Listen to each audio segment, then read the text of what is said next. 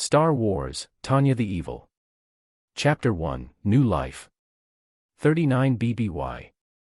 Corruption, much like water, would flow to fill any vessel that could contain it. It was inevitable that it would seep through the festering cracks of the aging New Republic, and trickle down from its vessel into the foundations of the Jedi Order. Once there it would remain invisible and intangible, until one of the greatest among Jedi decided to search it out themselves. Count Dooku had seen it. He had smelled it. The rot, the arrogance and dogmatic blindness, the inability of the Jedi Council to change the course they had set upon. All they had to do was to swallow their pride and look past their own noses, come down from their cushioned council chambers to see the moldering cracks spread as the weight of an entire galaxy slowly crushed the Order. All they had to do was to just look, but they deemed it beneath them. When he left, Count Dooku had hoped for some sense of relief, that his burdens would be lifted and he could think of something else. Find a smaller problem that he could actually handle. Instead, he was even more troubled than before. Originally, Dooku had naively thought that if he couldn't solve the galaxy's problems, maybe he could do something about his homeworlds, but even here the corruption that rotted the Republic made it impossible to fix anything.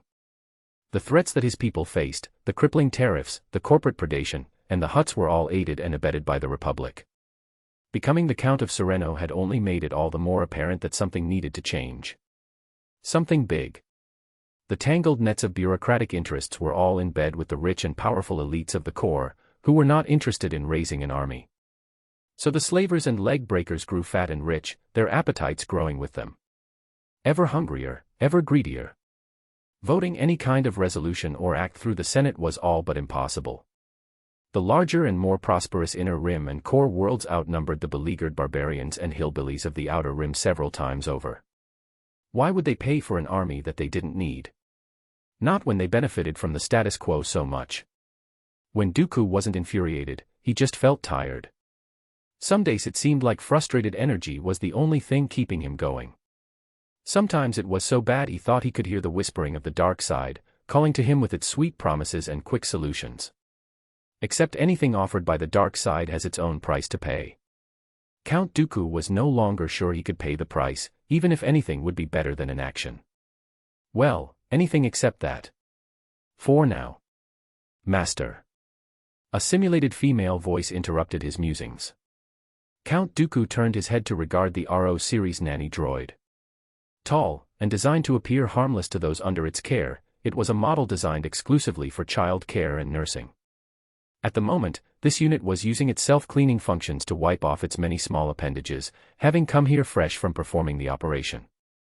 The small rapid movements of its countless tiny hands rubbing brushes and cloths over and across each other almost made it look nervous. Dooku dismissed the notion from his mind. Who would be fool enough to care for the feelings of droids? Yes. He said, deep baritone displeased at the interruption. The Countess requests your presence. For a moment, the Count considered waiting, but crushed the notion. It was his duty to go, and go he shall. So the hour has come. He delicately placed his wine glass on the reading table next to his seat before standing, a small amount of the substance lingering at the bottom. The weak green light from his plasma heater did very little to illuminate the parlor, the green flicker the size of a thumbnail putting out enough heat to maintain the living quarters at a reasonable temperature. The furniture were all handcrafted from exotic hardwoods taken from the Serenoan jungles, their luxurious forms nearly hidden in the darkness encompassing the room. Count Dooku hadn't meant to brood for such a long period of time, but the sun had set over his mountain home, and he hadn't cared to turn the lights on, so deep he was in his thoughts. Sereno Castle was vast, perched on a high cliffside with an extensive garden and a commanding view of the forested river valley below. It was also mostly empty, with great barren halls connecting the two wings and the high tower looming over the entire structure. Dooku had lived, and wasted, most of his life as, and for, the Jedi, and was thus used to the humble austerity of the Order, so Sereno Castle was only occupied by exactly enough droids to keep it maintained. The only sentient inhabitants were the Count, when he wasn't out in the wider world conducting business, and his wife. And now one more. The echo of his footsteps announced his presence to his wife long before he arrived, so that when he did he found her looking expectantly at him as he stepped through the doorway. Unlike the rest of the castle, this room was brightly illuminated. The scent of birth permeated the bedroom, and Dooku was surprised at its potency. He had smelled battlefields before, but nothing like this. Blood, amniotic fluids, and even feces now freshly disguised by cleaning products as the nanny droid rushed to make the room acceptable for the Count's presence. What made the scene odd to the Count's senses was the immense concentration of the Force. It was rapidly decreasing, and already it had become barely above the normal of the planet, but the Force was not silent in its machinations. Is this common for all births? The Countess was covered in sweat, radiating exhaustion and relief through the Force. Along with, for some reason, a small amount of fear. Count Dooku had married entirely out of pragmatic need. The Sereno family was large, and full of ambitious men like his brother, Ramil. When Dooku had left the Jedi Order and returned to Sereno, he was shocked to discover his older brother, the then Count, conspiring with pirates to raid Sereno itself. After deposing his brother, Dooku had no choice but to become the new Count, and the head of House Sereno. Being nearly 60 and without an heir, he had discovered a large target painted on his back as all his nephews and nieces started eyeing up his titles and estates. To defend his new holdings it had been necessary to marry. Athamine was a distant cousin of his, a young daughter from the Raxus branch of the Sereno family. She also really hadn't been able to say no when her father told her to marry a man nearly 3 times her age. She was beautiful, even now, with rich brown hair and dark blue eyes. Her skin was pale, flushed and moist with the sweat of exertion. Up to this moment, Dooku had found their relationship strained. Athamine was afraid of him, though he suspected he knew why. He could sense her nervousness from the day they met, and it never went away. Sometimes he found her disappointed with him, and he wasn't sure what to do about it. Beyond doing his duties, he had learned to avoid her so she could be at peace. Of late, he had even felt some resentment coming from her in the Force. Well, he was an old man after all. It was natural. He made sure her needs were being met. She was fed, and had a substantial budget to decorate her rooms and clothe herself, droid attendants and freedom to travel. When it came to doing her duty to the Count, he had been gentle. Child-making was something he had no prior experience in, but he allowed the Force to guide him. Despite the teachings from the Order forbidding such connections, Count Dooku found that the Force reveled in the process of making new life. Her feelings and intentions had told him what she enjoyed, what she wanted, and her voice had been loud enough to leave his ears ringing. Right now she seemed the happiest he'd ever known her to be, but that lingering chill of nervous fear was still there.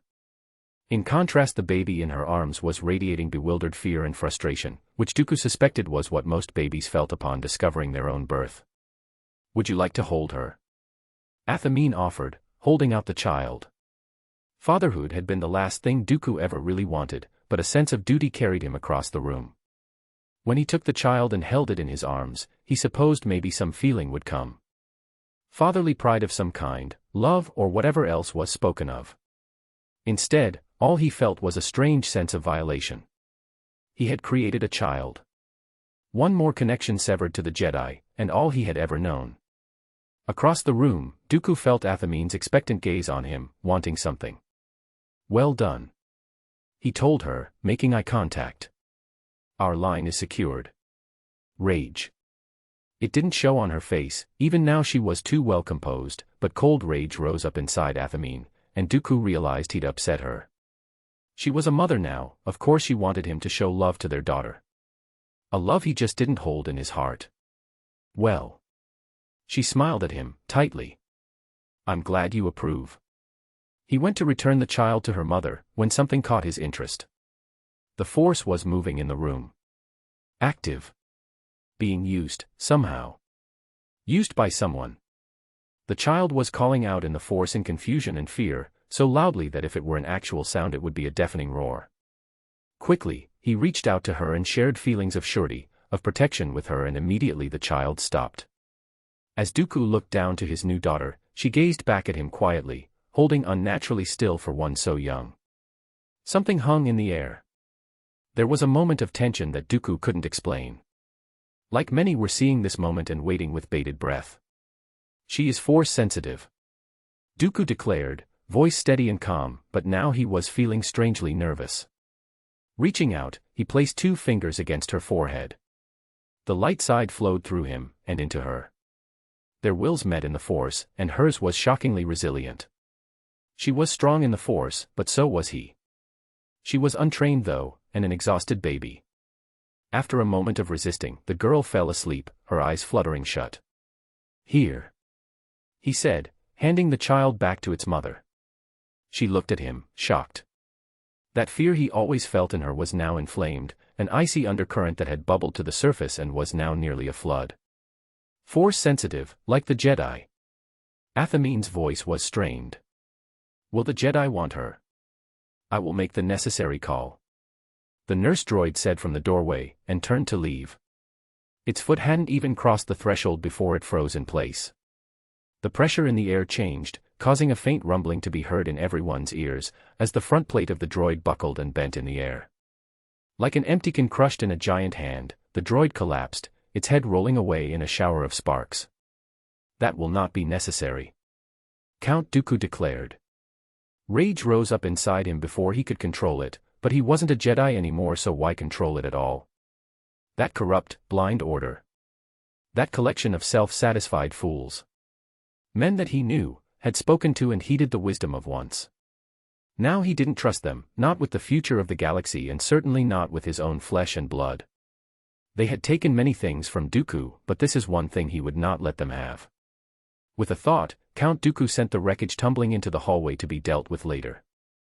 He turned back to his young wife, who looked at him shocked. "This will be our secret," Count Dooku told her. "Once our daughter is old enough, the council need not learn of her." Athamine looked up at him from her bed, and for once the cold current of fear he'd always known in her disappeared completely. A warm glow of happiness, relief, and certainty filled her, and she said to him, "Of course. Yes, you can train her." Dooku nodded, then looked down at the child. His child. A range of emotions and desires ran through him, unlike anything he felt in the Jedi Order. He wanted to continue holding her, he wanted her to be safe. It was irrational, but somehow he was reminded of Kagan. Shaking these thoughts and feelings away, he returned the baby to his wife, and she stared down at the child, heart overflowing with love and contentment. Overflowing indeed, as some of it now reached Dooku as well. Tears gathered in the corners of his eyes, until he blinked them away. With the aid of the Force, he pulled up a chair so he could sit next to his wife. "She needs a name." "Tanya," Athamine said, then looked over to him for approval. "I like Tanya." Hardly a traditional name, but Count Dooku nodded his head and gave his consent. "Tanya of House Sereno. My heir."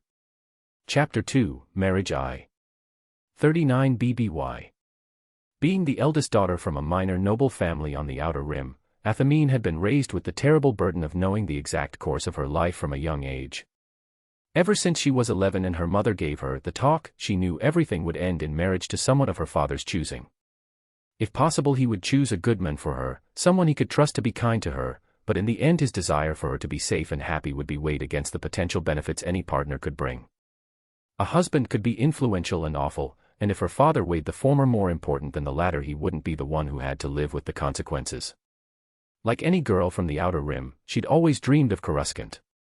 The silver center of the Republic, the beating heart of the galaxy, the glitz, the glamour, the place where people mattered. All the holovids she watched as a child were produced there, all the songs she listened to, all the flimsy rags she had read. Athamine had wanted to go there so badly for so long. Well, that dream had died when she was married to a 60-year-old former Jedi.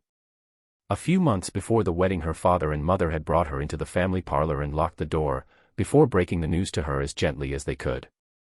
Count Dooku was in charge of the family now, and he would need an heir and a spare at the very least.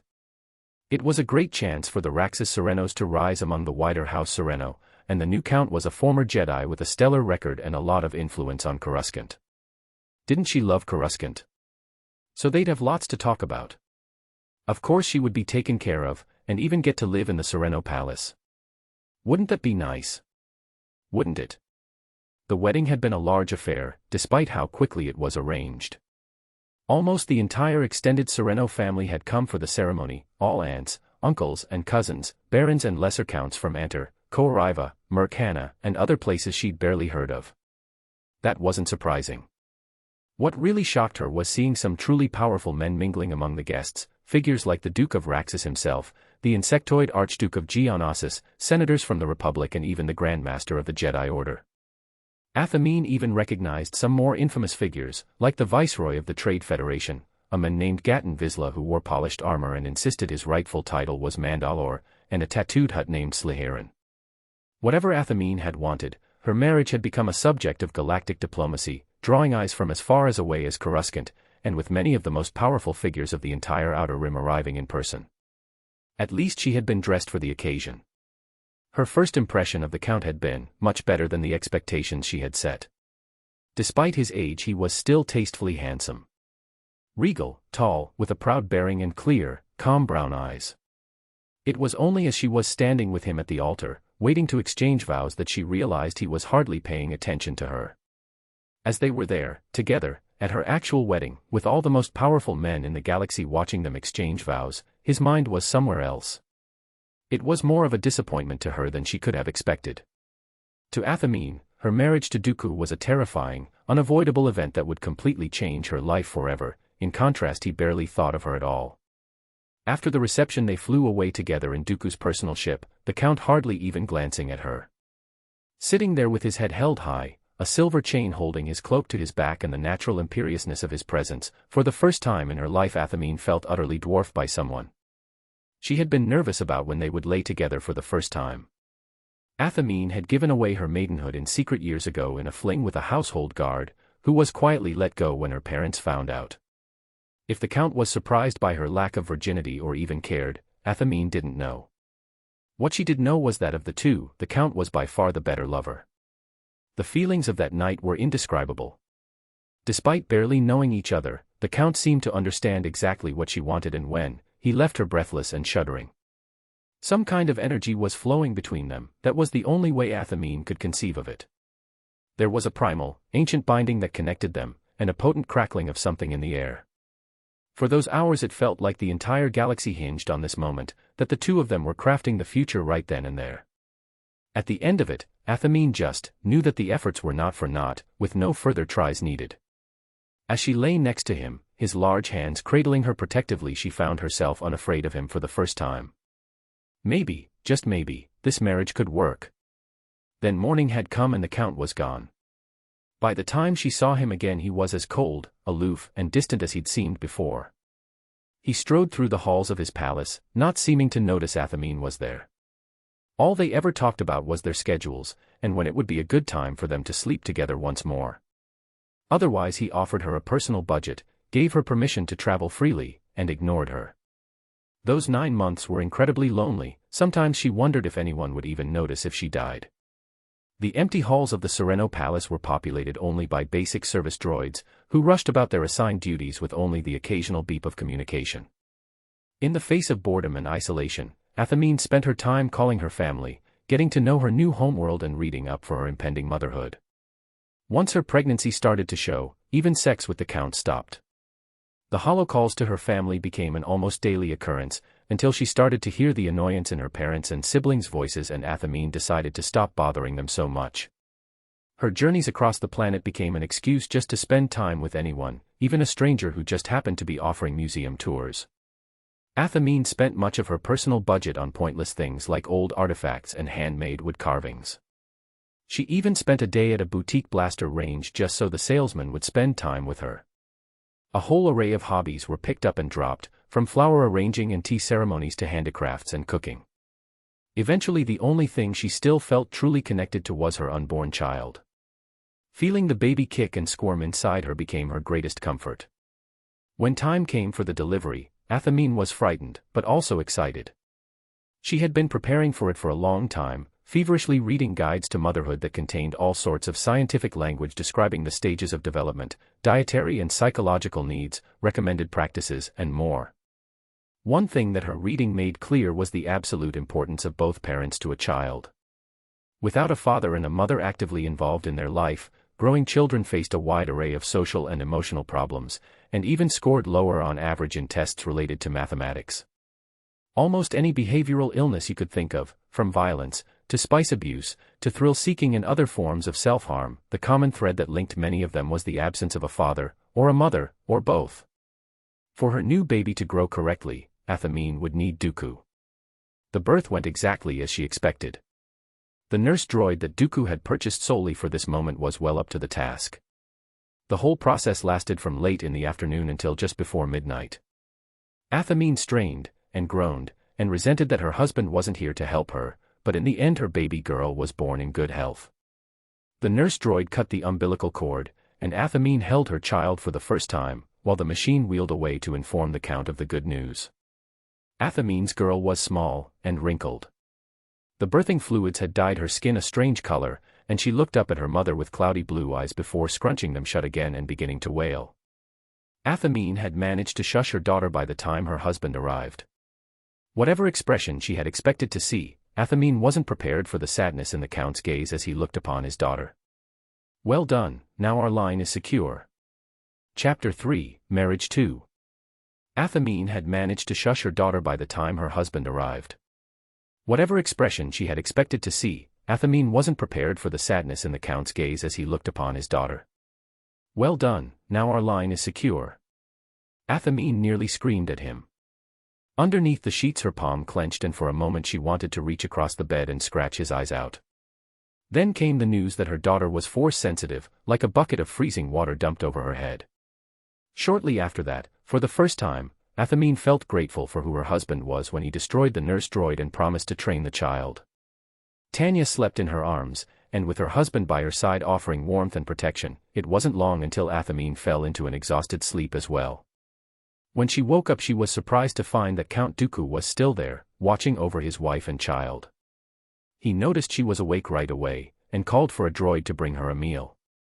A jolt of panic ran through Athamine. She was supposed to feed the baby. Oh no, she was a terrible mother. Quickly she lifted up the front of her tunic, and pulled it over her head. Once Tanya saw her mother's exposed breasts, she seemed to know what to do immediately and sucked at her nipple with vigor. Count Dooku raised an eyebrow. Why are you panicking? I was supposed to feed the baby in the first hour. Athamine whined, relieved that her child seemed to be okay. How long was I asleep? Not long. The Count said. I'm sure it will be fine. No, Tanya needs colostrum in her first few days, and I only make it for those days. Athene corrected him. It's important for her growth and immune system. I see. No, obviously he didn't. As Athamine nursed her child, she discovered that breastfeeding was actually quite uncomfortable. The feeling of fluids moving through her breast was almost like how her stomach would flip if she suddenly fell, and there was some pinching pressure slowly building up in her nipples. Eventually the droid returned with a warm meal, which was set aside until Tanya finished feeding. Once the babe was full, she burped, closed her eyes and went back to sleep, exhausted already. I'll hold her while you eat. Dooku said, reaching for Tanya. Make sure to support her neck. Athamine fretted, and once she was satisfied he was doing a good job she pulled her tunic back over her head, grabbed the plate of food and began eating. Without really tasting anything, she chewed and swallowed in a rush, washing everything down with a cup of water. As fast as she could, Athamine finished her meal before taking Tanya back. So, she's force-sensitive. Athamine looked at her husband. What does that mean, exactly? Dooku looked pensive for a moment. She's more than just force-sensitive, that means she has the potential to commune with and reach out into the Force. Tanya is already doing that, and even now her connection to the Force is as strong as a grown Jedi. Okay. Athamine swallowed. Is she at risk? Yes. Dooku spoke. It can be very easy to make a mistake with the Force, and harm yourself and others. She may do something simple, like lift something too heavy to carry, and then be startled. If her concentration breaks she could be crushed, or worse. He paused. There are other risks, but this is an easy one to understand. Athamine looked down at her daughter fearfully. So how do we stop that? She will need constant supervision. Dooku frowned. Until she's old enough to learn control. Okay. We can do that. What do I do if she reaches for the Force and you're not around? A simple distraction will do.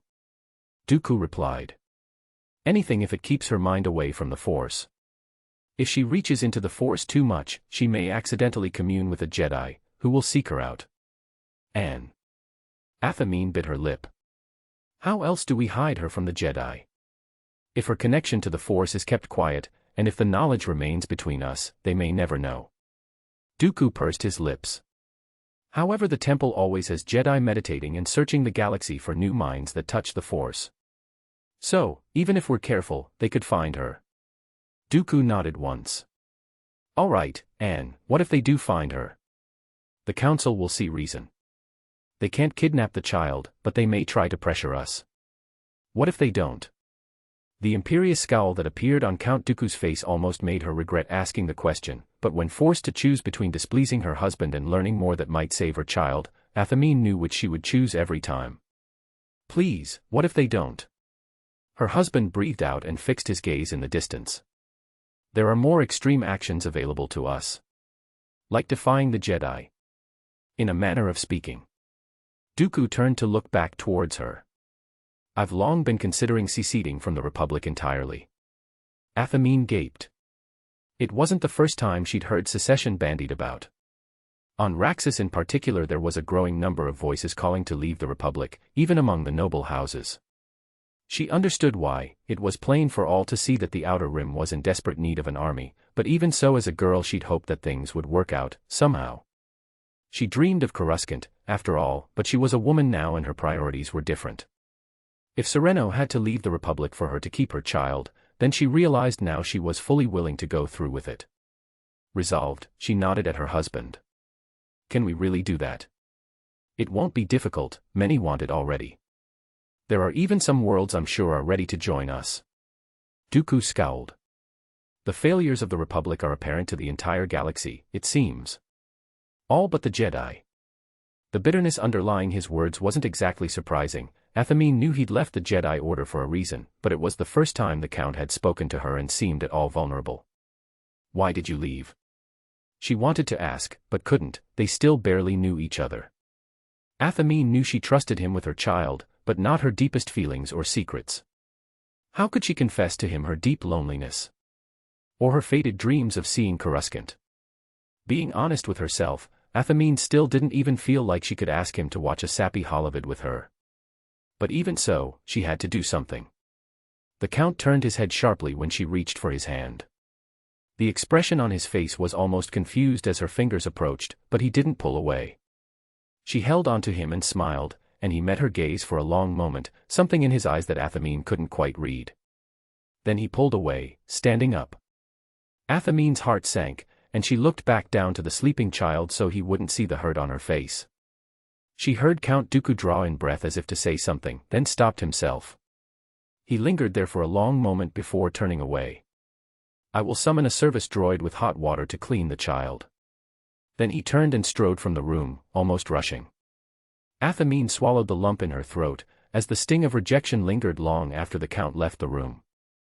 It wasn't until the service droid arrived to help clean her and the baby that she realized the truth. I make him nervous. It was from that day forward, Athamine reminisced, that her relationship with the Count began to slowly improve. Not all at once, her life didn't suddenly transform into a storybook romance, but things definitely changed for the better. For one thing, the two of them actually began to spend some time in each other's company. Count Dooku was careful to remain near them as much as he could, at least for the sake of helping care for Tanya. He learned to change Tanya's swaddling clothes, even helping to burp their baby. Despite his lack of tact with her, he truly put his best foot forward to help raise their child. In the rare instances the Count had to travel off-world, unlike before, he would take his inexperienced wife and infant daughter with him. They never really discussed anything beyond what was best for Tanya, but Athamine felt there was a growing rapport between them. They were slowly coming to know and trust each other. On one of the Count's visits to Raxus, he offered to spend some time with Tanya while Athamine visited her parents. That was great, because it gave her a chance to speak with her mother alone for the first time in a very long time. Chapter 4, Marriage 3. On one of the Count's visits to Raxus, he offered to spend some time with Tanya while Athamine visited her parents. That was great, because it gave her a chance to speak with her mother alone for the first time in a very long time. There were two inhabited worlds in the Raxus sector, Prime and Secundus. One, Raxus Secundus, was a beautiful world of forests and plains with spectacular waterways and ancient cities brimming with unique culture and architecture that attracted tourists from all the way in the core. The other, Raxus Prime, was a literal garbage heap. Nothing happened of note on Prime, no one chose to stay there, and its tiny diseased population had a reputation for madness, haunted by ghosts of an ancient empire destroyed in the days of the Old Republic. Not even the previous Count of Raxus Prime lived there, he instead had chosen to live with his family in a palace on Raxus Secundus. Say what you will about the men being negligent in his duties, he definitely had built a lovely palace. It was full of water features and stained glass windows, with an array of delightful follies and lovely gardens, located in the rich outskirts of the capital city surrounded by other mansions and palaces. The upkeep was enormous, never mind the upfront costs of construction. It was no surprise that the Count of Prime had been a spendthrift, racking up massive debts and passing them down to his descendants. That was how House Sereno acquired the palace, about 100 years ago at well below its real price.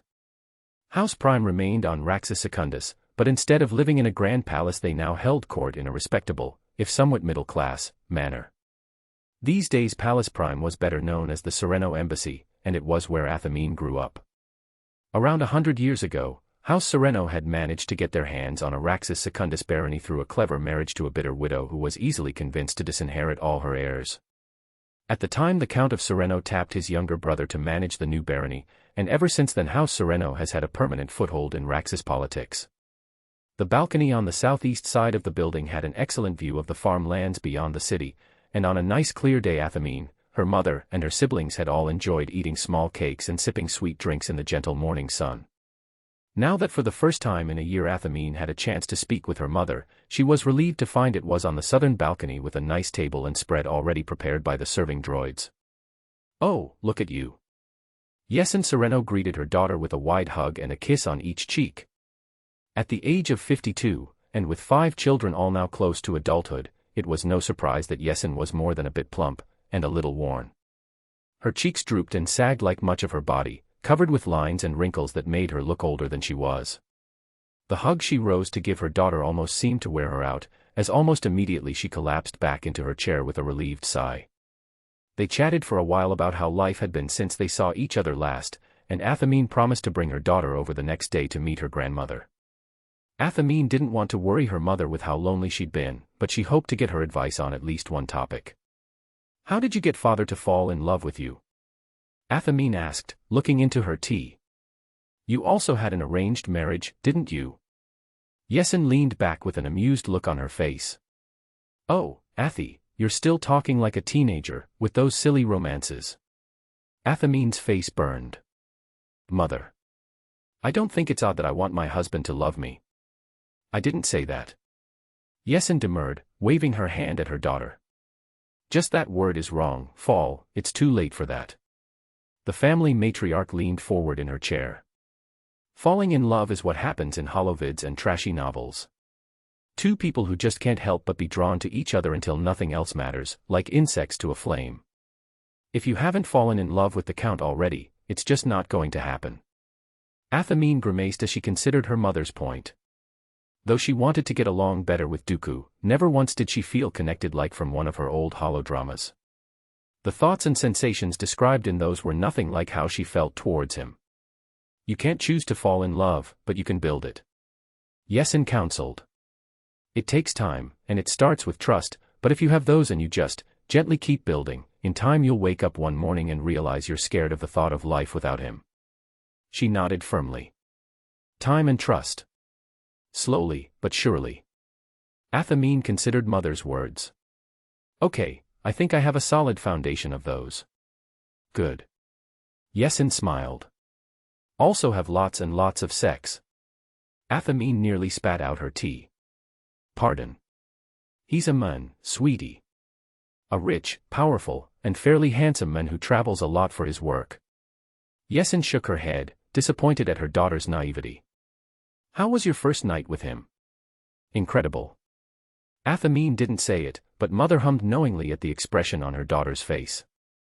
"Oh Athi, you know it wasn't his first time. He has the same urges every man does, and that's to spread his progeny. If he's not getting satisfaction from you, he'll start looking somewhere else. And being who he is, he'll easily find it."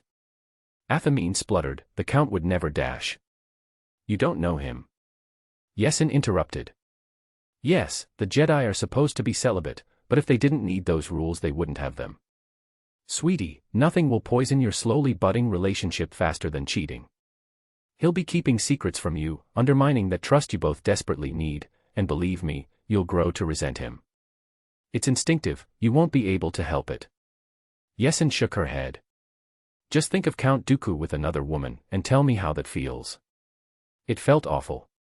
Athamine barely had to imagine it in her mind, and she already felt a dull aching in her heart, like her stomach had flipped and she'd been doused in cold water all at once. Plus, now that you have an heir, you will need a spare. Yesin added knowingly. Find out what Dooku likes, seduce him, do it often. The Count is getting a bit older these days, so you don't know how long you'll have left with him. So, that's it. Athamine considered her mother's advice. Trust, and time. And sex. And that. Say what you will about Yesin being cynical or crude, her advice proved to be just the thing for Athamine and her husband's relationship. Under the guise of needing a spare, Athamine was quickly able to convince Count Dooku to resume their sexual relations. Now they were sleeping in the same bed again, and talking. The Count didn't seem to realize it, but he seemed to let his guard down after a productive romp under the sheets, and Athamine was finally able to learn some things about him. As a Padawan learner, Dooku's Jedi Master was Grandmaster Yoda himself. Even now he still spoke of those days fondly, though there was more than a bit of sadness in his voice.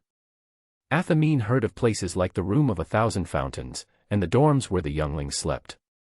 Do you miss it? She asked, curled up against his side. I do. He admitted, quietly. Why did you leave? He hesitated for a moment, before sighing. Though I know many Jedi to be wise and incorruptible, but the Order is less than the sum of its parts. Once it guarded and guided the galaxy, but now only protects the interests of the Republic. He said that word with venom. What's wrong with the Republic? Athamine asked. Dooku scowled. The intention of a democracy is to keep the interests of those in power tied to those of the public, and in that regard the Republic is worse than a failure.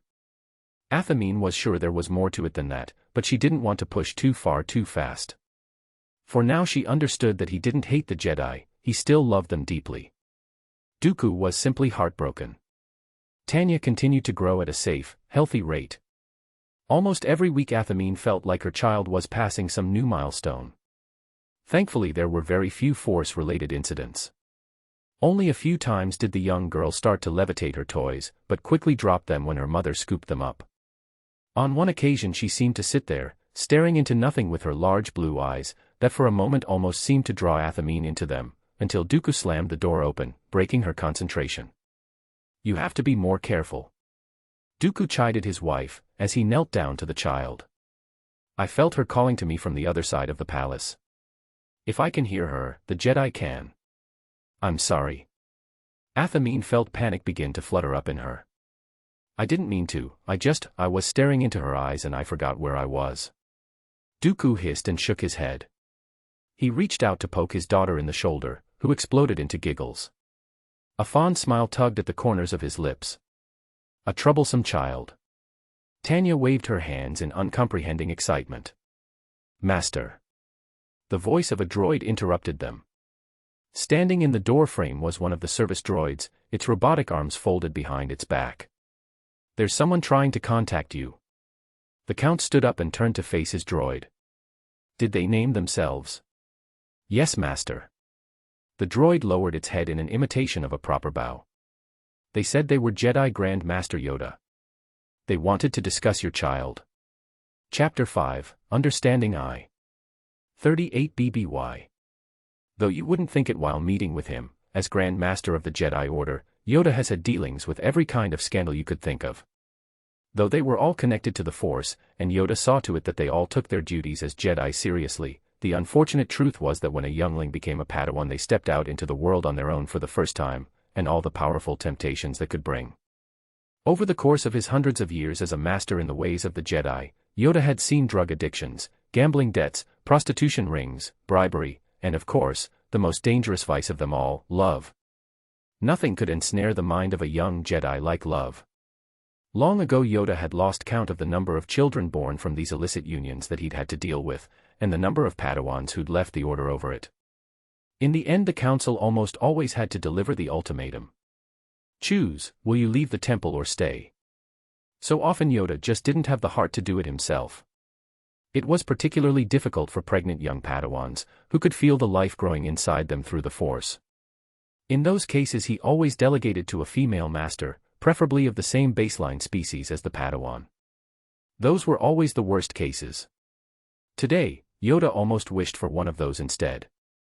Dooku was one of the Grand Master's greatest regrets. The current Count of Sereno was the greatest Jedi of his generation, and the most skilled duelist in the Order, a hero to many in the Temple, and Padawan to Yoda himself. Now he was gone, and his faith in the Order and in the Grand Master were completely crushed. Some part of Yoda hoped that Dooku would found a Jedi temple of his own in the Outer Rim. He was certainly qualified enough to do it, and well connected with the nobility out there. That was why Yoda had told Dooku to keep his lightsaber when he left. An offshoot of the Order present in the Outer Rim could do a lot to help the people of that troubled region.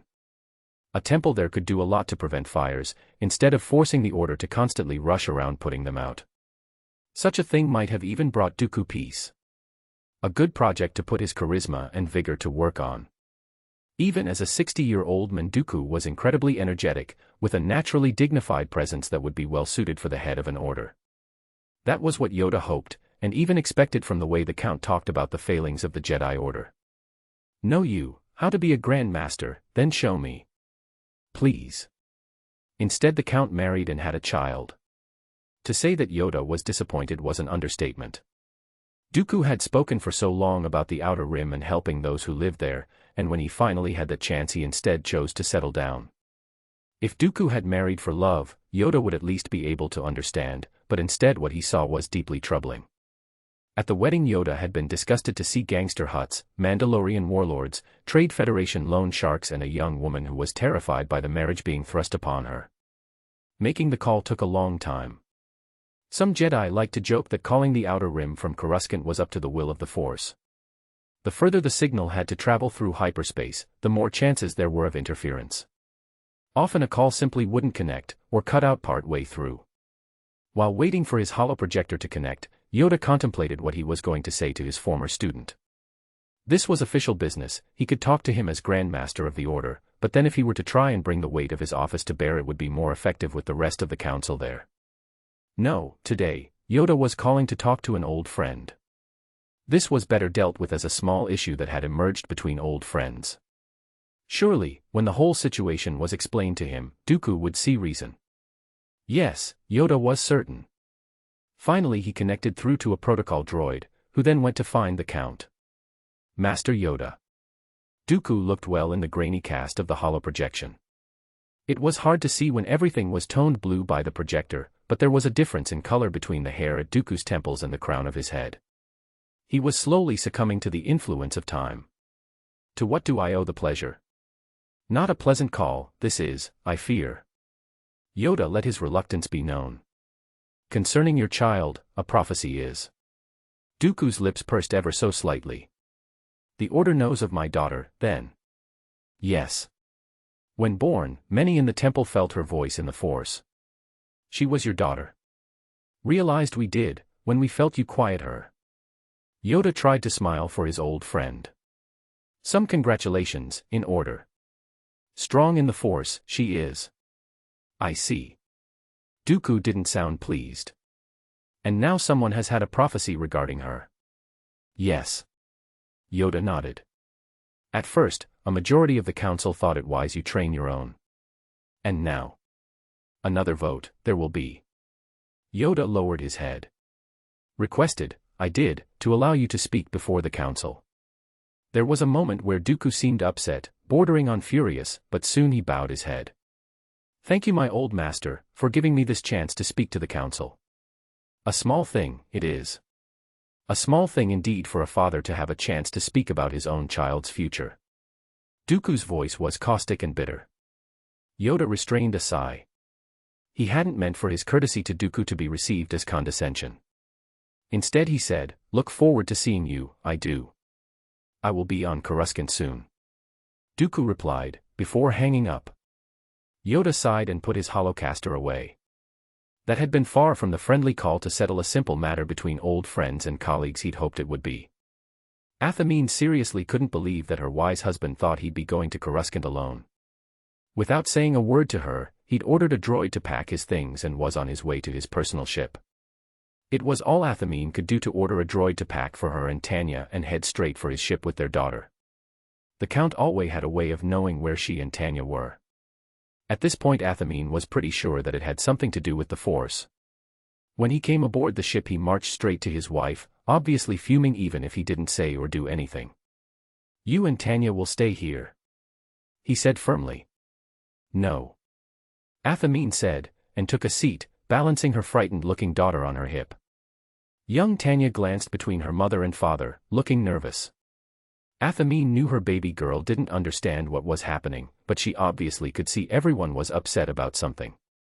"Athamine, you must remain here on Sereno," Dooku warned. "No, I won't sit and wait while some council of decrepit old men choose my child's future for me," Athamine said firmly. "Besides, I've always wanted to go to Coruscant anyway." "Athamine," Dooku said through gritted teeth, not quite shouting. "The Jedi are not immune to temptation. It will be much harder to convince them to let my daughter go if they have her in their grasp." Athamine scowled at him. "You're already thinking about this the wrong way, husband." "And what way should I be thinking about this, wife?" "You're thinking like a Jedi," she hissed to him, "not a father, and not a count." Dooku was seething. "Nonsense. You're not a Jedi anymore," Athamine pressed. "You can't just show up and pressure the council into leaving us be. The entire Republic is behind them. Sereno can secede from the Republic." Dooku cut back. "We have discussed this. Don't be silly. Half the planet will cheer for you and the other half will riot. They might hate the Republic, but that's where all their business is." Athamine shouted back. "You can't just leave overnight, you need to at least make some arrangements." "Arrangements have been made," Dooku replied, sounding confident. Bluffing, Athamine was sure. "But they're not ready yet, are they?" Athamine demanded. "Otherwise we would have left already." The Count scowled. "You will listen to me, you must leave." "No," Athamine replied firmly. "You need us." "I do not. You have to bring Tanya because if you defy the Jedi Council openly, they'll have no choice but to treat you as an enemy," Athamine said. "They're not going to give up without a fight, husband. And they'll win that fight, they can get a court order. All they have to do is demonstrate that we're not prepared to raise the child ourselves, and it would be dangerous for us to try." Dooku opened his mouth to reply, then closed it. She was right, though it galled him to admit it. "If Tanya is coming, then I'm coming," Athamine continued. "You can't let them see you as being scared, or angry, or like you're trying to hide or protect something." All of those things described Athamine to a T right now, she realized. "Husband, you need the Jedi Council to believe that Tanya is already in their hands.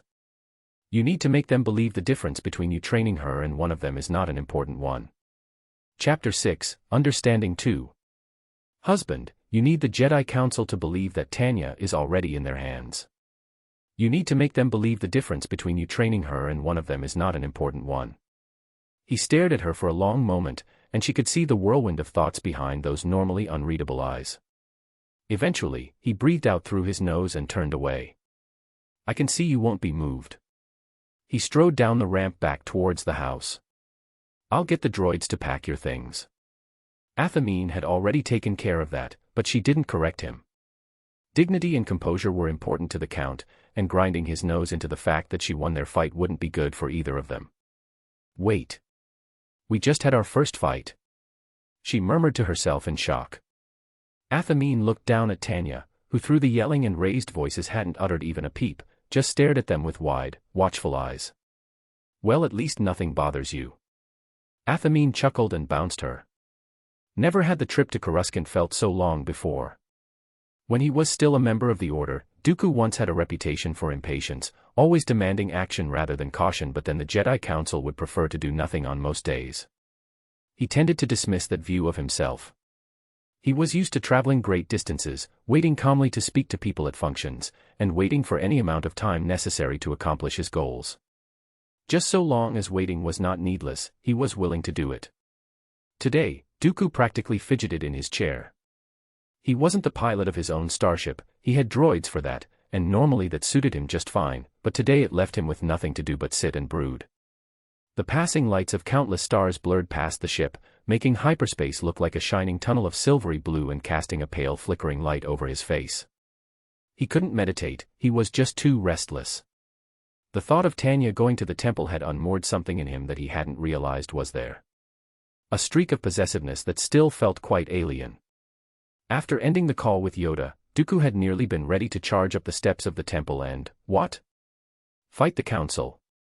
Force them to back down with his lightsaber in hand or shout them down with words. Maybe Yoda was right about the danger of these attachments. Dooku sighed, and in a moment of weakness put his head in his hands. It was amazing that he had such clear plans for the future, and yet still somehow felt so lost.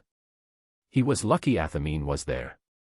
It wasn't that he hadn't appreciated her before this point, she had been doing an excellent job as a wife, raising Tanya, and managing the Sereno Palace more and more as each day passed, but Dooku realized he hadn't respected her before now.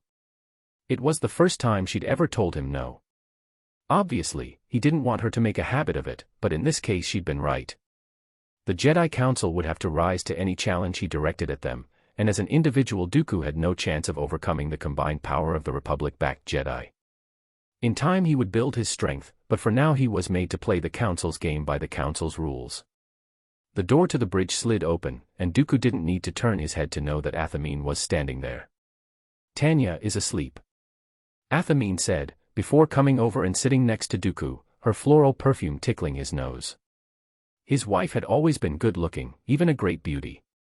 Since giving birth to Tanya she'd also gained some weight, adding a little extra to her cheeks and hips. Somehow he found he didn't particularly mind. Something on his face must have given away how unsettled he was. Athamine reached over and took his hand in both of hers, placing it on her lap. Are you okay? He wasn't. Dooku was shaken, ready to lash out and strangely exhausted, but he couldn't say that to her. Right now Dooku needed to be powerful, in control, and focused. He glanced across and saw the look of concern on her face, and the lie died on his lips. Even without the Force he was sure she could see right through him. With nothing to explain to her, they sat in silence for a long time. The low hum of the hyperdrive and the glimmering of billions of stars accompanied the sound of their breathing, and the occasional articulation of the droid pilot's mechanical limbs as it adjusted their course slightly. Finally, she asked in a soft voice, "What's the temple like?" Dooku paused, considering for a moment before answering. The temple sits at the top of Coruscant, in view of the Senate itself. It's impossible to imagine just how high up the towers rise. Even with the planet's weather systems, Coruscant has always been very cold. Compared to the world outside, the temple was warm. Safe. As you step inside you can actually feel the change in the air. For someone raised outside the Order, the Jedi always seem cold and aloof, but if you're raised among them you can sense each other's feelings in the Force. We might not cuddle, or kiss, or whatever else, but what need do you have of those when you can share the very feelings of affection? Jedi are not supposed to have attachments, but there was a real love inside the temple.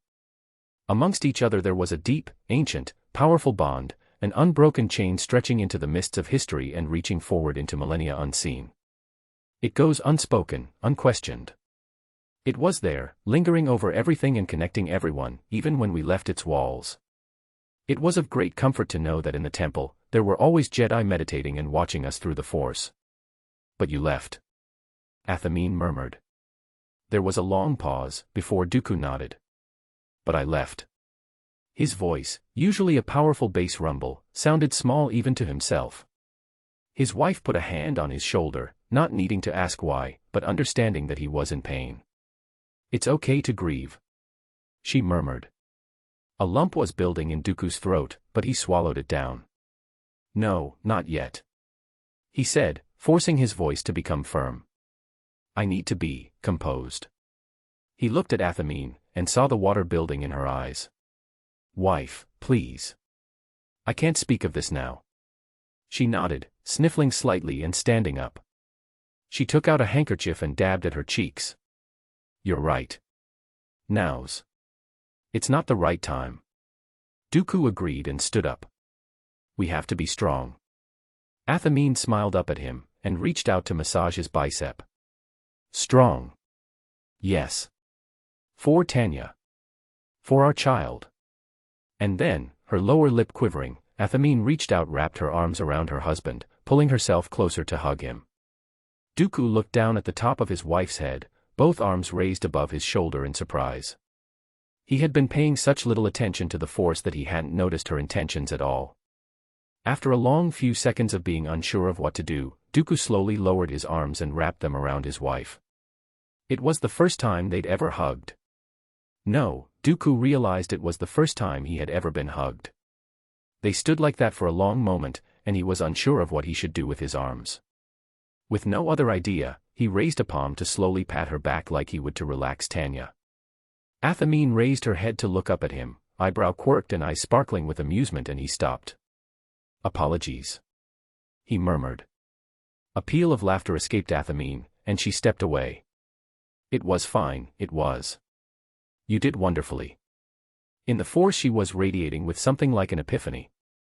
She had learned something about him that she thought was important, though Dooku really wasn't sure what. She touched his arm again. I'm happy. Well, he could read that much. Good. That drew another burst of laughter, and Athamine dabbed at her eyes. Okay. Okay. We've got 12 hours to Coruscant.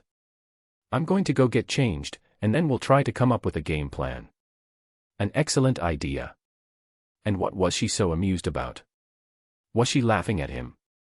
She smiled again, then turned back the way she came. There was a hiss of gas as the door opened and shut, and Dooku was left to himself on the bridge again. It was only when he sat down that he noticed his nervous energy had largely dissipated. That well of fear inside him just seemed to have melted away on its own. How strange. But not at all unwelcome. Chapter 7, Coruscant I.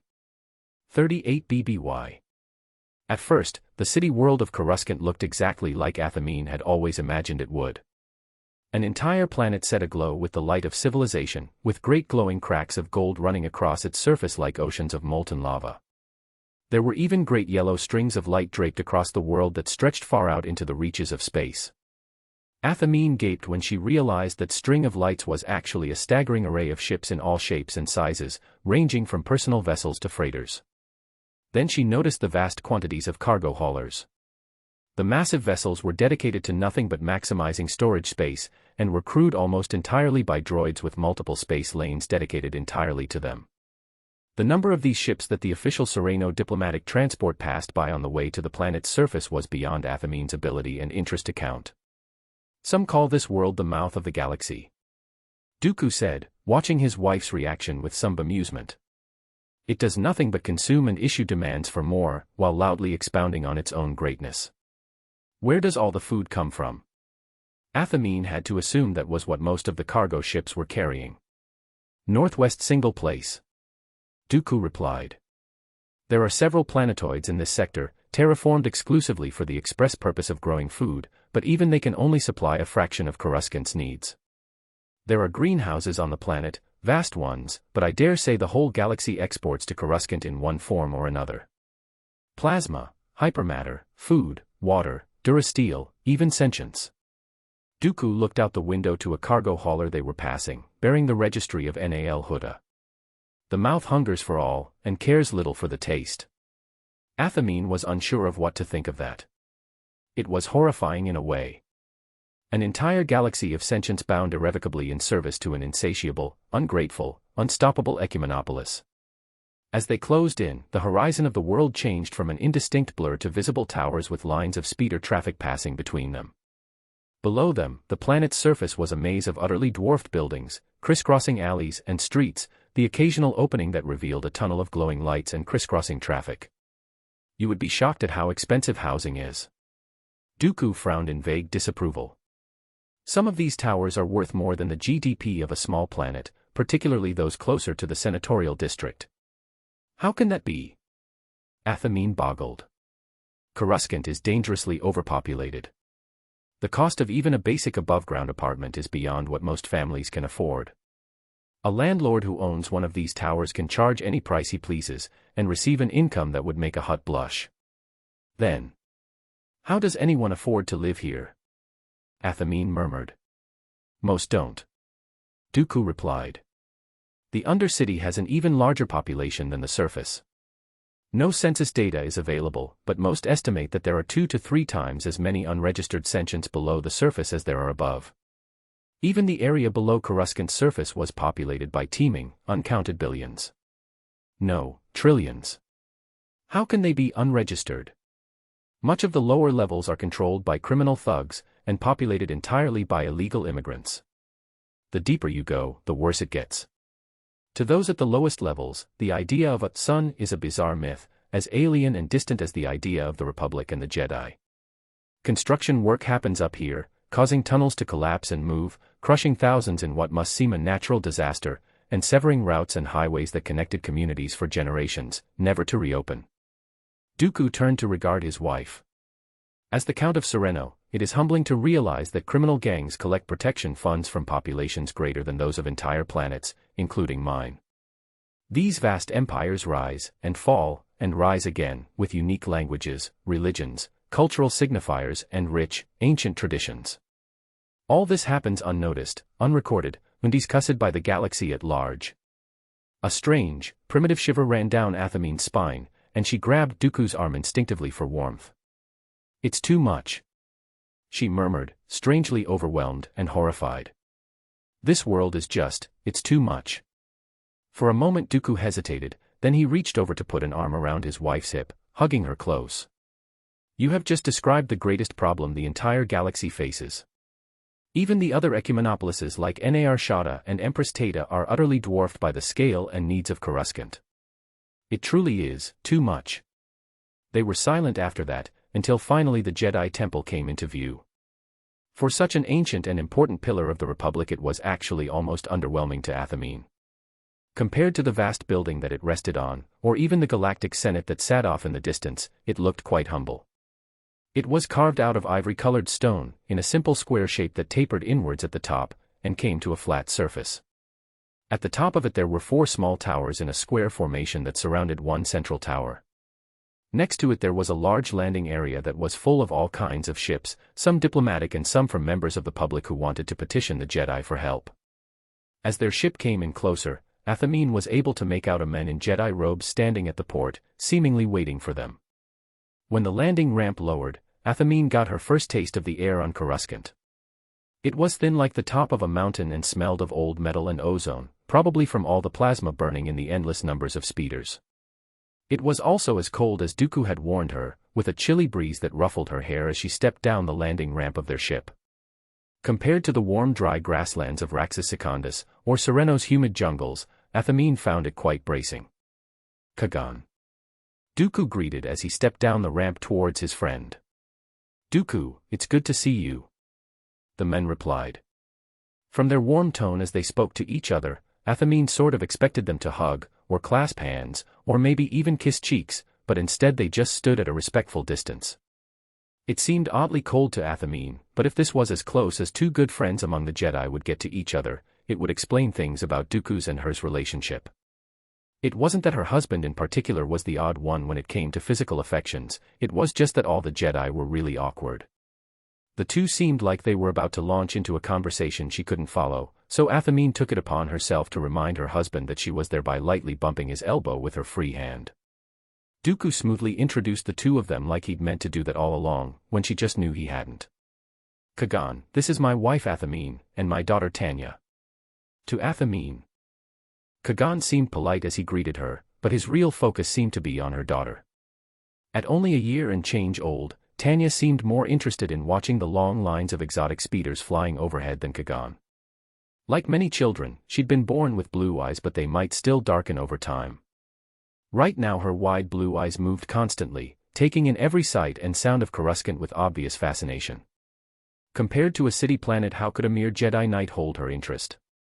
It's lovely to meet you, Athamine said to Kagan, and his eyes turned to her. Dooku talks about you often. Dooku's eyebrow shot up, probably because it was an outright lie. He rarely if ever talked about his time in the Order, but that didn't matter. The point was making a good first impression. I find it hard to imagine my husband ever being a dashing young knight. Kagan smiled at that. That was even before my time. Dooku was the one who trained me to be a Jedi Knight. Oh, wow. Athamine smiled with interest. Was he a good Jedi in his time?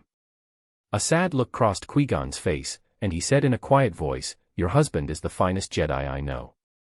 There was some kind of unresolved tension there. I thought he left the order. Athamine feigned some bubbly ignorance just to keep the conversation going. Kagan blinked at that, shaken out of his reminiscence. Yes, but there's more to being a Jedi than the Order and the Council. He gave Dooku a look. Isn't that right, teacher? A topic for another time. Dooku demurred. It wouldn't be wise to say ill of the Council when I'll be speaking to them soon. Yes. Kagan hesitated. That's actually what I needed to discuss with you. The prophecy about Tanya. It's very important that dash. Old friend, there will be plenty of time to discuss that later. Dooku cut across him firmly. Right now I'd like to get my wife and daughter settled into a guest room. Kagan blinked. You're not going to see the Council right away. Dooku shook his head and smiled. We came here straight from Sereno. It was a long journey, and quite taxing to us. It would be foolish to address the Council at anything less than our best. Kagan looked surprised. Dooku, they've been waiting for you since you arrived in system. A simple mistake. None on the Council are parents, they don't understand the needs of a newborn. You're deliberately missing the point. Kagan insisted, and to Athamine's ear there was a hint of frustration in his voice. In politics I have learned one very important thing. Dooku said in a low tone to avoid being overheard. Any vote is decided before it's cast. I would not wish to come before the Council, only to learn that they have voted against me too late to change it. You mean to manipulate the Council? Kagan sounded disapproving. I mean to keep my daughter. Dooku countered. Kagan, you should consider observing me and what I do now. Perhaps your old master still has something to teach you. Chapter 8, Coruscant 2. The Jedi Temple had a number of fairly modest guest rooms for visitors to stay in, but they really weren't known for their luxury. Being an order of monks, anything too lavish was seen as obscene, and so the guest rooms were humble, with minimal decoration and unpainted Duracrete walls. Even the guest room set aside for major diplomats was much the same, but with a few extra rooms for servants and a small reception room for receiving guests. Being the Count of Sereno, and an old friend at that, the Council had given Dooku and his family the diplomatic guests' room. In contrast to the plain white and gray walls, or the unadorned dark furniture, Athamine had brought a number of colorful toys and bright picture books. Her daughter was currently dressed in a fluffy pink jumpsuit, and resting in her mother's lap, looking quite out of place in the austere environment. At nearly a year old she was getting to be a big baby, and if left alone would begin trying to stand up. Her balance was wobbly, and a few times she'd fallen on her backside, but Athamine knew it was only a matter of time until her child mastered locomotion. Even seeing her child learn to do something that basic made Athamine feel incredible pride as a mother. Dooku was seated across from the two of them, brooding. Athamine had noticed he had a bad habit of doing that. He plotted quietly, without sharing his plans or concerns, which sometimes was unhelpful. Like right now. Okay, so there are 12 seats on the Council. Athamine said aloud, getting his attention. So we need 7 votes, and we only have until the next Council meeting to get them. And one of them must be Yoda. Dooku agreed. The rest of the Council will rarely go against him. Alright, so who first? Athamine held Tanya in her lap, bouncing her up and down. The small child wiggled and giggled, not noticing what was going on in the room around her. Yaddle. Dooku answered firmly. She's an old friend, and likely to drop some hints about the rest of the Council. Her opinion of the Jedi and the Republic were never so different from my own, she'll hardly need to be persuaded if at all. Maybe we should invite her out for dinner? Athamine suggested. I'd like to get to know some of your old friends. I'm sure she'd enjoy that, but we need to move fast so it can't wait for the evening. It's been wonderful meeting you. Yaddle said, putting her Jedi robes on. Really, Athamine, it was a lovely breakfast. Athamine wasn't exactly a chef, but anyone could follow a recipe, and she did occasionally like to make something nice for herself or Dooku when they were at home. Besides, two old friends catching up over a home-cooked meal was just about the easiest audience to please. The diminutive green Jedi was only too happy to speak to Dooku again, having not seen him in a number of years. Really, I would have loved to come to the wedding, but the council is busier than ever these days, Yaddle said. Of that, I have no doubt. Dooku stood to walk his old friend out. How often have you had to make the trip to the Outer Rim in the last year alone? More than I can count. Yaddle sighed. So many problems in such a vast region, and we're always so far away. Sometimes I think we should move the temple. Save us having to rush back and forth every time. The council will never accept that. Yes, never. Yaddle agreed, sadly. Then she perked up, her long green ears rising as she looked at Dooku. But, with you out there personally, I'm hoping you can begin to make a difference. That is my hope. Dooku smiled. So you'll vote in my favor? Yes, I will. Yaddle agreed. The tradition of not allowing Jedi to have children is, maybe it was necessary at the time, but now it is causing problems. Yaddle laughed. Of which you are only one. Dooku chuckled with her. And the others? How does the rest of the council feel? Oh Dooku, you know if you were anyone else there would be no chance of an exception. Yaddle paused. But I think Yariel and PLO are ready to vote with me in favor of you. I'll have a word with them to confirm, but Mace Windu has spoken about this, and seems firmly opposed, and Ki-Adi and Eth seem to agree with him. Yoda has been silent, along with the rest.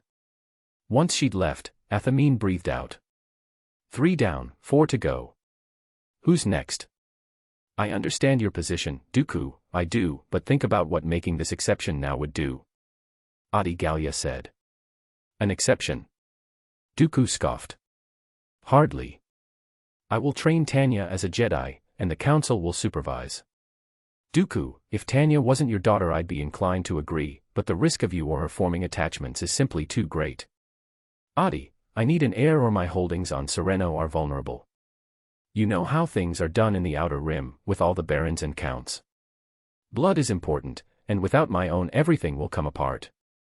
Yes, well you still have a wife, Dooku. I'm sure you can just make another child. Perhaps for the first time in his life, Dooku understood the feelings of a parent who had their child taken away. Adi was known for being blunt and caustic sometimes, but that she talked about his daughter like she was disposable tested his self-control for a moment. Dooku pushed down his anger and tried a different angle. A new temple in the Outer Rim will be just what the galaxy needs, and my daughter being so powerfully gifted proves that this is the will of the Force. Adi paused. Now it sounds like Kagan is influencing you. To an extent, perhaps. Dooku conceded. Adi, you've always paid attention to the galaxy at large, and you know we need this. For a moment Adi didn't say anything. Dooku pressed his advantage. There have already been too many mistakes we could have avoided. Galadran happened because we were too far away from events to understand what was happening, and the need to move fast meant we walked into a pointless disaster. That's not even getting into what fools like Dagonet or Lyric managed. Yes. Adi sighed, nodding with agreement. All examples of senatorial misconduct. Exactly. Dooku pressed. There needs to be a temple in the Outer Rim that understands what's actually happening out there, and it can't be beholden to the Senate or they'll ruin everything again. As the Count of Sereno, I can build a temple and fund it myself. Some would say that just means you won't have oversight. Adi pointed out. It will. Dooku countered. From you and the rest of the Order. But I don't understand why any of that means why your daughter can't be trained here.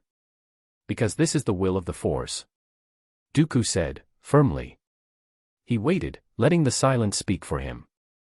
Adi looked conflicted, but Dooku held his tongue.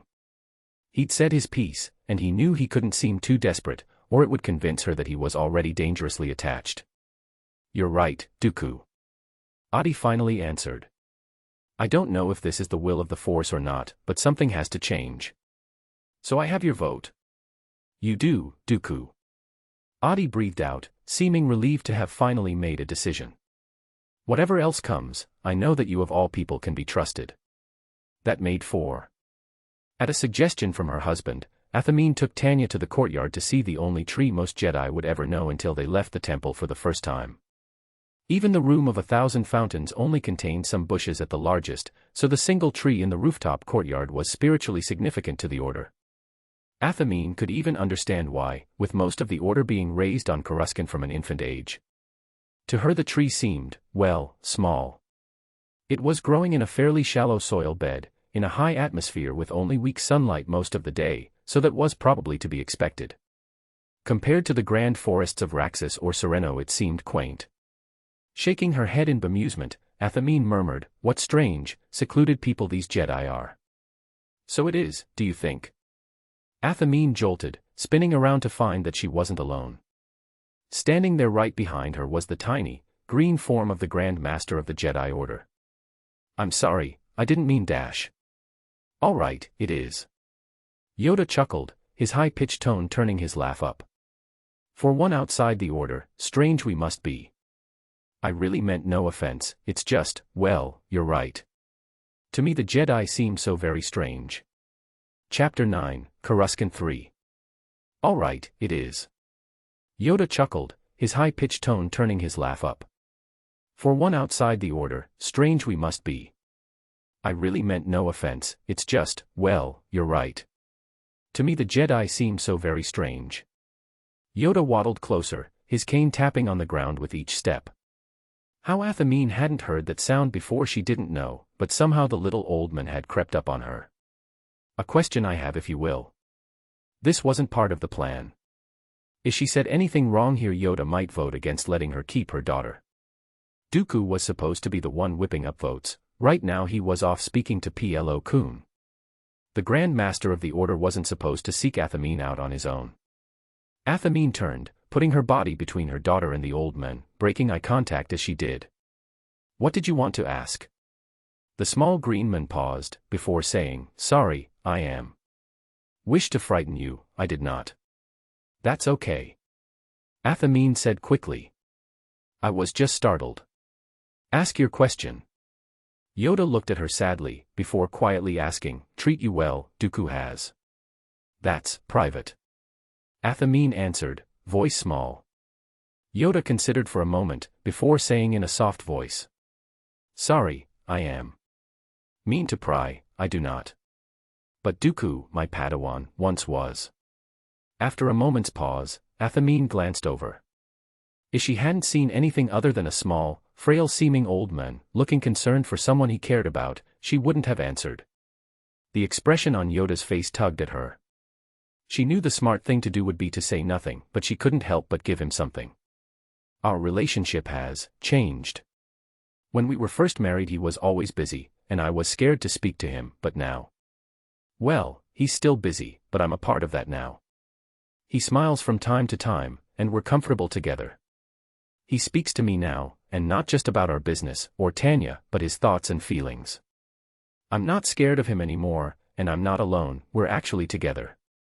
I think that I've helped him recover, maybe." "Recover?" Yoda asked. Athamine chewed her lip for a moment, not sure how to answer the old man. "I think the Order broke him." Yoda away at that, his face clouding over. They waited in silence, for a few moments longer. "Sorry to disturb you, I am." Yoda turned and left, his cane tapping as he went. 5 and 6, Dooku thought to himself. With Plo Koon and Sininfa having agreed to vote his way, Dooku only needed to find time to speak with Yoda. He left the training room he'd spoken with them in, and made his way to the central elevator. He was musing about the best way to approach his former master, when his thoughts were interrupted. "Master Dooku, may I have a word?" The Count turned to face the speaker, surprised to hear his voice, but then as opportunity presented itself he smiled. "Of course, my old friend. I always have time for you." Sitting together with the council, Yoda was distracted. Around him the other Jedi Masters spoke their reasons for voting for and against Dooku's proposal, but Yoda didn't hear any of the words they said. Usually Yoda remained quiet in their meetings, allowing the others to say their piece and only speaking his own thoughts at the end. He found that if he offered his opinion first, other council members would feel unable to contradict it. So today, none of them noticed that the Grand Master was somewhere else entirely. The Order had broken Dooku.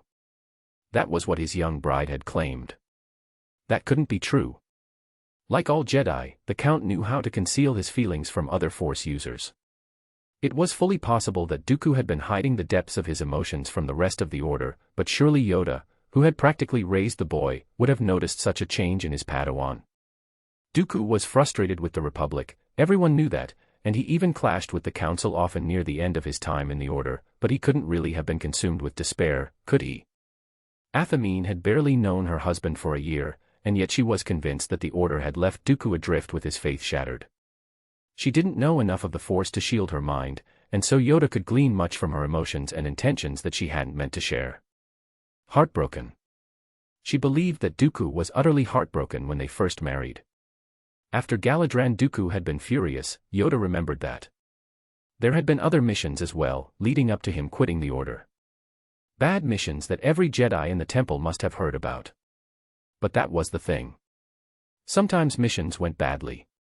Any time a Jedi stepped out the front door of the temple, they entered a dangerous galaxy, full of treachery and danger. Any mission was a roll of the dice, a chance that they might never return home. Every Jedi understood that. What could even be done about it? But Dooku had always been proud. Maybe he really believed he could fix the entire galaxy. Sighing to himself, Yoda became sure that was what it was. His apprentice had always been talented, and with that talent came pride. A belief that he could succeed where others had failed. In the end, that was all it was. Pride. A few bad missions had shaken him, and Dooku had convinced himself that someone else was to blame, be it the Council or the Republic itself. It was too late to change now, but really Yoda should have tried to do something about it when the boy was younger and still more pliable. Really, it was Yoda's fault for not. Your thoughts, Grand Master? Ki-Adi-Mundi asked. Yoda blinked, remembering where he was. The council meeting, debating what to do with Dooku's child. Even without having kept up with the debate, Yoda knew how he would vote. Whatever the boy's pride might sting for it, the risk of him training his own daughter was just too great. Ready to vote, the council is. Yoda declared. Trust your decision, I will. Around the room, each master declared their position. By the time the vote reached the end of the room, it was 6-4 and 4 against. That just left the Grand Master of the Order and the Master of the Order to make it a tie. Then Mace Windu spoke up. I abstain from voting. Shock ran through Yoda, and he looked at his friend with surprise. He wasn't the only one that did. Sure of this, you are? Windu nodded. I spoke to Dooku earlier today, and found many of his arguments persuasive. More than that, I know we can trust him. Dooku and I have clashed in the past because of how unorthodox he can be, but often he's been right when I was wrong. A way temple in the Outer Rim may just be necessary for the Order as a whole. On the matter of his daughter. Windu paused shortly as if collecting his thoughts. I don't approve of a Jedi becoming a father, or training their own child in the Jedi arts, but Dooku has agreed to allow Tanya to be Padawan to another Jedi when she comes of age.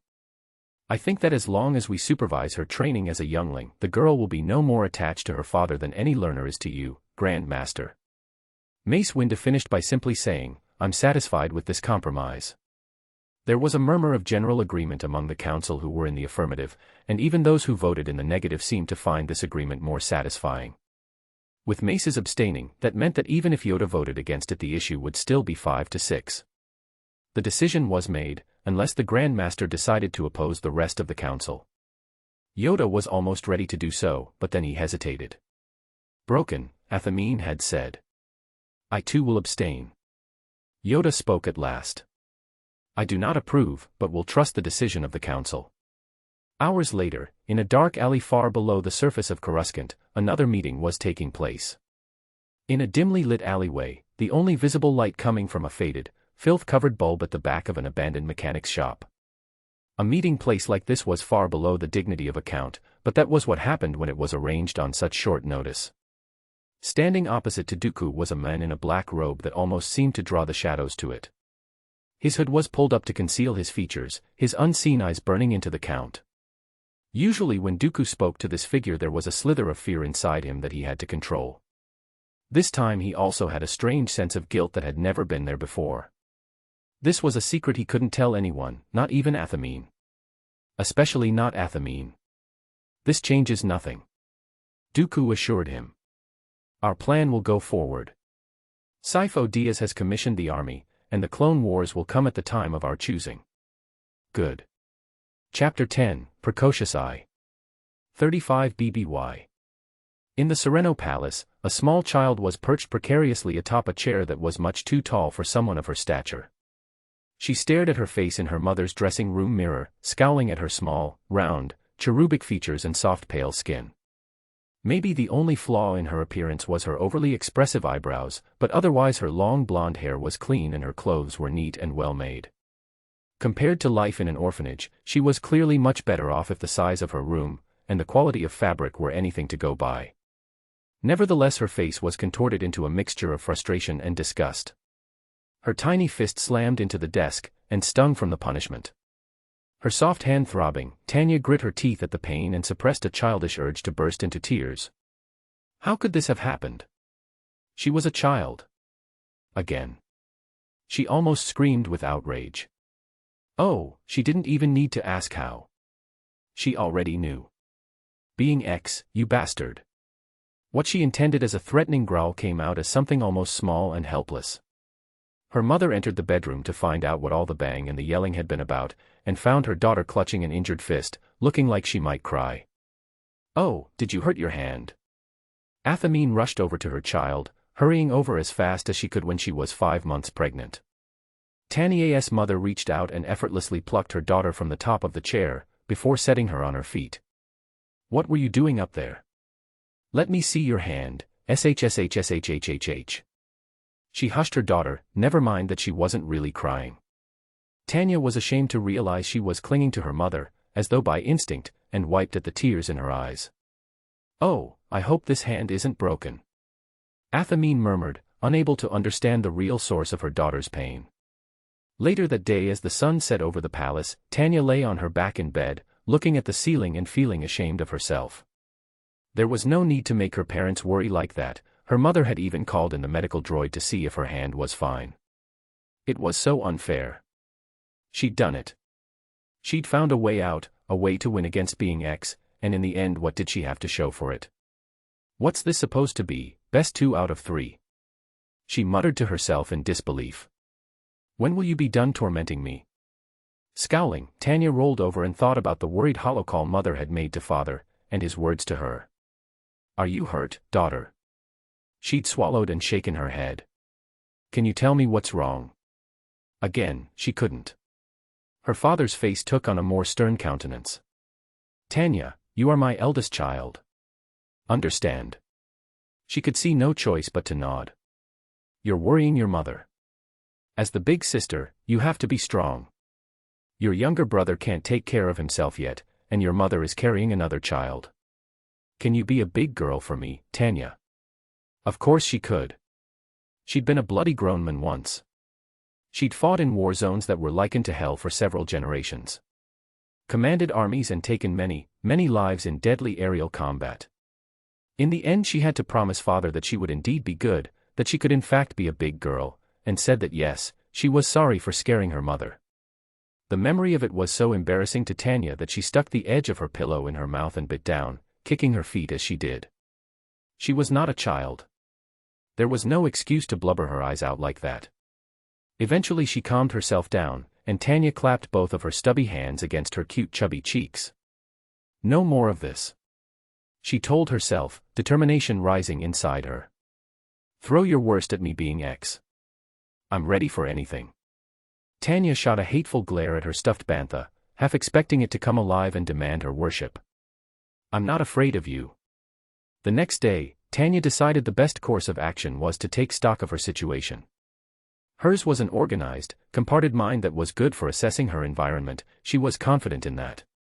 It wasn't hard to put her hands on a data pad. Father had left his inside the nightstand next to his bed. After breakfast, while mother was still feeding Kent, Tanya snuck off to find a quiet corner of the garden to sit and read.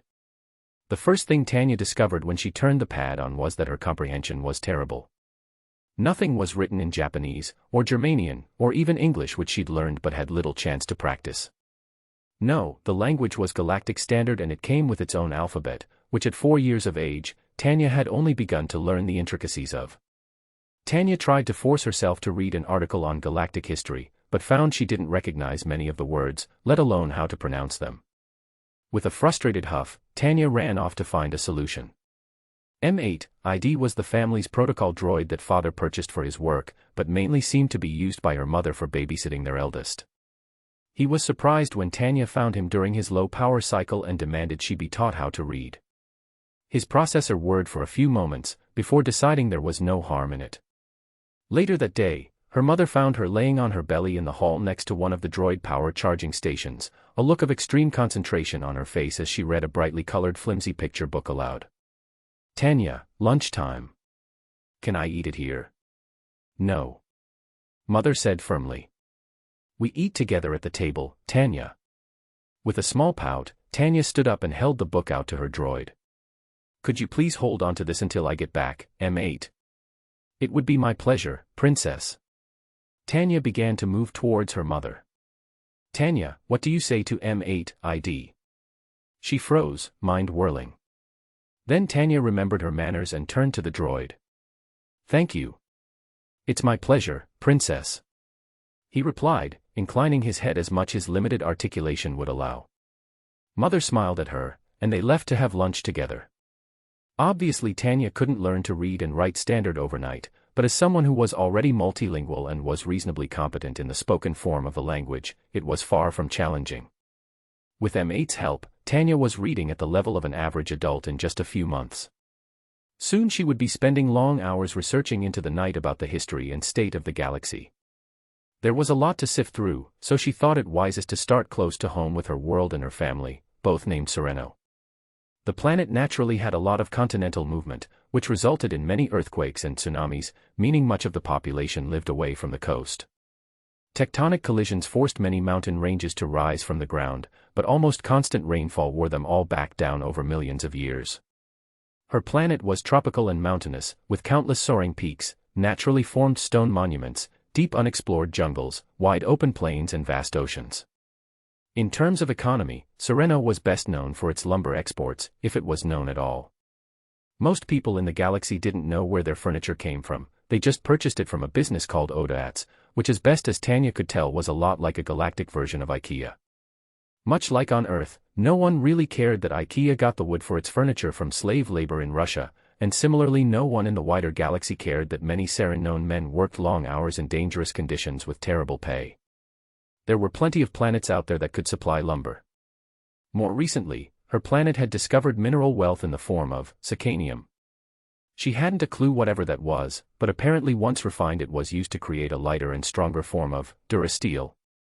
Tanya's eyebrows came together in confusion. Whatever. Something to research more later. For now she understood there was demand for it, and the Galactic Mining Guild wanted access to it, but so far her father had refused. It didn't take much more research to find out why. The GMG was a conglomeration of the galaxy's largest mining corporations that worked together to corner the market on valuable minerals. They worked hard to shut down their competition with trillions spent on lobbying the Galactic Senate alone. Worse still, they had an incredibly cozy relationship with the major refineries who refused to buy from anyone who wasn't selling at rates set by the guild. The GMG was an absolute monopoly protected by the highest powers of the Galactic Republic. While the Senate had the power as well as the obligation to bust monopolies as they form, they had yet to take any action. The flimsy reasoning for failing to do so was the technicality that classified the Galactic Mining Guild as a trade guild and not a unified corporate body. No one actually believed this obvious nonsense, except for the Galactic Senate, apparently. In one article Tanya saw a picture of the senator from Corellia snorting spices at a table, while in the background the GMG's manager of public relations was laughing and cheering him on. She did a little more research, and found out the journalist who published that article was fired from their job mere hours after it went public, supposedly for entirely unrelated reasons. The obvious stink of corruption was so powerful it nearly made Tanya's head spin. To use a comparison from her original world, Tanya thought Sereno was trapped in a similar situation to many resource-rich African nations. They would inefficiently sell raw materials at a below-market rate. The major corporations would turn those raw materials into valuable products and sell those back at a substantial markup. It was possible that a ruling class might profit, but the people would be made to foot the bill. To further that comparison to a third world country from Earth, Sereno had even had a major civil war in the last decade. Tanya was shocked to discover that her now deceased uncle had even gone so far as to hire Abus. Abyssinian. Tanya mouthed the unfamiliar word aloud. Abyssinian. It didn't matter. Pirates. Uncle Ramel had hired crews of alien pirates to raid his own world. It was complete madness until Father came in and stopped it, by personally boarding Uncle Ramel's personal freighter. Whoa, that was cool. Tanya was impressed by Father's willingness to take direct action to end the conflict, though that did raise the question of what he was doing before that point. Chapter 11, Precocious 2. Apparently Father was once a Jedi. Jedi. Tanya continued reading. Originally an independent order of warrior monks whose primary belief was in the living force, the Jedi now serve as an official institution of the Republic in a variety of areas, but are mainly focused on settling diplomatic disputes and law enforcement. If the Jedi are supposed to be law enforcement for the entire Galactic Republic, where were they during the Serenoan Civil War? Well, it turned out the Jedi only involved themselves in a conflict if invited to by the Senate, or an official representative of the world or system where the conflict was taking place. Father had defied the Jedi Order by returning home to put an end to the conflict, then quit the Order shortly afterwards. Tanya was begrudgingly impressed by the evidence of her father's convictions. It spoke to a high degree of inner strength to go against the will of such a powerful institution, and a lot of talent that he was successful in doing so. That said, she didn't approve of renegade action unless there was no way to avoid it. In this situation though, it seemed her father had done the right thing. As the new head of state for Sereno, Father had done a lot that made him popular with the people. He reformed the bureaucracy of Sereno, doing away with the often corrupt appointees of Uncle Ramel and replacing them with competent and reliable men. He reformed the law enforcement system, so locally appointed deputies were required to receive proper training at an academy that Father paid for, staffed by Coruscant security force officers he trusted from his days on Coruscant. Ah, meritocracy. It was good to see Father understood and appreciated its importance, despite his aristocratic lineage. Most importantly, Father had invested heavily in local defenses to make sure there were no more pirate raids. Sereno now had a small fleet of its own, rented from the Trade Federation, crewed by battle droids. Oh, they had battle droids. Interesting. Back on Earth, Tanya had always listened to speculations that drones would one day replace even infantry as the bedrock of modern warfare with mixed interest and skepticism. On the one hand, it sounded nice to spare men and women the horror and misery of warfare, and much faster to manufacture machines on an assembly line than to train new soldiers, but on the other it gave absolute power to whoever controlled the machines.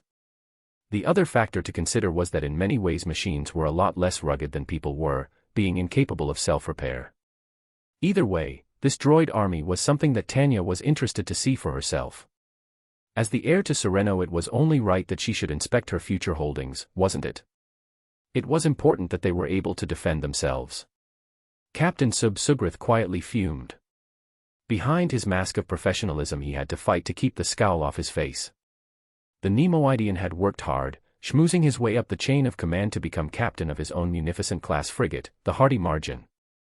He'd complimented ugly wives, enthusiastically agreed to ideas he knew were terrible, screwed good men beneath him out of promotions, and faked sexual climax at one point just to get to where he was. He knew how it worked in the Federal. What you knew was hardly as important as who you knew. Then Count Dooku, the client his small fleet was being rented out to for protection against pirate raids, had wanted to inspect his ship at its mooring. Well, fair enough. Sub had arranged a date with the protocol droid that was liaising on behalf of the Count. He'd had the ship scrubbed from top to bottom, had the command crew dressed in their parade uniforms and arranged to have them all ready to receive the Count. The Count's expensive droid-driven speeder had arrived, and out of it emerged a protocol droid, and a literal child. Not the client himself, but his bratty toddler. Where was the Count? Was Sub seriously expected to entertain a child for the next few hours? This was a warship, not a toy. The little rodent was dressed in a tiny set of formal robes that Sub was sure her parents thought were just the absolute cutest, but taught him a new meaning of hatred and humiliation. Sub led Daddy's little princess on a tour of the ship at its moorings, while she looked about the place with a haughty little scowl, occasionally tugging on her protocol droid's sleeve to murmur a question that the machine would then repeat in Neimoidian.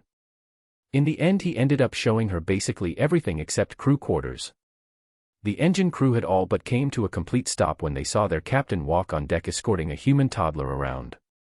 Sub's glands had all but burned with humiliation, even knowing that most of them were just droids.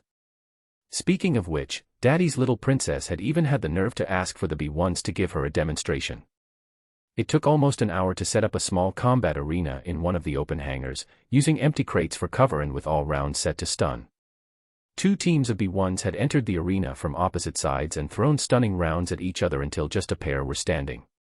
Some part of him expected Daddy's little princess to show any level of appreciation for how out of his way he was going to impress her, but instead she watched the whole thing with an unimpressed little scowl. Well, he was sorry to have bored her. Was Sub the one wasting her precious time? He'd be sure to stock up on Jawa juice and animated holovids for his next damned VIP. Sub couldn't be happier to see the back of Daddy's little princess.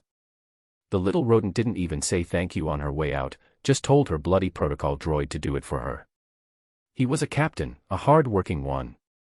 He wouldn't stand for this. It was time for him to talk to his supervisor.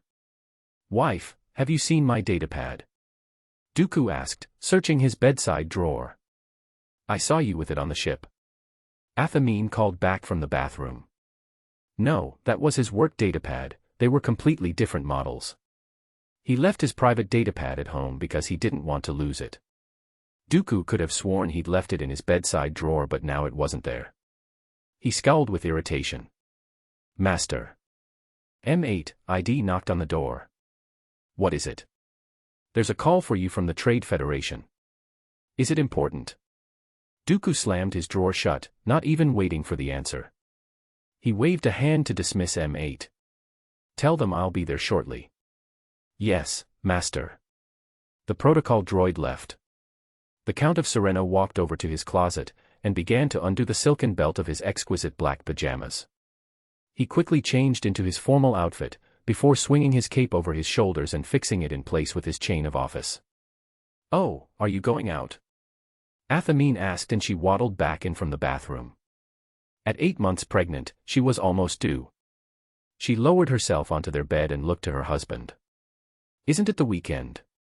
"It is," Dooku replied, as he sat on the edge of the bed to pull his boots on one at a time. He was annoyed but not at her. "The Trade Federation has called, and I will not talk to them in my loungewear." Athamine watched him for a moment.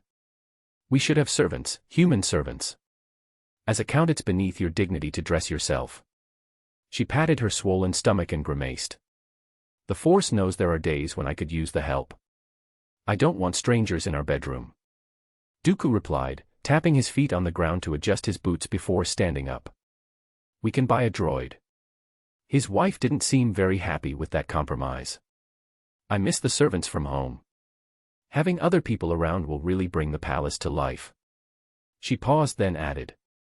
"And I think it might be good for Tanya." Dooku turned his head. "How so?" "Other than us, she has no one her own age to talk to. The only company she has are droids, who all simply obey her without question. If she's going to command people one day, she's going to need to learn how to show respect to people above her station and below it."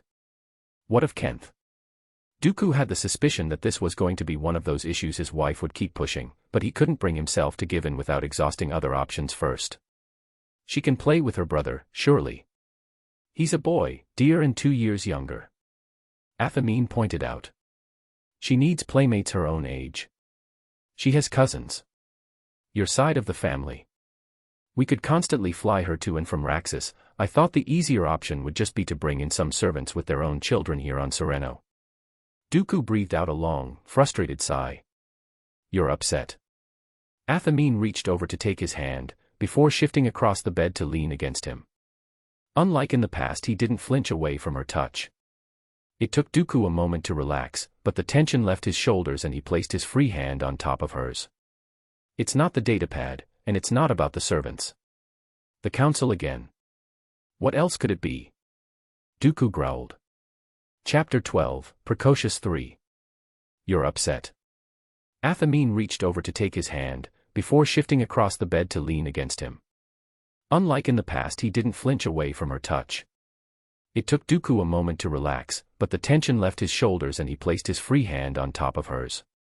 It's not the datapad, and it's not about the servants. The council again. What else could it be? Dooku growled. Oh no. Athamine let out an exasperated, sympathetic sigh. What is it this time? Kai Narek. Athamine searched her memory and found nothing. Is he on the council? No, he's a mere knight. Dooku explained. Who happened to find a young Force-sensitive slave in the Outer Rim. She was too old to join the Jedi, but he felt sympathy for her, so he brought her to me. He had been training her in secret for years, so she was at an advanced level for a Padawan of her age. So the simple, sensible solution was that I take over as her master. I'm building a temple, I need students for that temple. This seemed to me to be a plain stroke of luck. But the council didn't see it that way. But the council refused to see it that way. Dooku all but hissed out. She's too old. Her attachment to Kai was simply too great. He waved a hand in contemptuous dismissal. The Jedi spend countless hours meditating and searching for all Force-sensitive children in the galaxy to bring to Coruscant, and as we know, they do a fine job of that. Too fine a job. All that's left for us is the ones they don't want. Of course my students will be older. But they just won't listen. They will not listen. Athamine shook her head in sympathetic disbelief. Even after all that trouble choosing a site for the temple. Don't remind me. Dooku pulled away from his wife. I'm surprised we got through that without causing a civil war. Just getting the new temple site chosen had taken half a year. The council had said it was important the new temple be built at a nexus of the Force, and so he proposed Raxus Prime. Just those words had nearly made the council explode with outrage. Raxus Prime was a hub of the dark side. The Empire had once rested its laurels there. So Dooku had suggested they build the temple on Sereno, but no, that wasn't a nexus of the Force. Well, where else could they build it? Dooku couldn't build the new temple on lands House Sereno didn't own, now could he? When they heard that, the council had a meeting, and after much deliberation agreed to support Dooku in purchasing land at a Force nexus that had no connection to the dark side. They seemed to think it was such a reasonable compromise. What they failed to understand was that the entire Outer Rim had been ruled by a dark side empire of one kind or another at one point. There was no Force nexus without a connection to the dark side because the Sith had already been to every one of them. The council then spent half a year doing their best to avoid a decision until Dooku made it for them. Of course the council was upset, and sent many a passive-aggressive message questioning the wisdom of his decision, but he simply told them it was time to start working and to stop procrastinating. They had not liked that at all, but eventually they stopped complaining when they realized it was falling on deaf ears. That suited Dooku just fine. Presently they had only just finished laying the foundations for the building, and it would be half a decade before construction was complete. In the meantime, Dooku had no choice but to put up visiting Jedi and prospective students in pre-made hablocks transported in from off-world, the kind you might see on a construction site. No one had complained so far, thankfully. Dooku might just fall to the dark side if they did. He might have fallen already if it hadn't been for Athamine. I better go take this call, he said, pulling away from his wife. And then I have some more calls to make. Athamine rolled her eyes. I love it when you bring your work home with you. I will only be a few hours, he promised her, heading to his office where his stationary communicator was installed. Everyone carried a normal pocket holo communicator, but when it came to formal situations it was convention to use a stationary holo communicator, a larger one that projected more than just the person carrying it. In his office, he reached across the table and pushed the button to receive the transmission from the Trade Federation representative. The communicator projected the large face of a Nemoidian, with its bulbous eyes and flap-like mouth. The representative bowed respectfully. Good morning, Count Dooku. Representative. Dooku inclined his head politely. I can see you're busy, and this isn't a major issue, so I'll just hurry this along. The representative gave a polite smile. We've received a complaint from Captain Sugrath about inappropriate conduct from a client towards his crew. Who? Dooku's eyebrow shot up. The representative paused to allow a response, but when none was forthcoming continued. Currently you're on our deluxe planetary security plan, which comes with 3 frigates and support ships, and of course we invite you to inspect our ships and crews at any time you choose to arrange. We're confident in the quality of our product. But we do ask you to understand that these are warships, intended exclusively for defensive purposes. Of course, where was this going? So Captain Sugrith has put in a complaint, asking us to make sure you understand that it's not appropriate to arrange a tour of the ship for a child. I made no such arrangement. The representative paused, then reached over to touch something off screen. On the holographic display appeared footage Tanya accompanied by M8, ID walking through the halls of a starship. They continued. Now, this isn't a serious incident, and so we're not going to put a formal mark against your name or withdrawing our services, but we are issuing an official warning. Dooku hung up. Turning, he marched from his office down the hall to Tanya's room and threw open the door. His daughter had been laying on her belly on her bed, lounging about on a weekend morning with her legs kicked up behind her. When he opened the door without warning, she jumped, looking shocked, and dropped the datapad she was holding. Wait. He never bought her a datapad. Dooku's eyes narrowed. Get up. Now. Frightened, Tanya hurriedly threw herself off the bed and stood practically at attention, with her back completely straight and her arms at her sides. She looked frightened, and guilty. Like she'd been caught doing something she shouldn't. In the Force he could feel her mind racing, trying to find what she'd done that had made him angry. Dooku reached out in the Force for his datapad. He wanted to know what game she had been playing, and was surprised to find an article on the structure of the Trade Federation corporate body. He opened the History tab, to find his daughter had been reading much about history, politics, astrography, and economics. Much of it was quite advanced and technical, things that he knew about but had never had a great interest in. In the Force, Tanya seemed to come to a realization about why she was in trouble. Father, I should have asked permission first. She lowered her head. I'm sorry. Dooku regarded his daughter for a few moments. If you want a datapad, I can get one for you. Tanya, why did you arrange a tour of the Trade Federation ships? Strangely, she perked up at that. Any sense of guilt in the Force disappeared as she rushed to explain, it's very important to understand our defense capabilities. I was working on a report, recommending a new defense policy, and there's no substitute for an in-person inspection.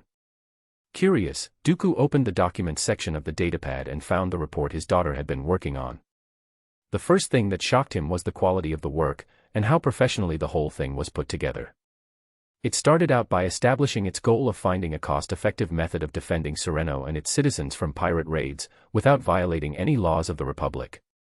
It then outlined various options, like the Trade Federation, hiring mercenaries, training up a permanent professional army, creating a semi-professional militia, and more.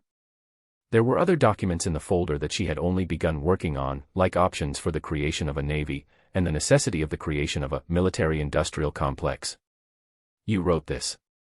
He looked at his 4-year-old daughter in disbelief. Yes, father.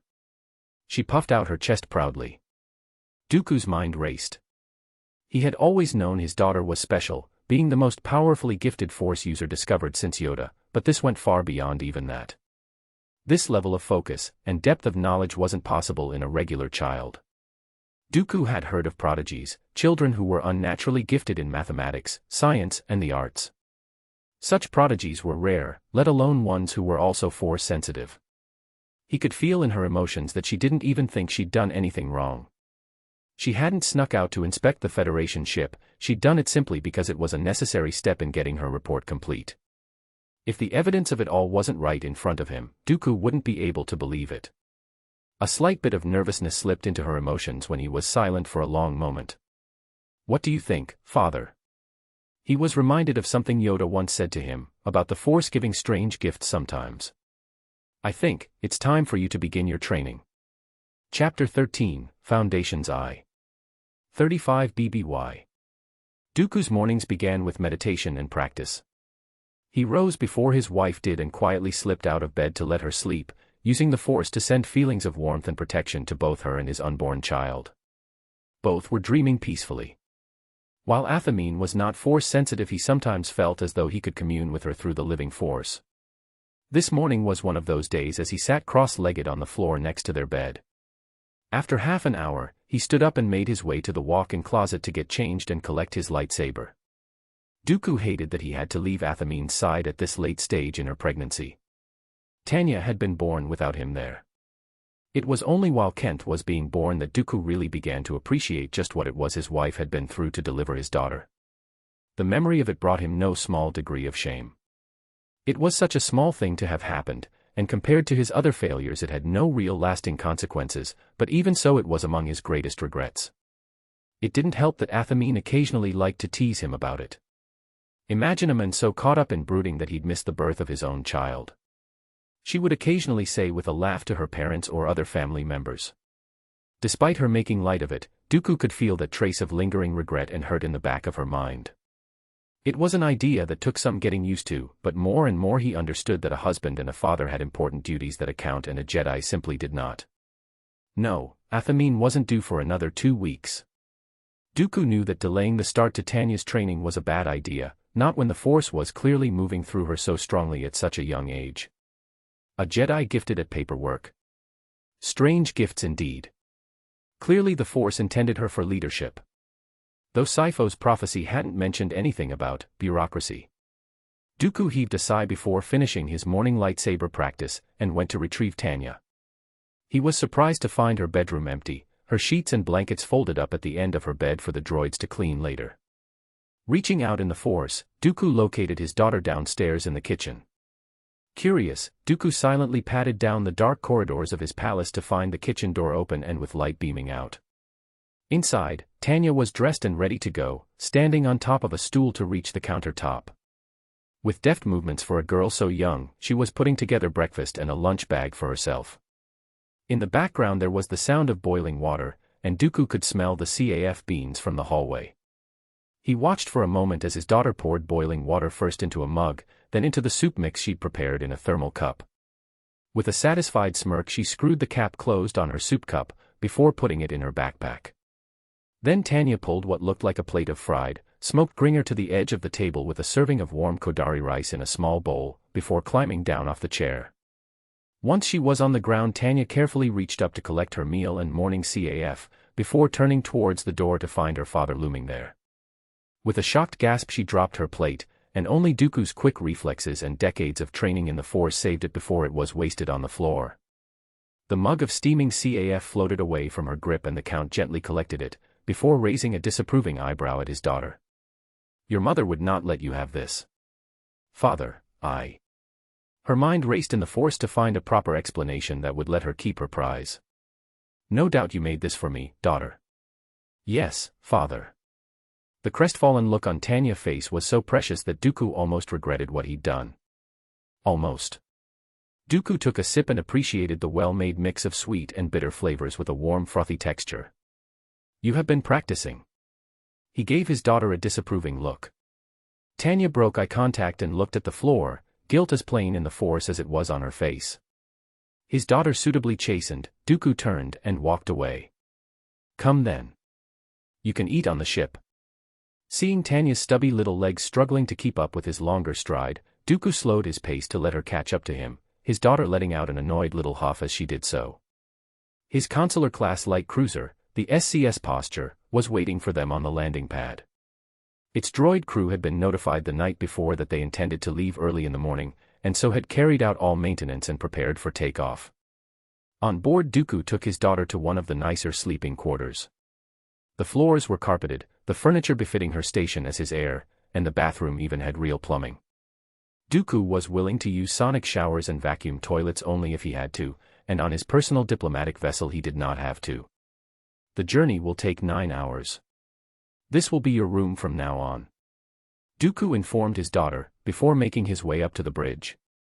The droid pilot only began takeoff after the Count took his usual seat in the passenger chair of the cockpit. As the ship rose up through the planet's atmosphere, Dooku extended his senses through the Force and found Tanya by one of the portside windows, watching her homeworld shrink below with mixed feelings of wonder, excitement, and wistfulness. Was she missing home already? Her heart would have to be stronger than that. But then she was only 4 years old. There was time. The passing light of 1,000,000,000,000 stars glimmered barely through his closed eyelids, and Dooku meditated on what was to come. Though he communed with the Force, he was aware of where his daughter was on the ship at all times. Tanya spent some time watching the hyperspace tunnel out the portside window, then followed her curiosity, wondering about the ship and questioning the droids as she did. Most of them couldn't answer, lacking voice output, and eventually she wandered her way up to the bridge. Dooku was still meditating when the small form of his daughter climbed up into the passenger seat next to him. She pulled her feet up under her so they wouldn't dangle and sat there silent and cross-legged. Long minutes passed as her mind raced, searching for what to say. He could feel her work up the courage to break their silence. What made you choose a Corellian ship? Mostly he just liked the ship. The consular class as a model carried a certain amount of prestige due to its official role as senatorial diplomatic vessel of choice. It also came with a range of optional extras that he appreciated. It wouldn't do for his house to travel in anything but the best, after all. I used this model often in my role as a Jedi. Tanya nodded, and looked at the floor, her mind still racing. Are you familiar with the idea of resource inefficiency? Enlighten me. It's a situation like ours. One that basically only sells resources to someone else who then takes those resources and turns them into something. But because we're so inefficient at gathering and transporting those resources, we're actually losing money overall. It was a dilemma Dooku was familiar with, though he'd heard it described as a resource economy before. He just knew he would be losing money to the damned Galactic Mining Guild. So, if we really want to make money off of our Sicanium and silver, we need to start turning them into something more valuable.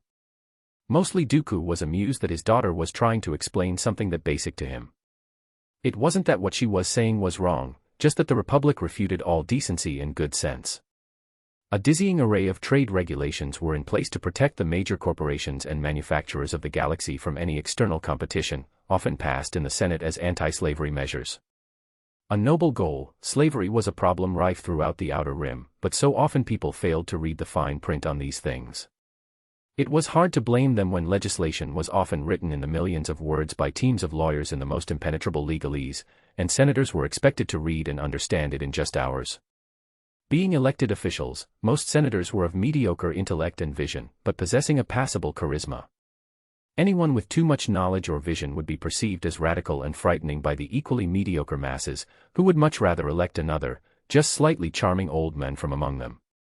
This senator or representative, having no real talents of his own, only had a chance to win the election because they were chosen as one of two potential candidates by special interests, like the bureaucrats and the megacorporations that were the true rulers of the galaxy. Someone with true willpower, moral fiber, and a desire to change things for the better would be kept from office by an array of hit pieces, manufactured scandals, and armies of private investigators backed by the security apparatus of the Republic. No one was perfect, after all. Everyone had something in their history to hide. If by some miracle, a saintly and visionary politician was elected, his voice would only be one in the Senate, drowned out by the ceaseless cries of those chosen for the role by special interests.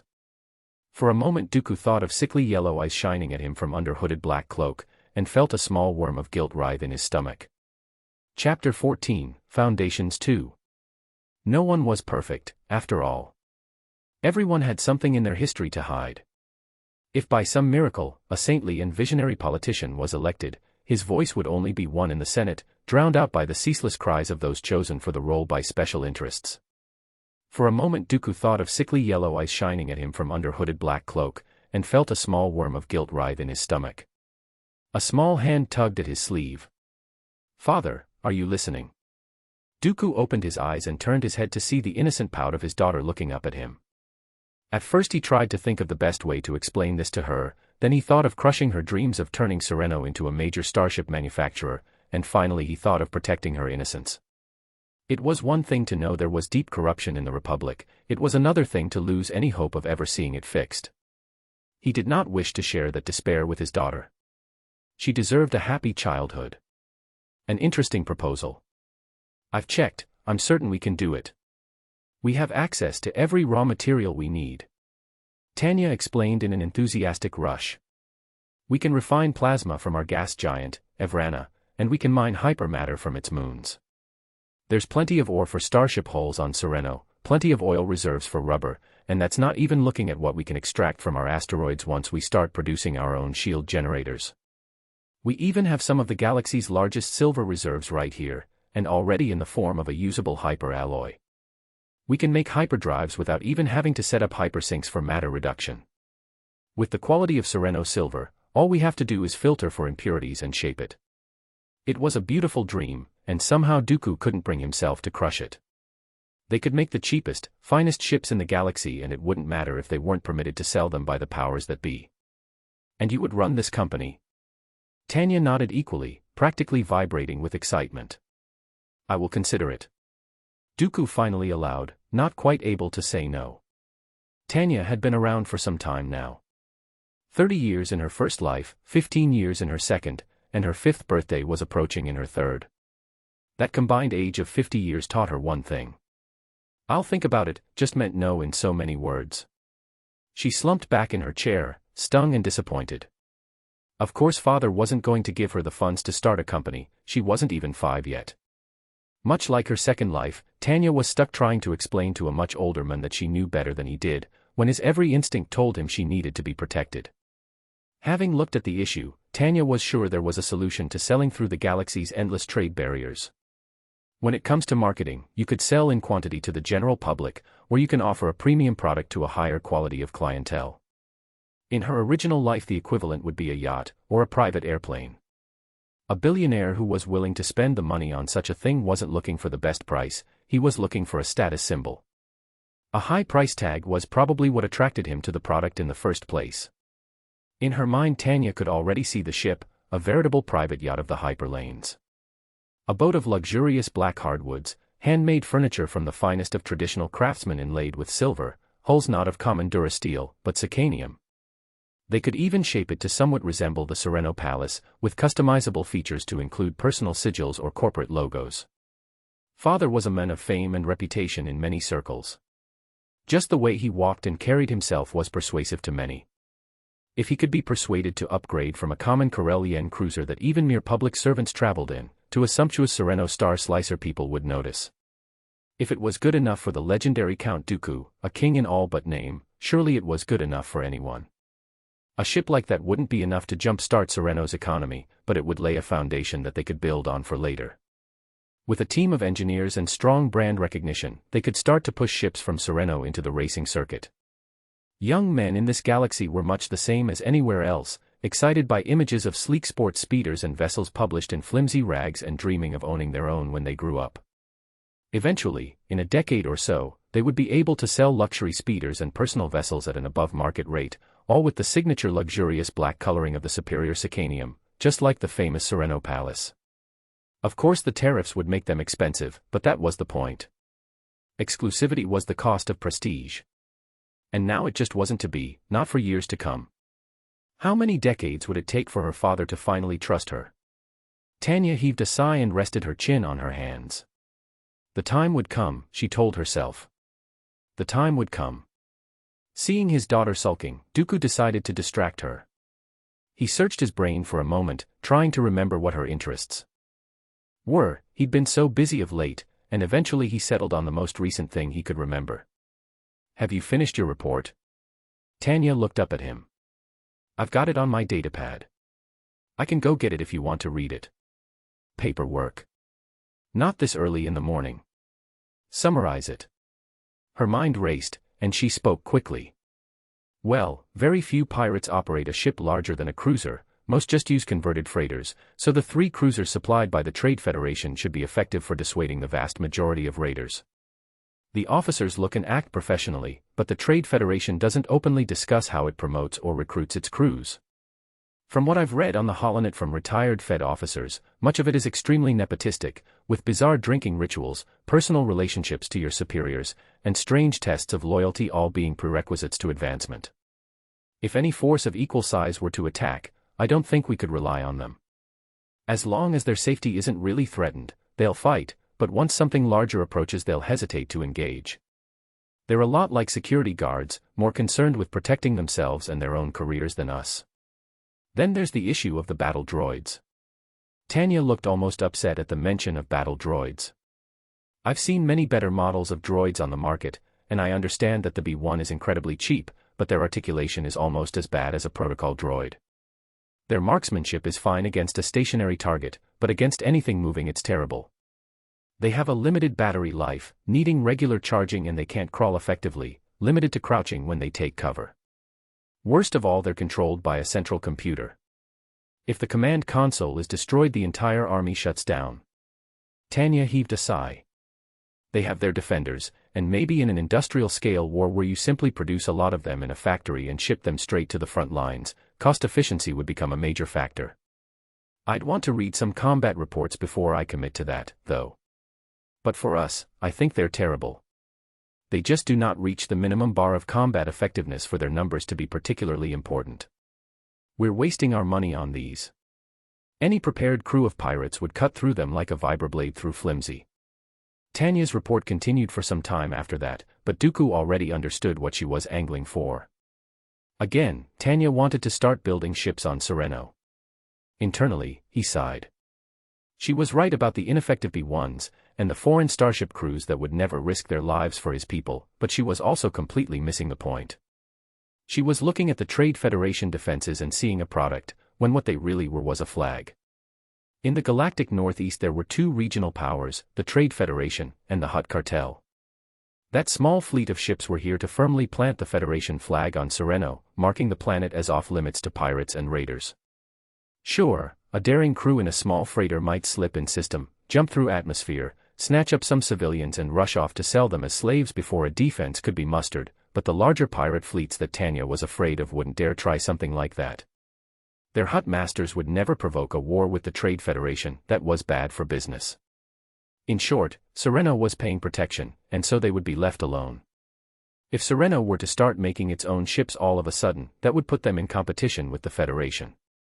Father, you're not listening. Tanya tugged at his sleeve again.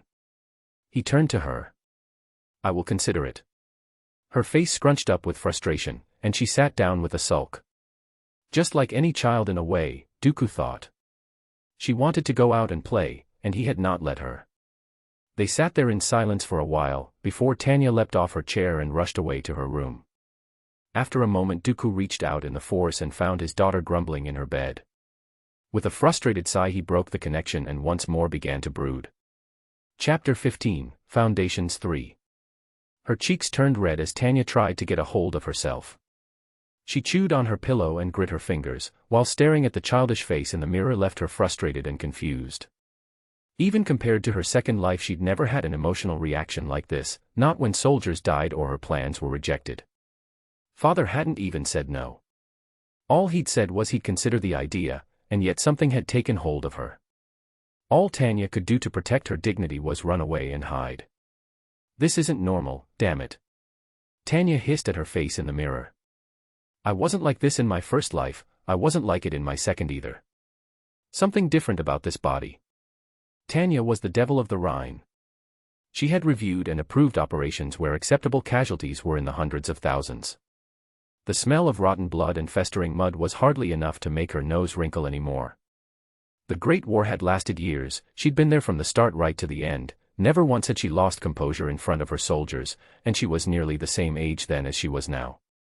But it was different this time. All it had taken was a gentle rejection from her father, and Tanya had almost been moved to tears. It's this body, she concluded.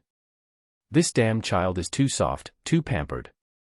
The chemistry of my brain is out of whack because I've been coddled for too long.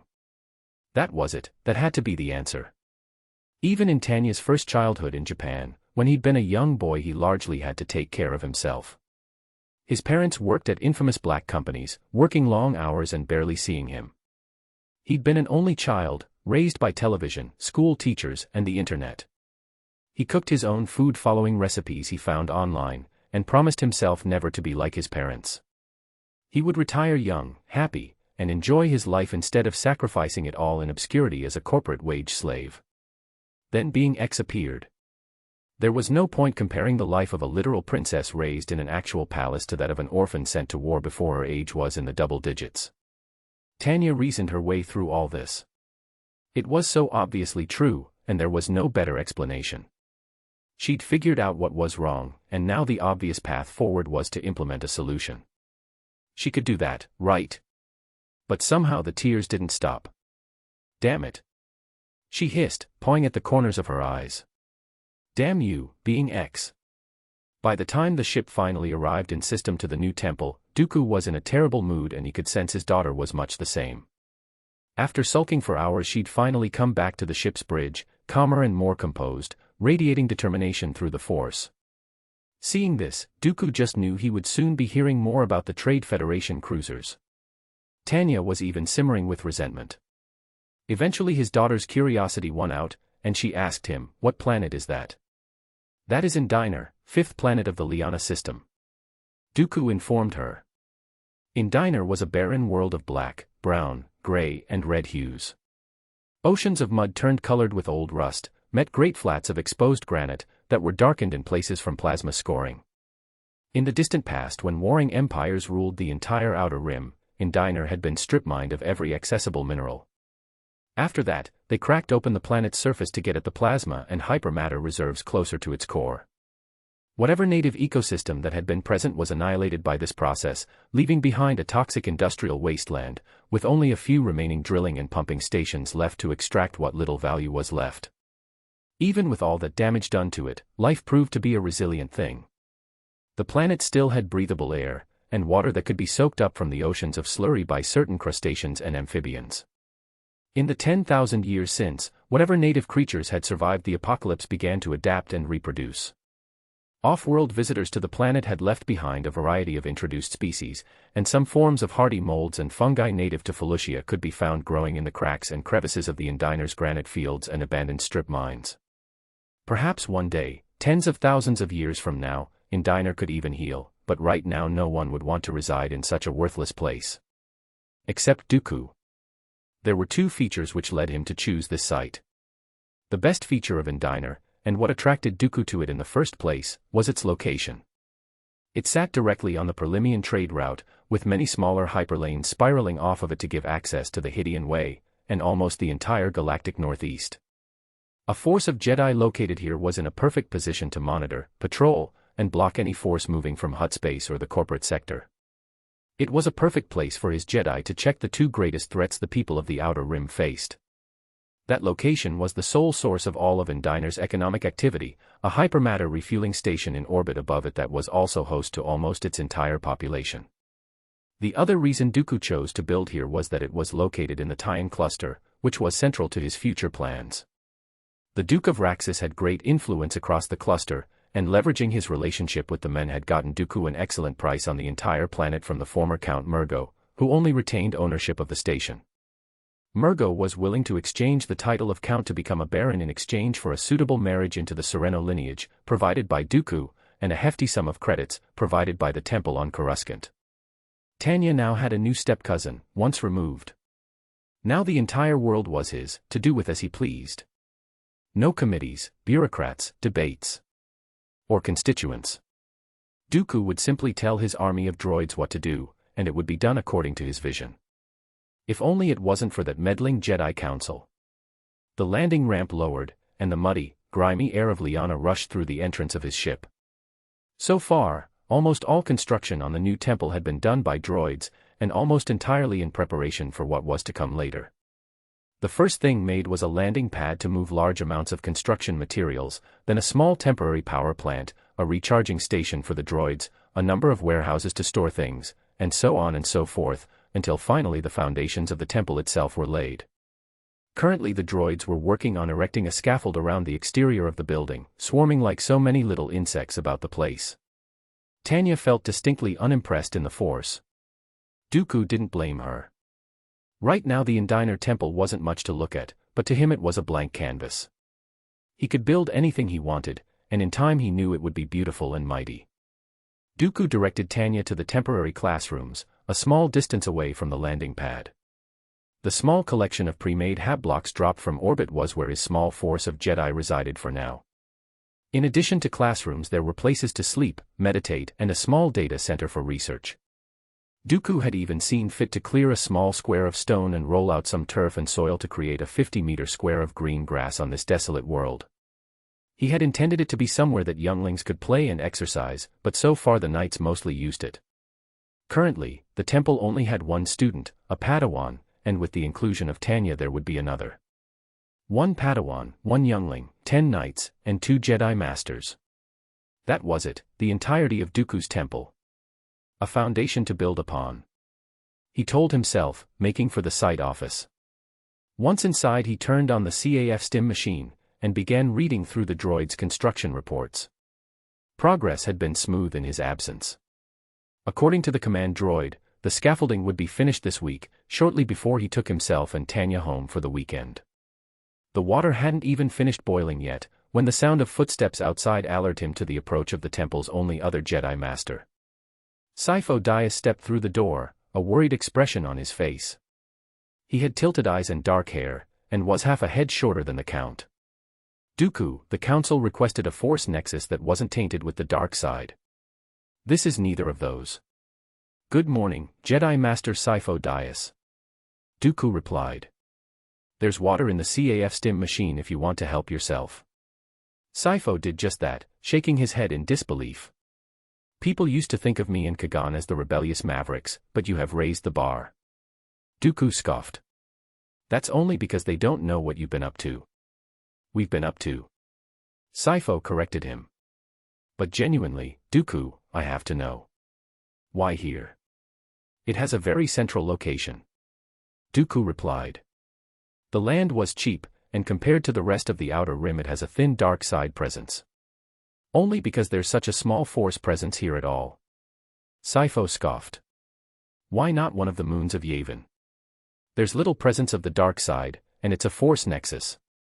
Because Yavin is in the middle of nowhere.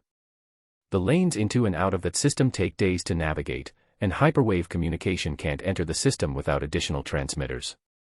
Any temple built there would be even more blind and isolated to the threats and events of the outer rim than the one on Coruscant. The Council is furious, Dooku. This is the first I've heard of it. That's because they've given up trying to talk to you. Sifo shook his head, and smiled ruefully. If getting married did this to you, it's no wonder the Council forbids it.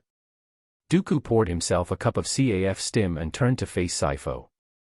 The way the Council treats the dark side, I can't help but observe we're slowly being driven from the galaxy. How so? Any world where the dark side is too strong, the Jedi abandon. Over time more and more worlds are tainted with the dark side, and the Jedi are driven further and further to the core of the galaxy. Dooku swirled the stim in his hand, then looked up at Sifo. We are slowly but surely retreating, and never advancing. Sifo creased his eyebrows. When you put it like that, it sounds like we're losing a war. Dooku didn't reply, he just took a slow sip. After a long pause, he said, this world will become a Force nexus in time, with enough Jedi living here and communing with the Force. As they do, the taint of the dark side will slowly dissipate until it disappears entirely. That's going to take centuries. Millennia, maybe. Dooku met his gaze. Then we shall build a strong foundation, one that will weather the ages. Chapter 16, Hokey Old Religion's Eye. 35 BBY. Tanya walked alongside droids working on Liana Temple's construction site, her lip shivering in the planet's morning chill. She surveyed her surroundings, searching for the classroom she was supposed to begin her Jedi training in. After a few minutes of searching she finally found it, a standard hab block secluded between two warehouses, kept slightly above ground by a set of Duracrete blocks. The word classroom, hastily stenciled on the door, completed the building's makeshift look. A far cry from the luxurious palace this body was used to. And exactly what she needed to start whipping it into shape. Finding the door unlocked, she stepped inside, to be welcomed by the same cold that accompanied her outside, as well as the sight of a teenage girl sitting in the middle of the classroom's front row seats. She was tall and thin, with only a small amount of silver hair on top of her head. Something about the shape of her nose and chin conveyed a strange impression. That and the grayish-pale skin indicated she was some kind of alien. She was dressed in brown robes that were pulled tight around her so that only the white sleeves of her shirt were visible. The purple eyeshadow she wore combined with the shortness of her hair and oddly pallid complexion gave her something of a punk rock persona. The girl looked at Tanya, amusement tugging at the corners of her lips. "Hello there." "Hello." Tanya replied, nodding politely at her before pulling the door shut behind her. On the table in front of the teenager was some kind of flimsy rag, but Tanya wasn't tall enough to see what it was about from where she was standing. "Wanna see?" the girl offered. Tanya nodded. It turned out to be a small printed-out book, with a diagram on it of a lightsaber's internal components. Do you know what this is? The teen challenged. Of course. Tanya's cheeks puffed out as she huffed. A lightsaber. The girl smirked. That's right, and I'm going to make one, just like your father's. For a moment Tanya wanted to know how this girl knew who her father was, but on a small worksite like this it was reasonable to assume everyone would know who she was. After a moment, Tanya decided the best thing to do was introduce herself. I'm Tanya Sereno. Nice to meet you. Hello Tanya. My name is Asajj Ventress. After that Tanya took a seat, but Asajj seemed to have lost interest in her lightsaber manual at this point. How old are you? I'll be 5 soon. Asajj chuckled at that, but Tanya didn't get what the joke was. She was starting to feel a little nervous. That's a cool cape. It looks just like your father's. Asajj continued. That's how people on Sereno dress. Tanya suddenly felt oddly defensive. In her first or second life someone who wore a cape would be bullied relentlessly by their peers, and deservedly so, but it was normal in this galaxy, wasn't it? I mean, the nobility do. It looks fabulous, dear, really it does. Asajj promised her, holding back giggles and not doing a very good job of it. Tanya tugged at the silver threads that clasped the Serenoan cape to her shoulders, suddenly feeling uncomfortable. Oh, it looks cute, darling. Asajj tittered. I promise, it's very cute. That did not make Tanya feel better even a little bit. No, now wasn't the time to feel shy. Today her father was going to begin her training to be the next Count of Sereno, beginning where he did in his own career by training as a Jedi. Tanya could not have less interest in hokey old religions, but this Force stuff was clearly real, and training in policing and diplomacy did seem useful if she was to keep law and order on Sereno. If she had to play along with some mumbo-jumbo to develop foundational skills in telekinesis, well she could do that. It was also a great chance to impress father. Once he saw how excellent she was as a Jedi, he was sure to trust Tanya with greater responsibilities. So the goals for the day were simple: be an excellent student. In her first life Tanya had gone through high school and university, and from that she remembered one very simple truth: always be friendly with your senpai. They had done the same course before you, so they had all sorts of advanced knowledge to soak up. Plus it would never hurt to network with people who were likely to go into the same field of work as you. Connections were essential in the cutthroat world of business. So, how has my father been as a teacher? Tanya tried to take on a conversational tone. Asajj looked back over at her. Oh, no. Master Dooku isn't my teacher. My teacher is Jedi Knight Kai Narek. Ah, Tanya thought. So this is homeroom, then. The temple was so small right now that dividing the students up into separate years was pointless, when the students would be leaving to spend the day with their assigned Jedi. This was just some kind of roll call, to make sure everyone was here. Tanya couldn't help but wonder where everyone else was, though. She kept expecting the door to be opened and a few more students to come through, but nobody did. She waited there for 15 minutes or so before finally the door swung open with a bang that startled her. Her father stepped through the door first, followed by 2 other men that Tanya didn't immediately recognize. One she might have described as East Asian in her previous lives, but that geographic region had no real equivalent in this galaxy. He had slanted eyes and dark hair with a few grays mixed in, and stood about half a head shorter than her father. His hair was tied in a small topknot, exposing his forehead. The last man through the door appeared Caucasian, with blue eyes and brown hair tied back into a ponytail. Interestingly, he had tattoos on his face, intersecting lines on his chin and at the sides of his nose. Asajj, Dooku addressed her first. As master of this temple I have ascertained that though only in an informal capacity, Jedi Knight Narek has overseen much of your training as a youngling, and you are now ready to begin learning as a Padawan. You are ready to craft your own lightsaber. Asajj looked thrilled, and Tanya assumed that such an event had some religious significance. It was good of Tanya's father to recognize her equivalent qualifications, especially if she worked hard for them. Tanya. She straightened in her seat as father turned his gaze to her. You are the new temple's only youngling. Until we recruit more you will remain Master Sifo-Dyas' sole charge.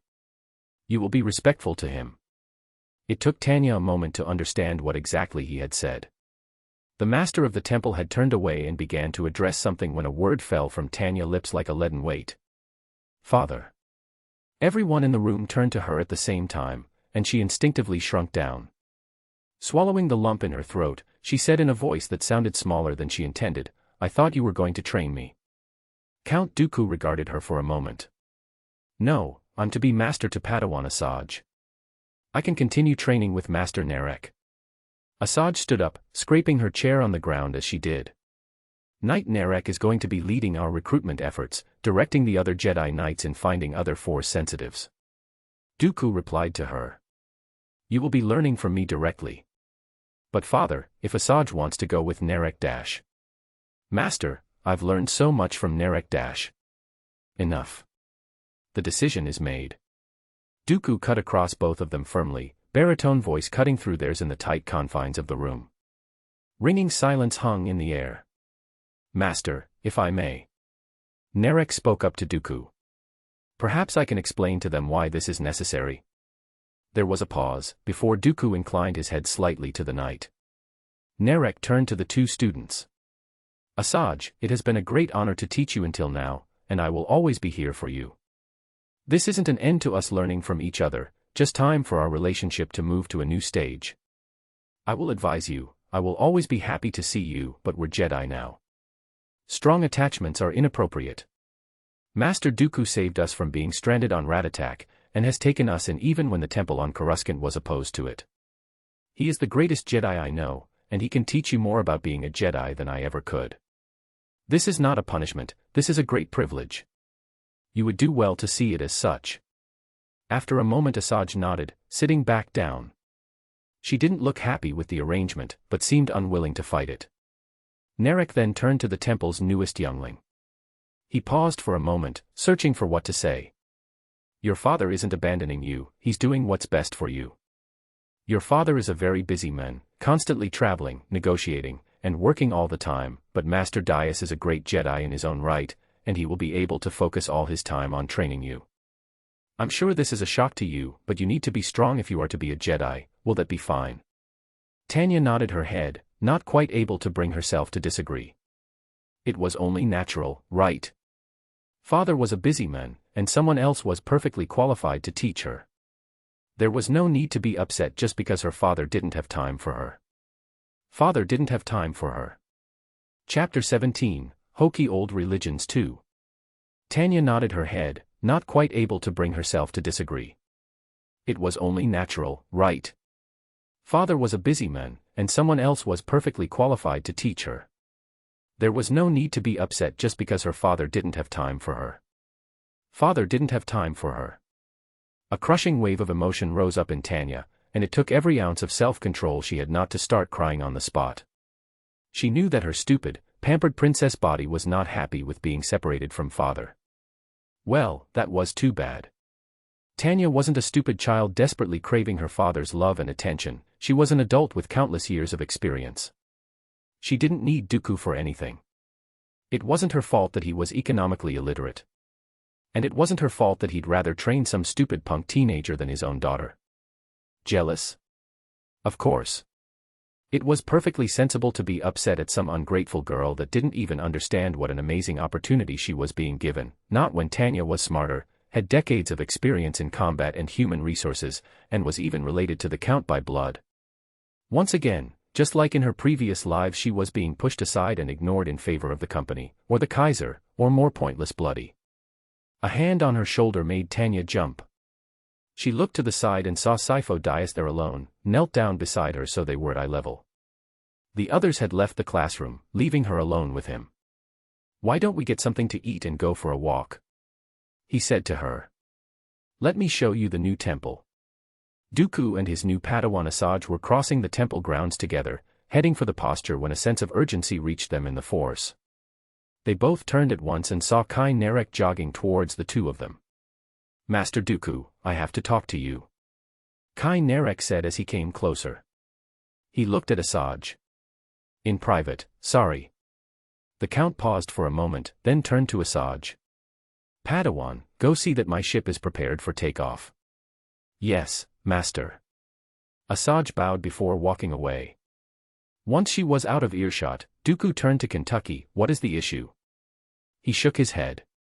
Dooku, before I was stranded on Ratatak, I never really had much involvement with children. After I saved Asajj. Well, look, I basically raised that girl. He shrugged. I might not be related to her by blood, but I've had a little more time as a father than you, so I hope it would not be inappropriate for me to offer some advice on children. Go ahead. You need to be a lot clearer with Tanya. She had no idea that someone else was going to be her teacher, and that alone changed what should have been a fairly simple introduction to. I mean, you were in the room. I could feel her heart breaking in real time. That was hardly something to cause heartbreak. For an adult, no, but for a child.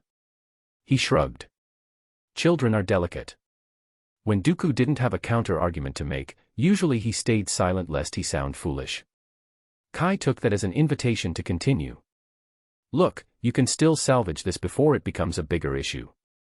Instead of rushing off to your next appointment, you can call ahead and explain you've been delayed. Then go to the kitchen, grab a pair of fruit asteroids from the freezer, and sit down for a chat with Tanya. At first Dooku was ready to dismiss him, but then he considered what happened earlier that morning, on the ship. He hadn't meant to upset Tanya at all, he'd even been trying to avoid that, but instead she'd run away crying. It was easy being a father when his child was still learning to speak, the only challenging part was getting her to sleep on time. Now Tanya was growing up fast, propelled forwards by the Force without a doubt. His daughter was becoming more complex, emotionally, and intellectually, and that meant that things wouldn't be as simple as they once were. What should we discuss? Dooku finally asked. Kai smiled, obviously pleased with himself in an almost irksome manner. Don't worry, someone else had to explain everything to me as well. We had some nice neighbors on Ratatak, an old couple who dash. What should we discuss? Dooku repeated, firmly. Right, so, Kai spoke in the same tone like he hadn't been interrupted. As a father, you need to give clear boundaries. Rules aren't bad as long as they're fair, and as long as they don't change too fast for them to learn. As they grow up, the rules grow in complexity. That's just life, really. Make it clear to Tanya what she's not allowed to do, in advance as much as possible. Next thing, set goals.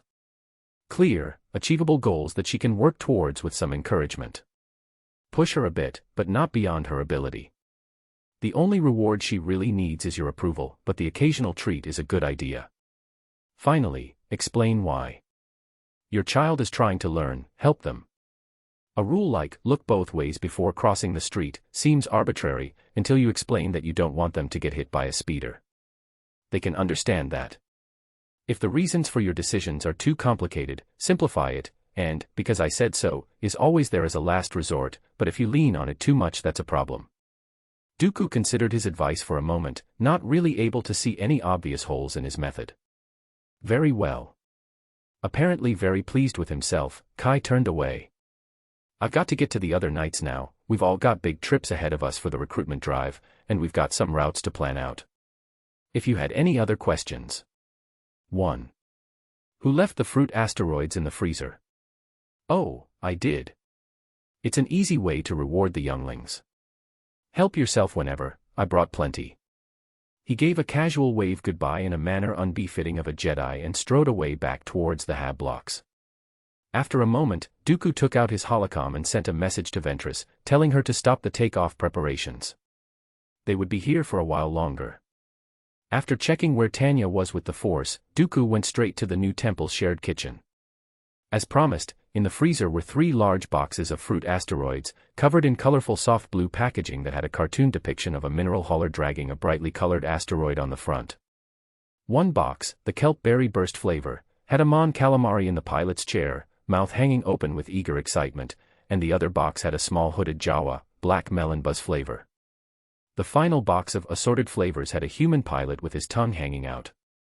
It took Dooku a moment to realize that the black melon and kelp berry flavors were probably Asajj and Kai's favorites.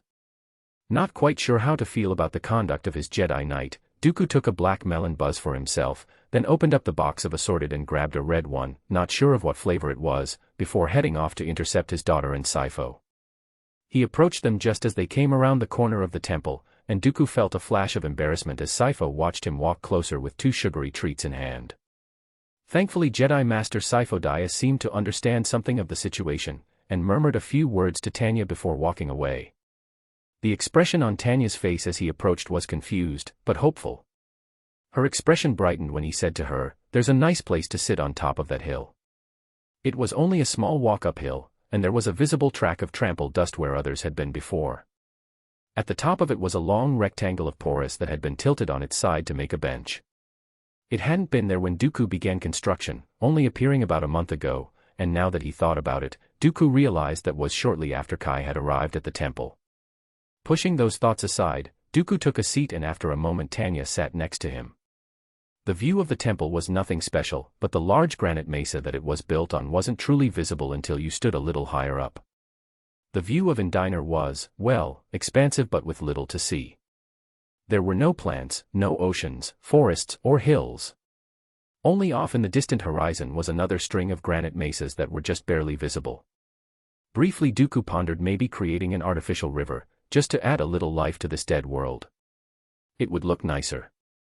He turned to look back at his daughter and after a moment offered her the red asteroid. She took it from his hands, and found the tab that said "Pull here" on the side of it. When she did, the seal was broken and there was a hiss of gas as the glassy surface of the treat chemically reacted with the air. Mist poured off of it until just a few seconds later Tanya was left with a sweet, powdery little snowball to nibble on, cupped neatly in a wrapper so her hand didn't get sticky. Remembering the conversation with Kai, Dooku considered for a moment, before deciding to start with goals. Set clear goals. "Tanya, do you know what my dream is?" Immediately he felt her mind kick into high gear, whirring with activity, and he smiled bemusedly. "It's not a trick question. Once, when I was your age, my dream was to serve the Republic as a Jedi." Something about his statement made her spike with curiosity, mind buzzing again. Dreams change, Tanya. The things you hope for now may not be the same things you will want in 10 years. He looked down at her. "Do you understand?" She nodded. "Now, the thing I want most of all is for you, your mother, and your brother to be safe. Understand?" After a moment, Tanya nodded. "Yes, Father. I want that too." "Good." He sighed, thinking of the best way to explain this to her. "Simplify," Kai had said. "Keep it easy to understand. Tanya, you are very powerful in the Force, and were so even from a young age. This is going to draw attention to you." Golden eyes gleamed out from under the Jawa's dark hood on his asteroid's wrapper, and Dooku turned it away from himself so he didn't have to see it. "Not only that, but the Force can be very dangerous." He looked over at her. "You can hurt yourself and others very easily if you're not careful, which is why I need you to master the Force as quickly as you can." Chapter 18, Hokey Old Religions 3. "Not only that, but the Force can be very dangerous." He looked over at her. "You can hurt yourself and others very easily if you're not careful, which is why I need you to master the Force as quickly as you can." Tanya frowned, but nodded. "Sifo-Dyas is one of the 2 men I trust most in the galaxy. He will be your teacher, and you must obey him. But why can't I learn from you?" Tanya blurted out, starting to rise up. Father, I'm sure Master Sifo-Dyas is a good man, but if you can teach Asajj, why can't you teach me?" "There are 2 reasons. One is that my work is dangerous, and takes me from one end of the outer rim to the other. A Padawan isn't just there to learn, but to undertake missions with their master. They face peril, and are expected to fight when the time comes. Daughter, you are simply not ready for that." Frustration rose inside her, and he could feel her disagreement, but she sat back down with a huff. She took a bite from her asteroid, compressing the powdered snow to ice in her teeth, before swallowing it. After another moment to stew she finally asked, "What's the second reason?" "Tanya, there are complicated circumstances around your birth. Among them is the fact that as a Jedi, I'm not supposed to be a father. I think this rule is foolish, short-sighted, but it meant that when you were born, I had to make a promise to the Jedi Council on Coruscant." He considered the best way to phrase this, but he knew his daughter would be upset no matter how gentle he tried to be. "Even when you become a Padawan, I cannot be the one who trains you." Disbelief and shock ran through his daughter, followed by anger and resentment, before settling on sadness and disappointment. "It's okay to be sad, daughter. Even angry." "I'm not sad." Tanya mumbled. I'm fine. A sense of pity filled Dooku, and he reached out to grab her shoulder. He pulled her closer, into a small hug, and she buried her face in his side. I understand. I'm not sad. Her feelings in the Force more than betrayed that lie. We must keep our promises, daughter, even when it hurts us. Yes, father. Study hard, obey Sifo-Dyas, and when you have become a Jedi Knight, then we can work together. You promise? Yes. I promise. Tanya nodded again, pulling away as embarrassment flared inside her. Here. Dooku handed her a silken handkerchief. Blow your nose. Projecting a mixture of gratitude and mortification in the Force, Tanya quickly snatched it up and cleaned her face. She gave a long blow into it, before folding it up. She considered for a moment, before she realized something. An ray of hope shone in her mind. I have one other question. Ask it. What about Sereno, father? She looked up at him, smiling hopefully. As your heir, one day I will be Countess. When does my training as your heir begin? What about Sereno, indeed? Between his family, creating the new temple, and forming the political connections he needed for a separatist movement, Dooku was so stretched for time he barely thought of his homeworld as anything other than the place his wife and children were. Much of the work of running the county he delegated to his sister, Genza. She lived there and was less distracted than he was, especially these days. He glanced at the unfinished fruit asteroid in her hands, and decided that she needed a better treat than that. Motivating her to work harder and smarter would only be a good thing. If you are obedient to Master Sifo-Dyas, and it does not interfere with you learning the ways of the Jedi, I will see if your aunt can introduce you to some parts of administration. If you do well, and if she's confident you can handle it, she may even find some work for you. Her bright smile immediately made him feel better about sending a child to look at the planetary government. He had no clue why she would want it, but apparently tedious bureaucracy and endless stacks of worthless reports really excited her. She hugged him for the second time that night, the fruit asteroid flung away and forgotten as bright red slush in the dust. Well, it was good to know Kai Narek wasn't right about everything, though his advice had proven useful. Set achievable goals, provide clear boundaries, give explanations why, and offer treats as a reward. Simple. Perhaps being a father would be easier than Dooku thought. Despite her best efforts, the Force wasn't something that came easily to Tanya, apparently. They'd been trying for a while, and so far Tanya hadn't managed even the most rudimentary telekinesis. Disappointed in herself, and not wanting to disappoint her father either, Tanya asked Sifo if they couldn't try another approach. No. I know you can do this, now stop trying to think of nothing, that's just another way of thinking of something. Master Daya said to her. Instead focus on your breathing. Learn to get the rhythm of it correct. But breathing is too easy, I don't have to think of it. Tanya complained, opening lidded eyes to peek through her eyelashes at her teacher across the classroom. Sifo's lips twitched up at that, amused. Close your eyes, I can sense your reactions. With a sigh, Tanya did as instructed. This meditation stuff seems like nonsense. Sitting there doing nothing achieves exactly that, doing nothing. You're not the first to think so, but that's okay. For many Jedi, meditation doesn't come instinctively, but it's useful to know. Sifo murmured gently. Strong emotions can make it difficult to use the Force. Meditation can help us clear our mind, and focus on what's happening right now. He had a softly spoken, meditative voice and honestly, it almost made Tanya feel like going to sleep. No, don't sleep. Sifo said. You might not remember it, but I met you years ago when you were much smaller. Now that he mentioned it, Tanya did think there was something familiar about the man. You were a babysitter. That's it, you're remembering. I'm sharing my feelings with you, can you feel them? I think I can. Tanya's mind was racing as she searched for the connection he was talking about, and found a strange, alien feeling of familiarity there. It was similar to what she might feel for mother or father, but different somehow. Like it didn't really belong to her. Is that you? Yes, you found me. Those are my feelings. Sifo said. And I can feel your mind, too. It's very strange, you're not like other children. A strange jolt of panic ran through Tanya. Was he going to find out about her past? Suddenly it seemed shameful to be a grown man in a child's body. No, that's okay, don't panic. Sifo spoke up soothingly. Just focus on my feelings. That's it, just relax, let go of your worries. In time you'll learn that everyone's feelings are different. They have a uniqueness to them. One day you'll be able to tell people you know apart from the texture of their feelings in the Force. There it is, let your frustration melt away. Curiosity is good, but hold your questions, focus on my voice and breathe out. Tanya felt her pulse slow and she drifted back down under his voice. Perfect, you're doing great. Sifo reassured her. Did you know that you've been using the Force for years now? Almost from the minute you were born. Dimly, somehow Tanya realized he was right.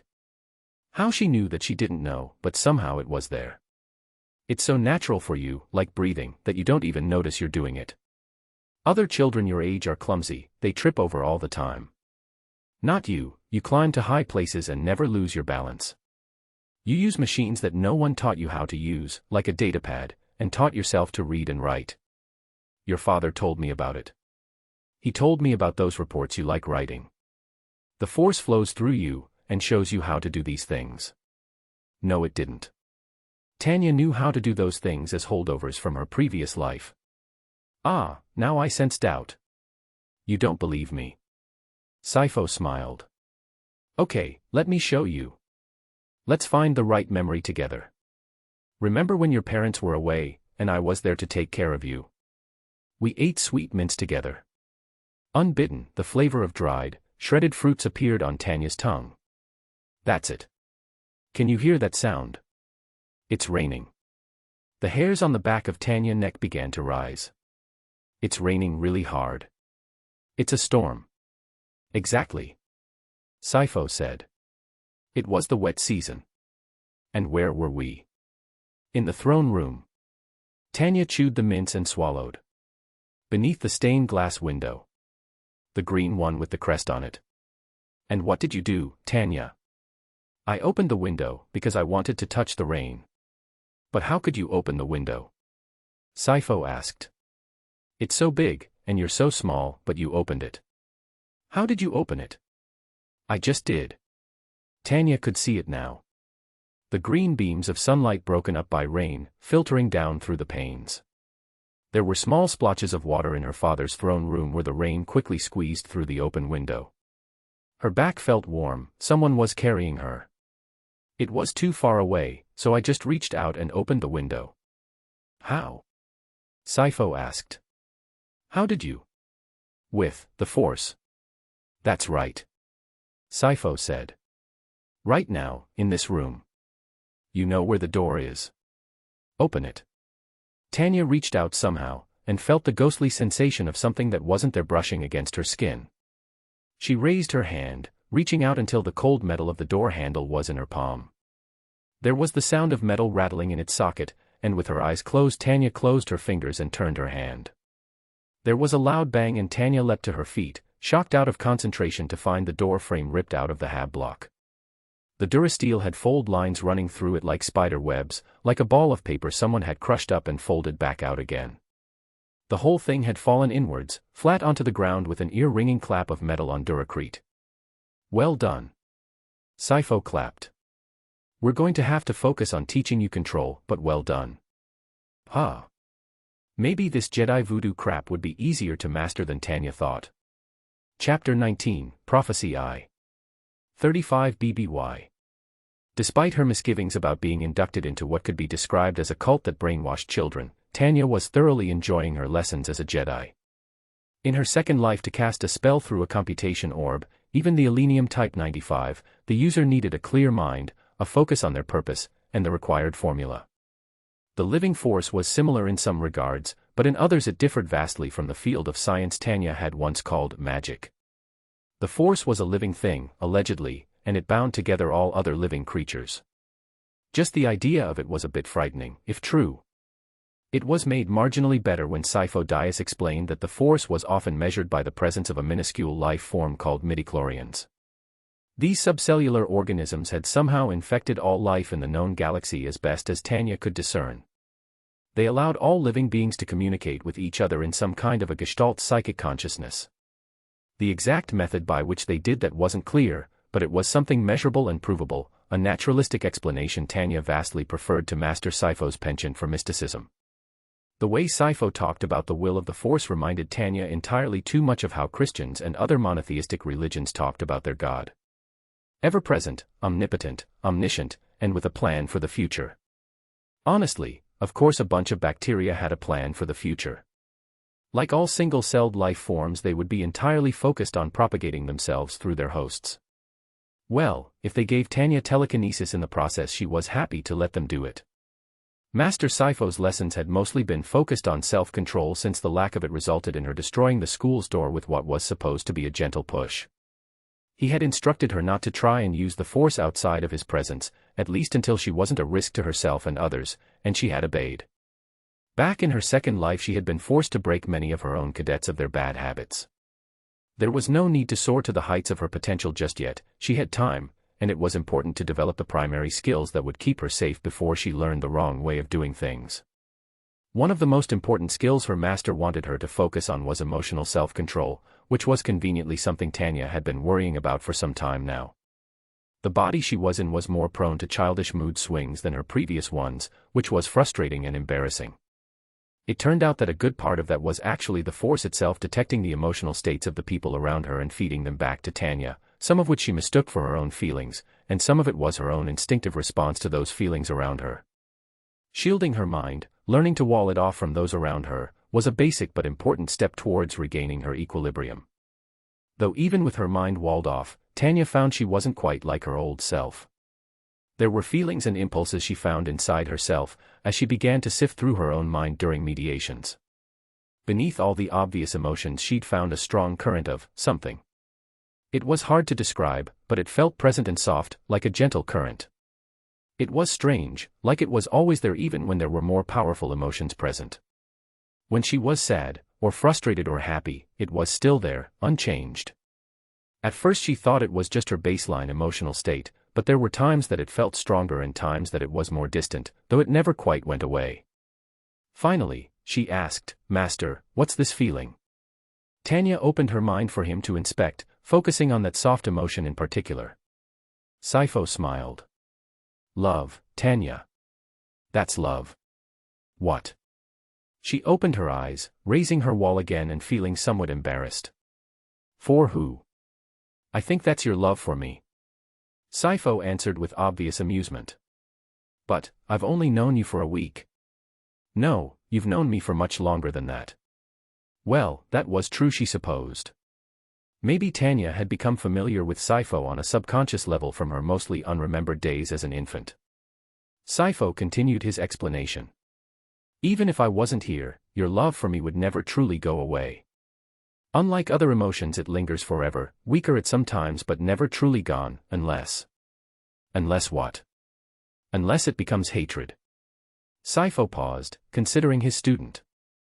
"I guess now that we've arrived here, I have to explain the dark side to you." "What's the dark side?" Tanya asked, slightly amused by the ominous name.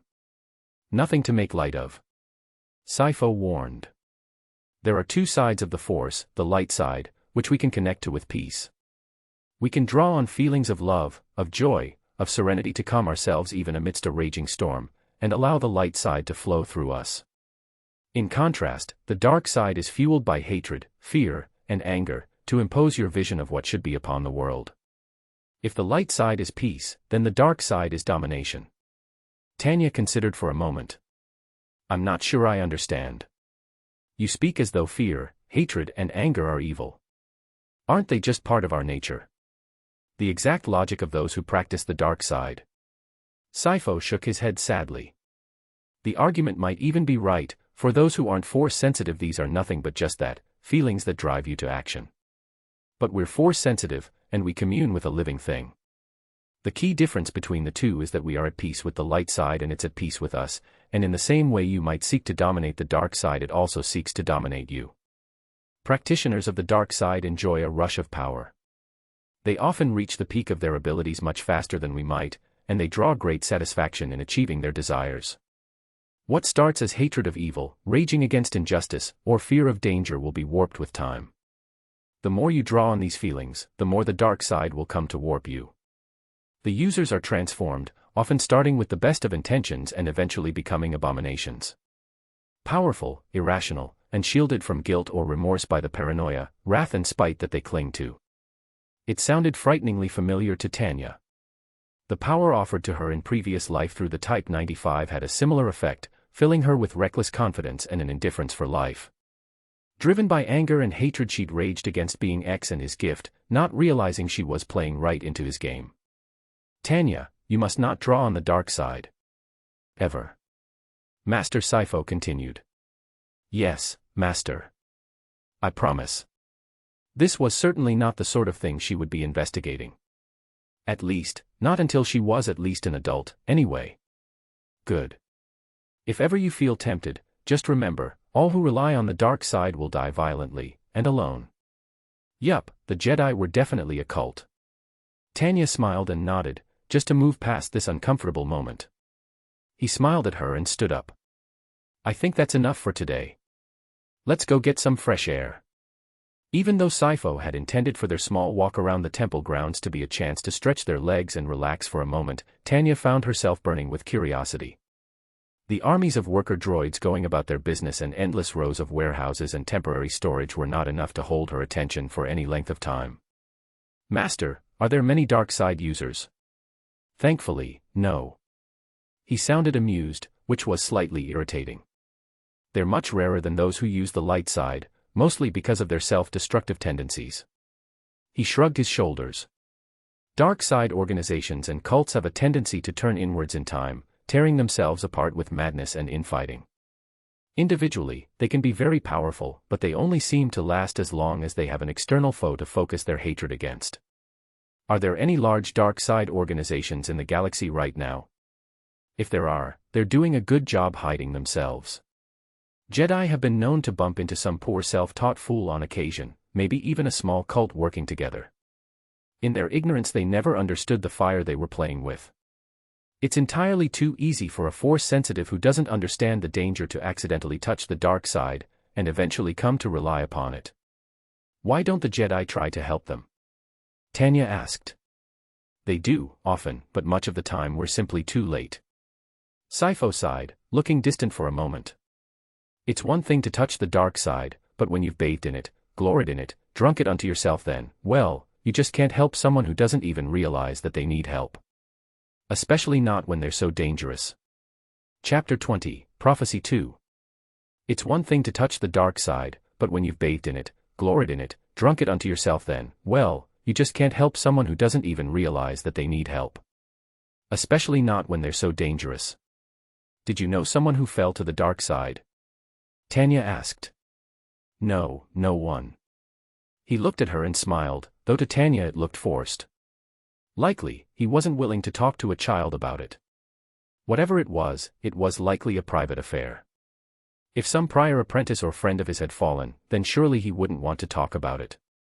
Picking up on his social cue, Tanya decided to leave that one alone. How do you fight people who use the dark side, if they're so powerful? That's something you'll learn as you get older. Right now you're a little too young to start lightsaber practice. Tanya almost rolled her eyes at that. Why don't I go ahead and ask you some questions? Sifo turned to look back at his student. What are you using the local holonet uplink for? I can see that you've accessed it every night you've been here, even after I've told you to go to bed. Looking down sheepishly, Tanya murmured. I've been researching. Researching what? History, mostly. But also different worlds, astrography, that sort of thing. You didn't mention weapons and starship manufacturing. Sifo crossed his arms. I mean, that's part of it. Tanya, I have administrator access to the uplink. I know what you've been reading. It's just. I'm curious, I guess. Tanya shrugged.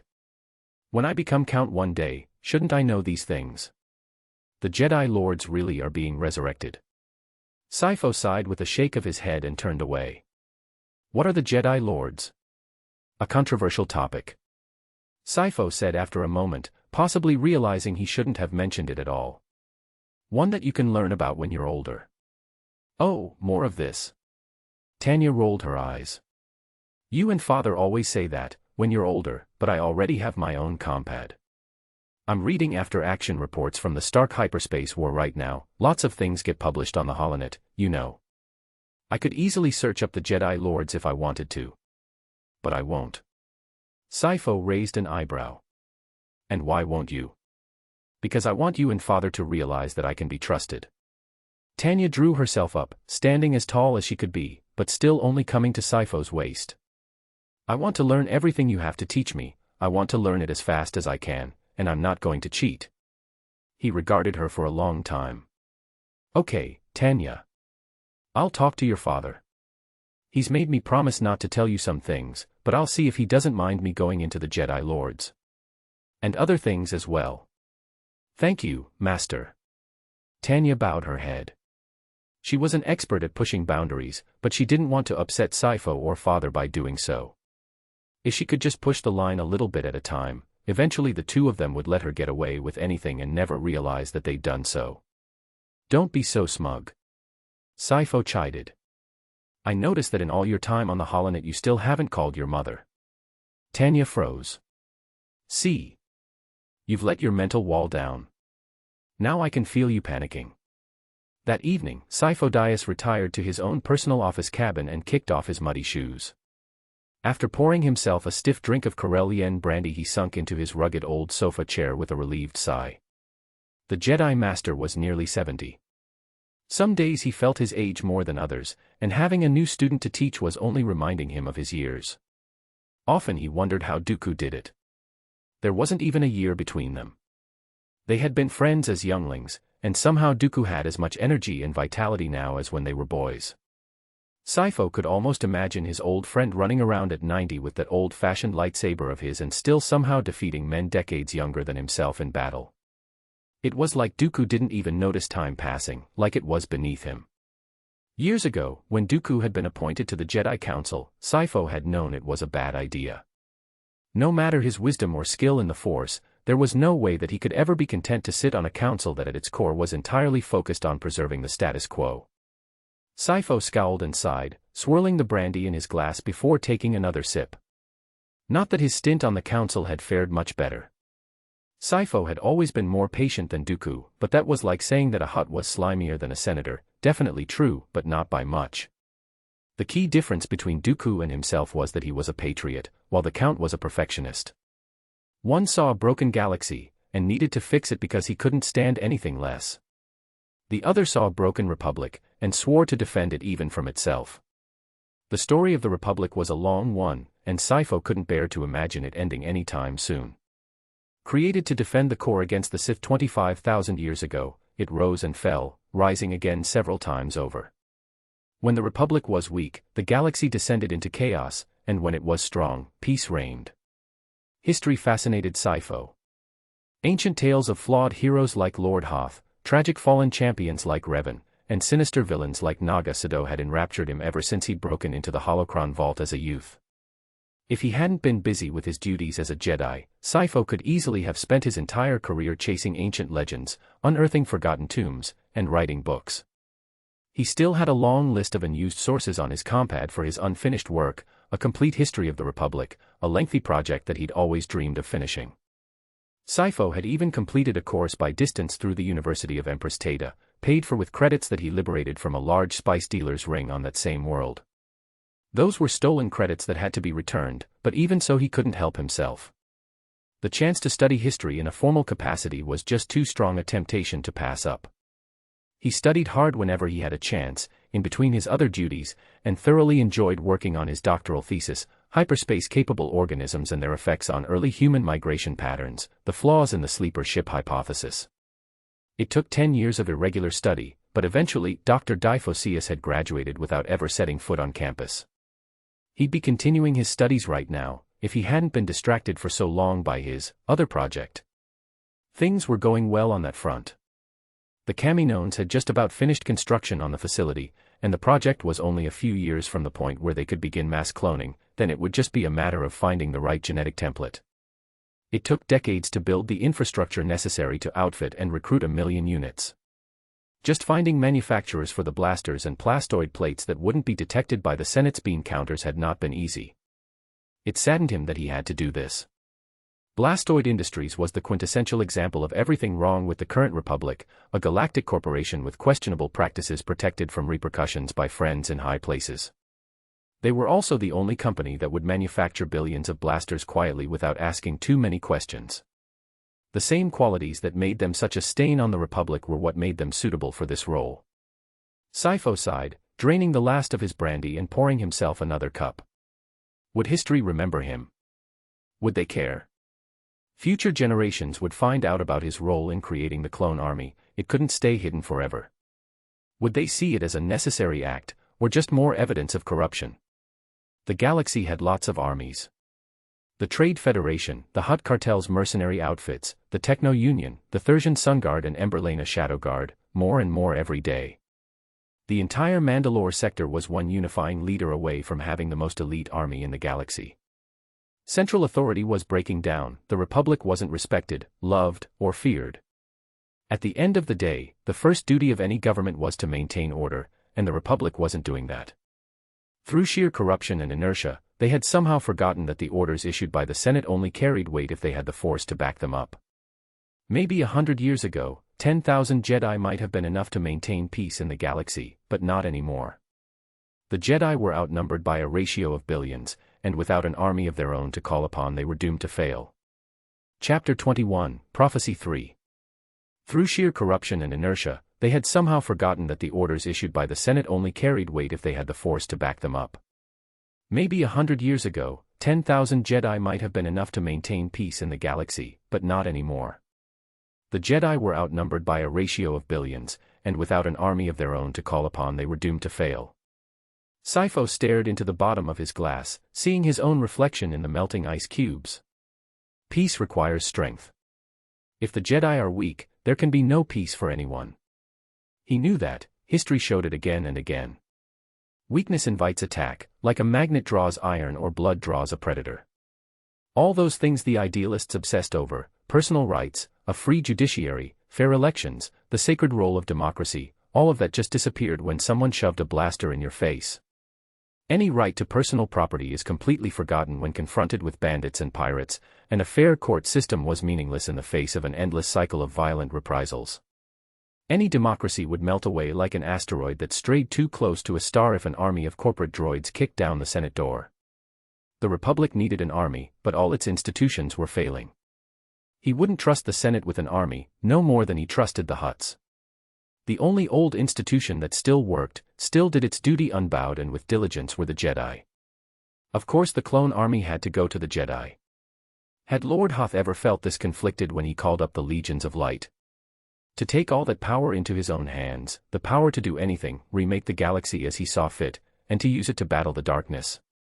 A Jedi Lord, not beholden to any democratic procedures, with a vast army of billions at his personal command, and no one anywhere that could possibly tell him no. Lord Hoth was a hero. He destroyed the Sith of his era and saved the Republic. A good man by all accounts, even if he had an explosive temper and didn't like compromising much. Hoth had been compassionate, brave, and cunning. Abrasive and stubborn.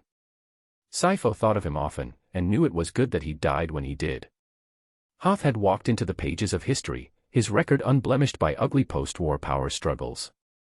Alone with his thoughts, Sifo Dyas stared at his tired, wrinkled face in the murky reflection of his Corellian brandy, and thought how strange it was that the past and future met in him. History was one of his interests, the other was prophecy. The Jedi Council despised prophecy. Some masters believed that its power lay exclusively in the retelling, that by speaking of it they made it true, or worse, by struggling to avoid it you made it certain. The trick to avoid prophecy, they argued, was to just ignore it. After all, if it was real, it would happen regardless of your efforts, and if it wasn't then there was no need to trouble yourself with it. The temple on Coruscant had a vault stuffed with prophecies, a veritable labyrinth of problems that those on the council simply chose not to think about if they could. Maybe they had a point. Sifo knew there were many prophecies that had not come to pass in that vault. If some on the council had its way, Sifo's prophecy would have just ended up collecting dust with the others. This prophecy had been different though. Not because of what it promised, but because of what it assumed. The child of the 20th Lost would tear the veil of deception open, and reveal the circling darkness once more. A single sentence, with a frustratingly unclear meaning. What was the veil of deception? Was it even about Tanya? She was definitely one of the children of the 20th Lost. Was it saying she would become a Sith? It couldn't be, she was so powerful, the living force clearly had great plans for her. Sifo shuddered to think of her as a new lord of the Sith. He hoped it really meant that Tanya would reveal some hidden cell of the Sith, but he just didn't know. All that he knew was that first speaking the prophecy brought a sensation like burning alive and starving to death at the same time. His skin seared too hot to bear, and his stomach gnawed at him, swollen and empty, eating itself. It only lasted a minute, but it stuck with him years later. Any who viewed his prophecy on the holocron it was recorded on reported the same thing. They all felt fire and hunger, absolute and complete agony. The exact meaning of it escaped everyone. Sifo had a suspicion that he almost was afraid to utter aloud. Fire and starvation, what could that mean but war? A new great war to divide the galaxy. Somewhere out there, potentially in the unexplored regions, a new Sith empire must be brewing. Sifo didn't have a lot of evidence to prove this, but his prophecy had presupposed the existence of the Sith. Tearing the veil of deception and revealing them to the galaxy meant they had to be alive and active right now. Similar things had happened before, with the Great Galactic War and the Cold War that followed it.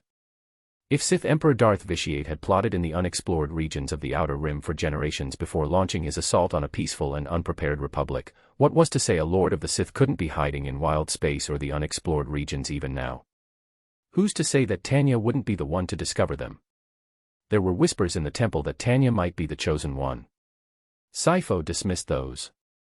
The prophecy of the chosen one clearly stated he would be born of no father, and Tanya definitely had one of those. Dooku, who was proving himself to be a very protective father, had told Sifo in no uncertain terms that Tanya was not to know about his prophecy, or any prophecy that hadn't long ago come to pass. Sifo understood the motivation, he really did, and he didn't even mind that Dooku was obviously very attached to his family, but in some ways it made it rather difficult to prepare his student for the coming storm. She needed to know about the Sith and the threat they presented, but she had to learn it in such a way that wouldn't frighten Dooku. Sifo stood up and took his now empty glass over to the sink, where a quick run through the sonic scrubber left it shining spotlessly. After putting it away he turned and headed back over to find his seat, before sitting cross-legged and beginning to meditate. He didn't have as much time as he'd like to these days. Between corresponding with Kamino, finding suppliers for the army and now teaching Tanya, Sifo was stretched thin. As much as he wanted to write his book, he had no idea where he'd find the... Oh. He opened his eyes. Now that was an excellent idea. Sifo jumped to his feet and grabbed his compad, before dialing in Dooku's number. The next day Sifo found Tanya waiting in the classroom for him, his arrival obviously anticipated eagerly. She was getting a lot better at shielding her mind, but her body language and facial expressions were incredibly easy to read. I spoke to your father last night, and he has agreed with me. Our lessons are moving too slowly. He smiled at her, and took out his datapad. With a few button presses he shared his notes with her. Normally it would be expected for a youngling to have to be taught skills like mathematics, reading and writing, and other foundational knowledge that everyone should learn. But you have already learned most of this, which means to keep your lessons moving at a pace that keeps up with you, we're going to do things differently. Rather than stay here in the temple, you will be accompanying me to various libraries, universities, and archaeological sites across the galaxy. Together we will write up a complete history of the Galactic Republic, Volume 1. Congratulations, you're my new research assistant. She looked at him like she didn't know if that was a good or a bad thing, and he couldn't help but smile. It was adorable just how easy Tanya was to read. Chapter 22, Negotiations I. 35 BBY. Count Dooku and his new Padawan stood in silence, looking out the transparisteel windows of the Duchess Palace to the rest of Sundari City. Everywhere men and women went about their daily lives through the window on walkways and roads, like ants following a routine. Sunlight shone down through the city dome, illuminating almost every corner of the city in an off-blue color. You think they have a curfew? Ventress asked.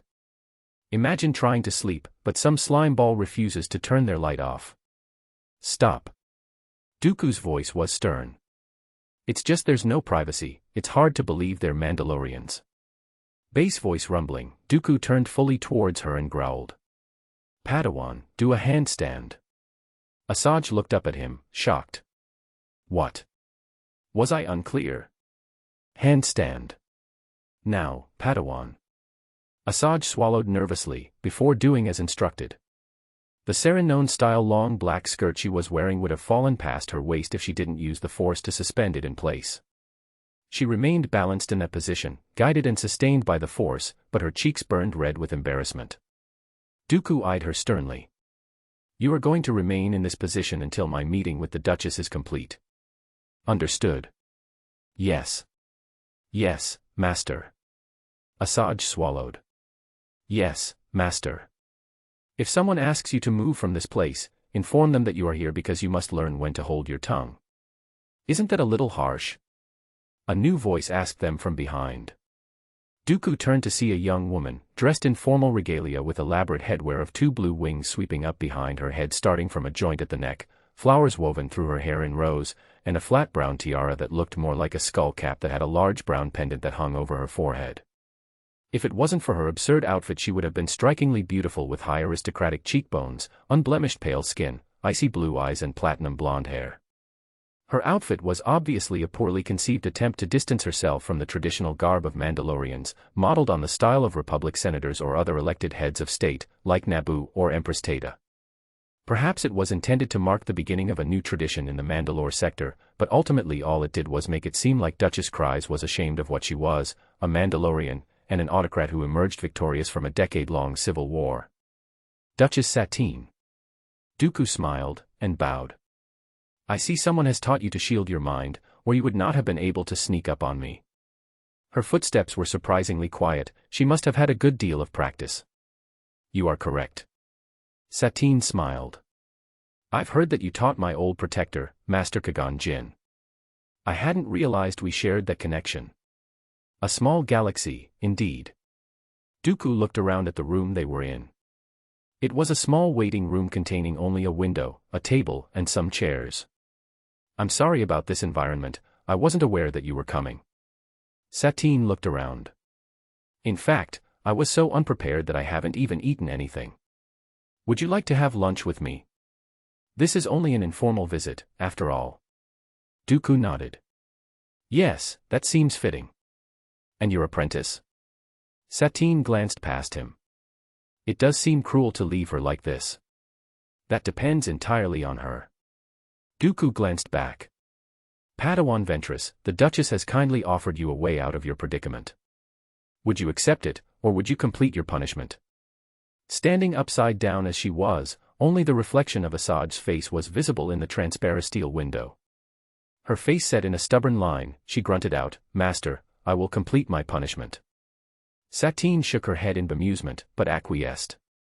As the two of them left the room she murmured, Jedi are strange indeed. The two of them were accompanied by showed his own knights if he thought this group of weirdo misanthropes was ready to meet any kind of big shots. This wasn't just a Life Day celebration. This was a Life Day celebration organized by the Count's wife, who was nobility in her own right. Kai suspected and warned the others to be on their best behavior, because there was definitely going to be plenty of very important sentience there. Kai was sure he was going to be spending all night rescuing his knights from conversations they weren't a little bit prepared for. As the YT-1000 broke atmosphere over Sereno, beginning its descent towards the palace, Kai stood up and turned to face his quailing men. With his hand above his head to hold the cockpit's door frame he spoke to them in a loud, clear voice. We're landing in just 3 minutes. Remember, be on your best behavior. That means eye contact, but not too much eye contact. If someone asks to see your lightsaber, firmly but politely say no. He paused before adding. If you're in over your head, or feel like you're in trouble just call out to me in the Force. I'll come save you. His knights all looked at him with mixed responses. Some of them looked grateful, relieved to know he'd be there to help, while others looked vaguely offended by the idea that he would be so worried about them. Priala just looked confused, while Asajj looked amused. Fair enough, he supposed. The loading ramp came down, and they all got their view of Count Dooku's spectacular palace. Kai knew the Count was rich, but the hundreds of meters of sumptuous, well-groomed gardens and pebble pathways really made clear just how rich he really was. Just in view Kai could see maybe a dozen water features, and 6 fin-shaped exterior buildings, each of which were like a mansion unto themselves that were dwarfed by the segmented central tower. The landing pad was so big it could probably take multiple cargo haulers. Currently there was a consular-class light cruiser already parked in the bay, which Kai recognized as Dooku's, and now their own YT-1000. Nervously, Kai led his force of Jedi up the main path towards the main building proper, hand occasionally fluttering towards his lightsaber but never quite touching it. A good example. He had to set a good example. Asajj came up to stand by his shoulder and pointed towards one of the entrances. Through here. The party's just downstairs, in the cliffside wing. Kai knew she'd been to the palace before, so he followed her directions. As they came downstairs, Asajj pulled ahead to be first through a large double door. Following behind her, Kai found himself in a wide hall with 2 rows of a dozen tables. The air was filled with countless floating artificial lights, and it took him a moment to realize they were actually small hovering droids gently and thoughtlessly puttering about. Over in one corner was what looked like a tiny rasher tree, though he didn't know if it was a genuine sapling or artificially grown for purpose. Wrapped around the barrel of the tree was a soft silk sash in brilliant scarlet, and all along it were hanging boxed presents on small metal hooks waiting to be unwrapped. In the middle of the room was a fountain of what Kai presumed was a non-alcoholic fruit punch due to there being several children present. The guests were all fancily dressed, and many of them bore the symbol of House Sereno, so he assumed they were the Count's extended family. "Oh, you're all here." A woman smiled and gently glided over to them. "I'm so happy you all accepted my invitation." Chapter 29, Life Day 2. In the middle of the room was a fountain of what Kai presumed was a non-alcoholic fruit punch due to there being several children present. The guests were all fancily dressed, and many of them bore the symbol of House Sereno, so he assumed they were the Count's extended family. "Oh, you're all here." A woman smiled and gently glided over to them. "I'm so happy you all accepted my invitation." She was presumably Lady Athamine, wife of the Count from the way he came over with her. Kai had never met her before, but was shocked at how young she was, at most in her mid-20s. Despite having had 3 children, she looked fantastic in an elegant gown of traditional Life Day red with a gilded fur mantle of some kind draped over her shoulders. Either she was naturally gifted, or motherhood had endowed her, because he almost had to tear his eyes away from the shape of her gown as it flowed over her chest. He knew there was an age gap between the Count and his young bride, but he almost couldn't believe how big it was seeing her in person. Dooku looked like he should be her grandfather. Asajj elbowed him, and he realized he had been staring awkwardly. He didn't mean to, and it occurred to him his gaze had been somewhat inappropriate from the way his boss was now glaring at him. "It's a pleasure to meet you, Lady Athamine." Kai hurried to introduce himself. "I'm Jedi Knight Kai Narek, and you've already met Padawan Asajj." "I have." Asajj stepped forward to smile warmly at Athamine, and touch her upper arm. "How are you feeling? How's Madal?" "Oh, she's doing very well. A little smaller than usual, but that's to be expected." "I'm doing well, too. Having a wet nurse is wonderful for a full night's sleep, but how are you doing? I see you have your lightsaber." Asajj smiled proudly, shifting to one side. The weapon on her hip was visible. "Yeah, I'm not supposed to show it off right now, crowded place and all that." "I'm so glad to hear it, congratulations. We'll have to make time later for you to demonstrate it for me." Athamine turned her towards the rest of the Jedi, and they all awkwardly introduced themselves one by one. Most of them even did a pretty good job of maintaining eye contact, with only a few obvious downward glances. Honestly, Kai was very proud of them right until the last moment when Priala was introduced. The diminutive Jedi Knight looked like she'd been run over by speeder hauling a dozen carriages of cargo, practically gaping at Athamine's breasts like she couldn't believe what she was seeing. After multiple seconds of silence and inaction, Kai stepped between the two of them to rescue Priala, smiling as charmingly as he could. "And that's our entire temple. Not many of us yet, but a foundation to build on." Dooku finished for him, stepping forward. "All of you, go enjoy this party my wife has prepared. You've all been working hard, and she has seen that. The new temple's collection of reprobates calling themselves Jedi Knights received the news that this was supposed to be a fun occasion and not a very difficult and serious duty with poorly disguised skepticism. They all shuffled off, only a few of them remembering to give respectful bows to their temple's master. Kai was about to leave to supervise them when Dooku called to him. "Not you, Kai, we have something to discuss." The Count led them away from the various barons and lesser counts that were currently attending the party to a small corner of the room with a view of the city below. Apparently even the underground sections of the palace were bored into a cliff face, meaning it almost didn't matter where you were on the grounds, the view was always spectacular. "Master, I didn't mean to be rude, I was just looking dash." "Yes, you were only looking." Dooku agreed, eyes narrowing. "And that is all you will ever do. I must speak with you regarding your time on Rat-Attack." Kai's stomach plummeted as he realized that he'd been found out, that his great shame would be revealed. 1,000 excuses gathered in the back of his throat, while questions ran through his mind. How? Why now? What do I do now?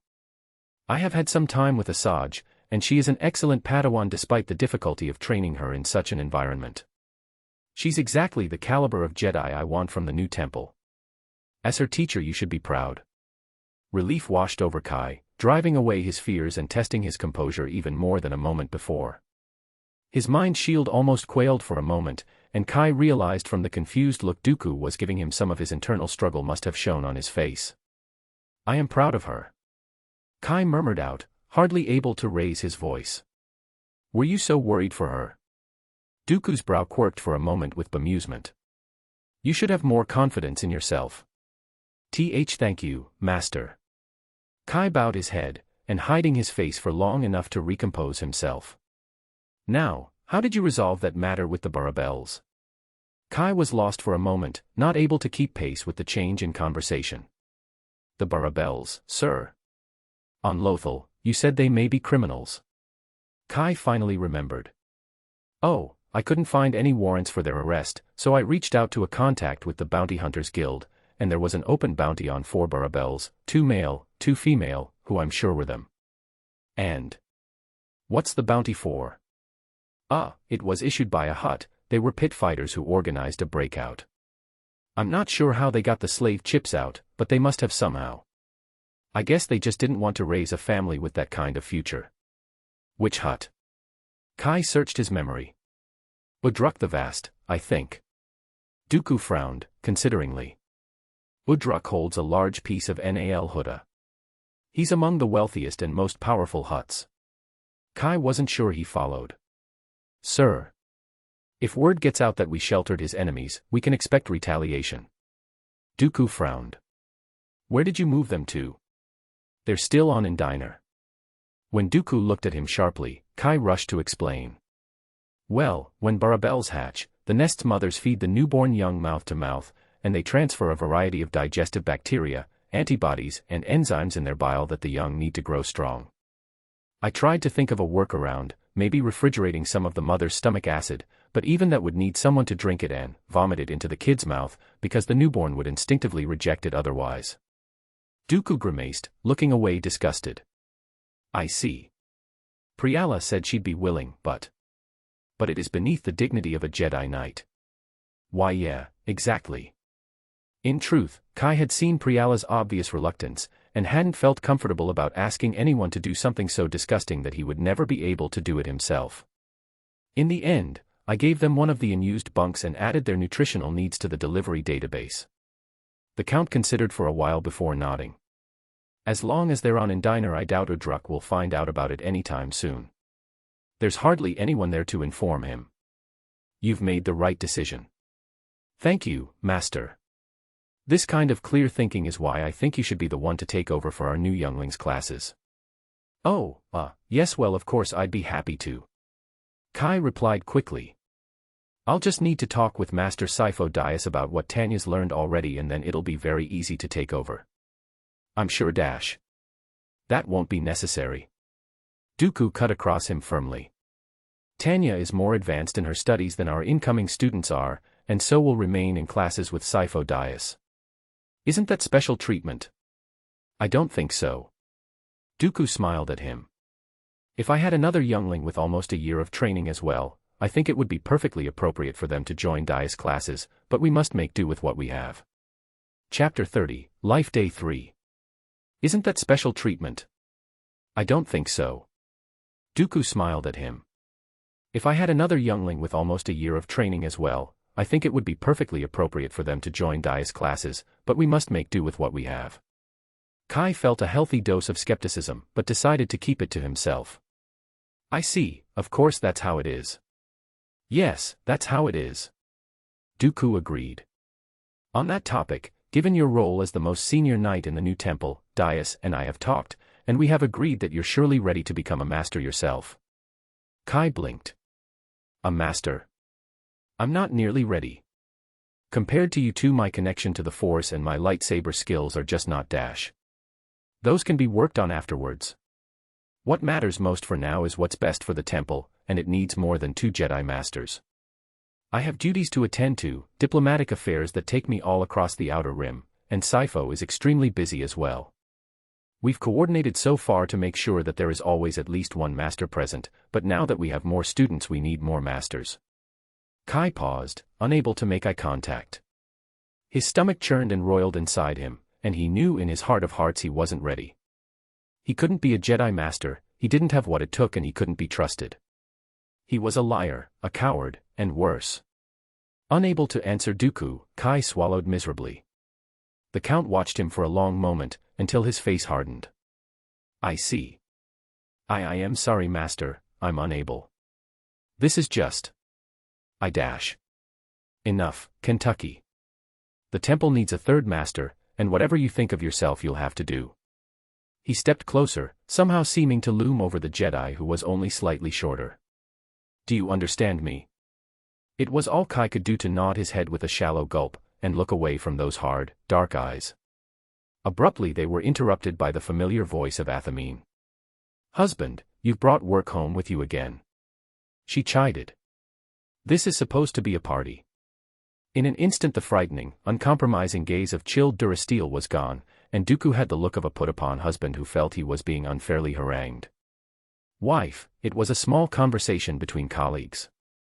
We can talk about work without it being work, you know. Athamine hadn't come alone to rescue Kai from Dooku, she'd brought Asajj with her. Obviously some of the tension of Kai and the Count's previous conversation had been visible to her, because there was an obvious look of concern on her face. Were you guys fighting? Asajj asked. Hardly. Dooku scoffed. In fact, I was telling Kai that he was ready to advance to the rank of Jedi Master. Really? Asajj stood straighter, an excited smile alighting her face. Is that true, Master Kai? When he saw that bright look on his former student's face, Kai knew he really wasn't in a position to refuse any longer. Unable to disappoint his adopted daughter in front of him, and afraid to upset the powerful man behind him, Kai was well and truly trapped. The decision had been made for him, all he could do was try to make it work. Yes, Padawan Asajj. It's true.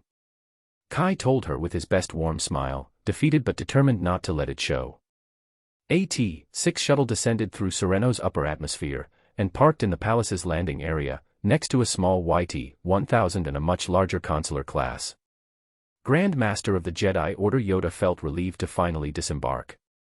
He was old, and didn't enjoy traveling much anymore. With the help of the Force he could force his old bones and worn joints into graceful leaps and bounds, though he would feel it very badly afterwards, and the Force could do nothing to help him with the discomfort of a bad that wasn't his own and a 12 hours hyperspace jump. At least the T-6 was large enough that he could move about the cabin freely. The tapping of Yoda's cane as he stepped down the exit ramp was accompanied by the clipped stride of 2 human men in soft-heeled boots, and the gentle padding of another member of his species, Yaddle. The 3 of them, Jedi Master Yaddle, Jedi Master Qui-Gon Jinn and Padawan Obi-Wan Kenobi accompanied Yoda for this long journey, all on explicit invitation from their host. It had been a surprise to all of them, to receive an invitation to a Life Day celebration of all things, a decidedly consumerist holiday that the rest of the council did not approve of. Well, Yoda decided to go anyway, giving the reason that it was as good of a time as any to check in on Jedi Master Dooku and the new temple. Yoda always had a soft spot for younglings. He knew that they needed to be taught discipline, and obviously rewarding them for nothing would teach bad habits, and that the Jedi had no real truck with an occasion that on Coruscant served no real purpose other than to satisfy the gaping chasm of bottomless corporate greed. The Council knew it, Yoda knew it, the Jedi Order absolutely knew it. There was no need for something as shallow and vapid as Life Day. It was just that, well, Yoda loved it. He absolutely loved this day to bits. He was of the opinion that a celebration of any occasion was a good idea, and this one in particular happened to be an excellent excuse to spoil a good child. Shopping for gifts for Tanya, Kent, and Madal had been a little tricky. He hadn't met them yet and wasn't sure what kinds of toys they would enjoy, but he was sure that he found something for each of them. Ahead of him, from the palace emerged Dooku carrying his son Kent, and his beautiful young wife Athamine pushing a hoverpram with little Madal inside. Behind them, wearing a cute lilac evening dress, but with a black cape and silver chain like her father, was Tanya. The overly serious expression she wore and the way she carried herself with her back straight, chin tilted up, chest puffed out, and attempting to walk in his confident, unwavering strides made it clear that even at this young age she was looking to her father's example. Grand Master Yoda, Master Yaddle, and Kagan, it's good to see you all. The Count smiled and radiated confident feelings of welcome in the Force. And it's good to meet you as well, Obi-Wan. Kagan mentions you often. Thank you, Master. The boy bowed in a formal manner that didn't quite fit the occasion. I shall have to introduce you to my own Padawan. I'm sure there'll be time later or in the morning. Dooku turned his torso so the small boy he was carrying faced the newcomers. This is Kent, my son, and in the prem there is Madal, my daughter. Looking slightly left out, Tanya stepped forward to stand at her father's side, but her mother grabbed her shoulder and gently tugged her away. This is Tanya. Athamine said, placing a hand on her daughter's head and smiling. With their greetings exchanged, the family led them all downstairs to where the party was being held, and Yoda was pleased to see plenty of other younglings present as well. None of them were from the new temple. Most of the children seemed to be the Count's extended family, nieces, nephews, and the like. I thought the temple had been recruiting younglings. Yaddle asked what Yoda assumed all the Coruscant Jedi had been thinking. We have, but almost none of them are at the temple yet. Dooku explained. Starting next year we're expecting 30 new students to be staying with us. And their age? Your previous reports mentioned that many of them were older than we would usually accept. Yaddle continued to prod. The oldest is 13 by Coruscant years. Dooku assuaged, with what Yoda knew to be manufactured certainty. Too old. Yoda declared, tapping his cane more loudly on his next step. Attached to their parents they are. I make do with what I have, Master Yoda. Dooku replied. The temple hasn't even completed construction, yet. At least allow us to open our doors before condemning us as radicals. Yoda harumphed in disapproval, but knew better than to keep arguing. Dooku was at least as stubborn as any Jedi the Order had ever produced, so pointing out the danger of his students already being attached to their parents would only make him dig his heels and more when his pride was on the line. Chapter 31, Life Day 4. Yoda harumphed in disapproval, but knew better than to keep arguing. Dooku was at least as stubborn as any Jedi the Order had ever produced, so pointing out the danger of his students already being attached to their parents would only make him dig his heels and more when his pride was on the line. If you wish to see how our students will be taught, speak to Tanya. She is our first youngling. I will. Yoda declared. What he didn't say was he wouldn't do so when her father was there to intervene on her behalf. Yoda could already tell in just the few minutes since meeting her that she was in far too much of a hurry to grow up, but there would be time later that evening to speak on the subject of prophecy, and get a better sense of her. Before more words could be said, the conversation was interrupted by a droid suddenly arriving and beeped out a short sentence in binary. Dooku's eyebrow shot up in confusion. Another guest. He looked at his wife.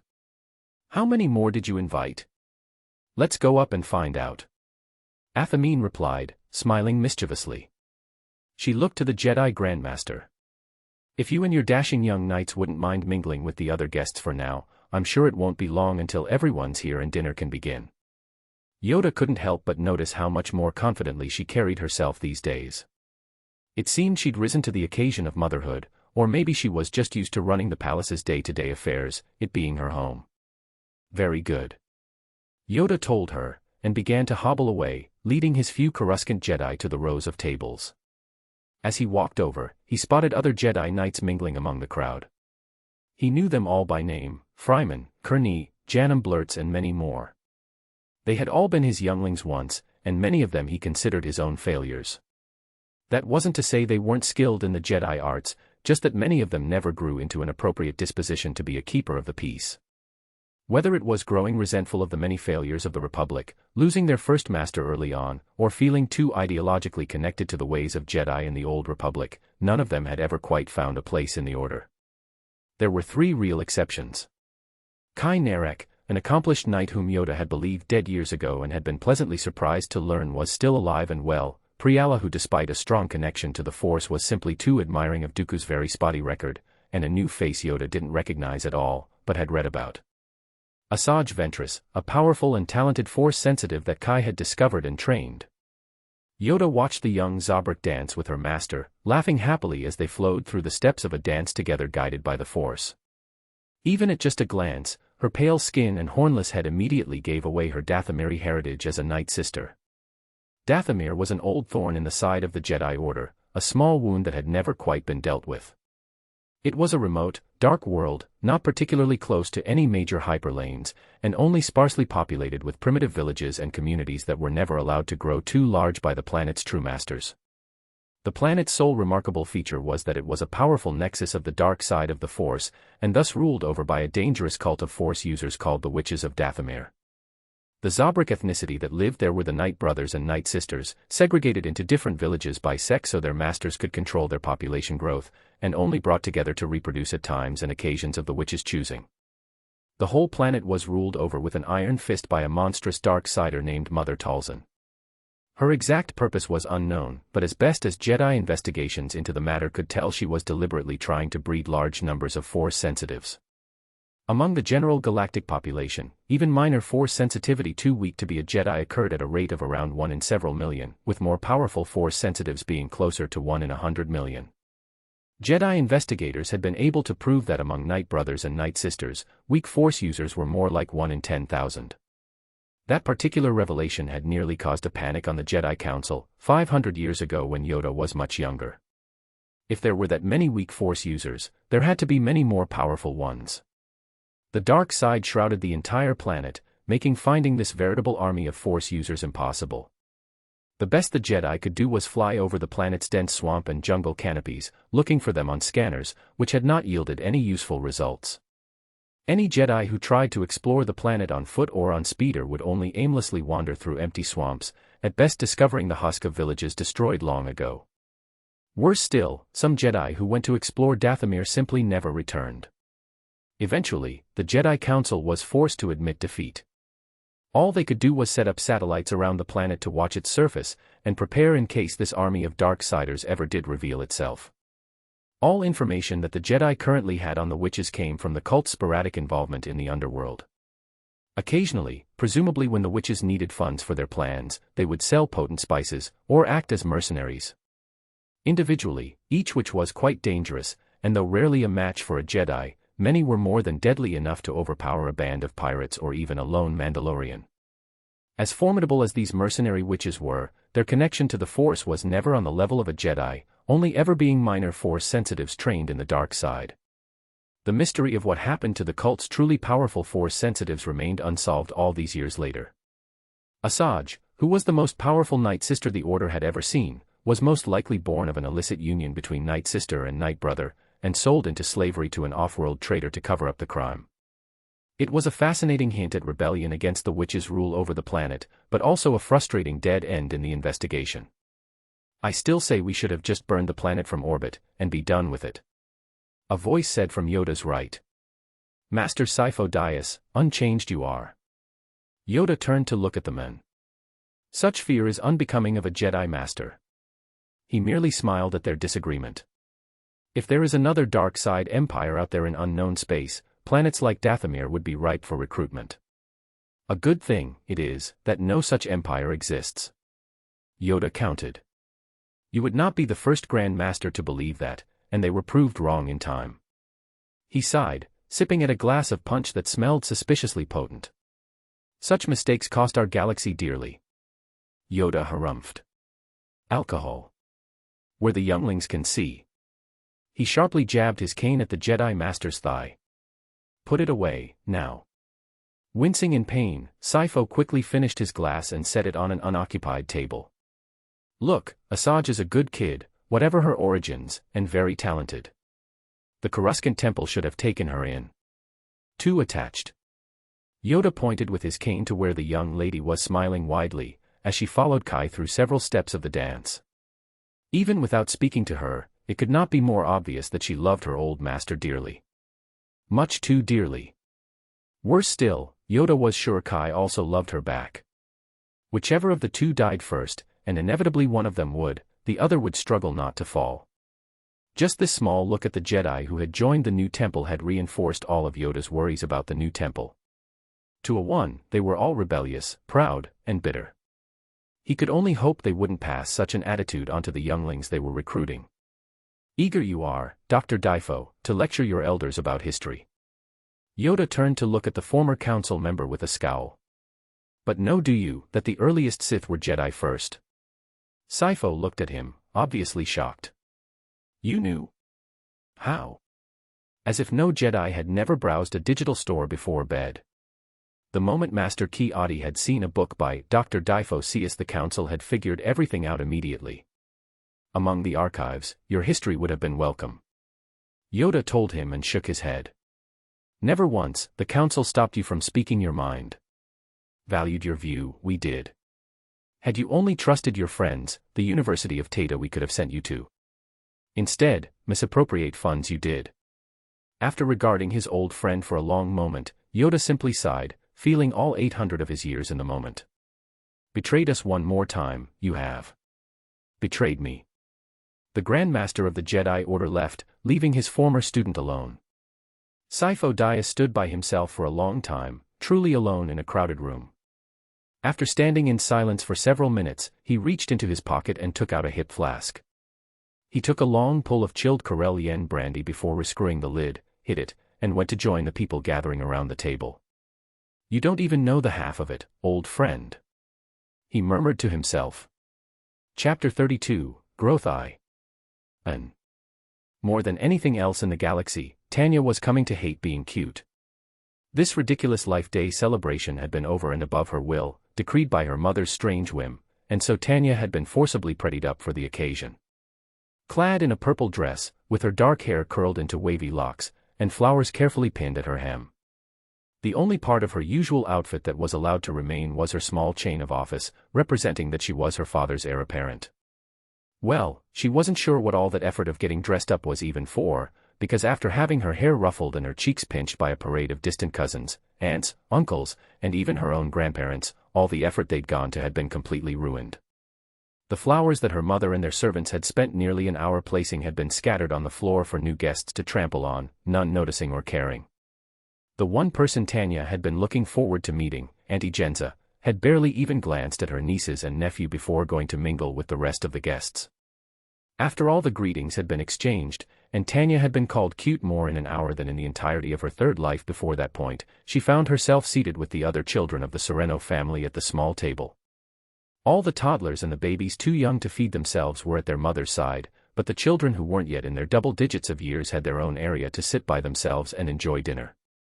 Surrounded by her cousins, and one slightly older boy who she had discovered was actually her nephew, Tanya found herself isolated from her own family and even the Jedi of the new temple.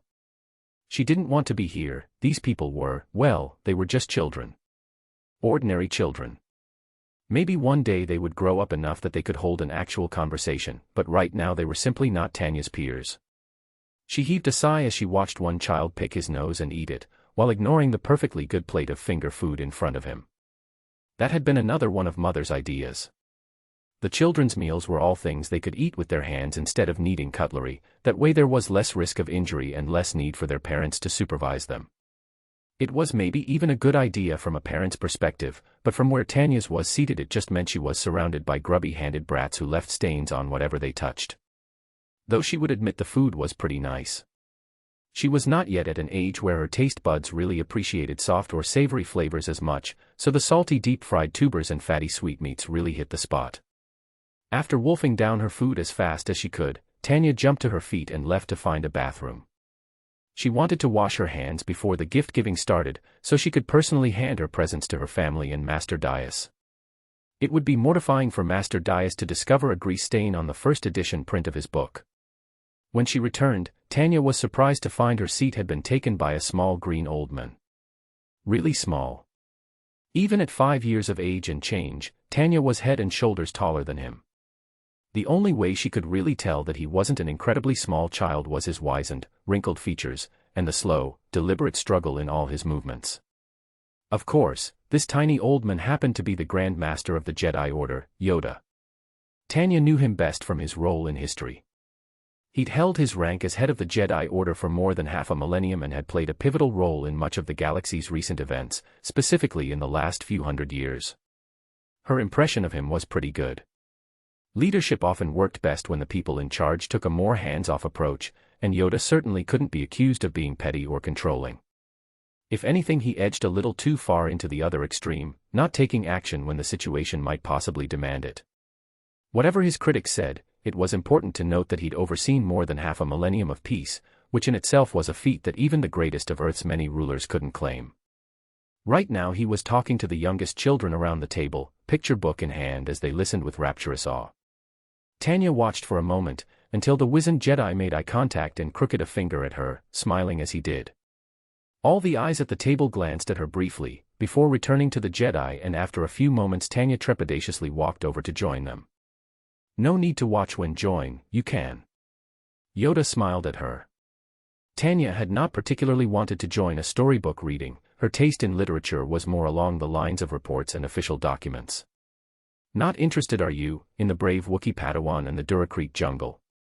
The book in his hand was almost certainly a piece of pro-Jedi propaganda aimed at younglings, but Tanya hadn't meant for her cynicism so visible on her face. "I'm fine, Master," Tanya answered, lowering her head. "Please, continue the story." It was probably a fine children's story, even if Tanya couldn't quite appreciate it. The drawings of Coruscant cast the city in a romantic and mysterious light, full of discoveries and strange places, as well as being dangerous and exciting. Many of the sentences rhymed, and it even found a good moral message in balancing the competing virtues of obedience and personal initiative. She appreciated it, even if she didn't enjoy it much. "Glad you enjoyed it, I am," Yoda said to her, a smile tugging at the corner of his lips. "A favorite of your father's, it was." "Father? My Padawan, he once was." Yoda quirked a smile. "Before that, I train all the temple younglings." Tanya hadn't known that her father had such a close relationship with such an important figure. She opened her mouth to ask another question, but was interrupted by one of her cousins. "Can you read another story?" the little boy asked. "Of course," Yoda answered, but then paused. "Perhaps later." He pointed with his cane over to where many of the adults were beginning to crowd around the Rasher tree, including Tanya's parents. "About to begin, gift-giving is." Excited murmurs ran through the children, and eyes shining, they all quickly rushed over to join their parents in a semicircle. Tanya lingered for a moment, understanding that it would take some time to sort through all those gifts and distribute them. She wanted to talk to Master Yoda while she had the chance. He was the only one who could really answer some of her questions about the Jedi Order. As a whole, the organization felt rather cultish to Tanya, but individually she rather liked the members she had met so far. Talking to someone high up in the Order might reveal a lot. "Not eager for your gifts?" Yoda asked her. "I am. I just wanted to talk for a moment while there's still time." "Curious about your father, are you?" "Well, yes, but only among other things." Tanya nodded anyway. The Grandmaster smiled at her. "Well, come sit with an old man for a moment." Actually, a bass voice interrupted them, and Dooku stepped forward. Tanya's mother was just about to start handing out the presents. Yoda looked at her father for a long time. "I see. That's how it is." "Yes. That's how it is." Dooku agreed, putting a protective hand on Tanya's shoulder. The two made extended eye contact, and even Tanya could feel the rising tension between them.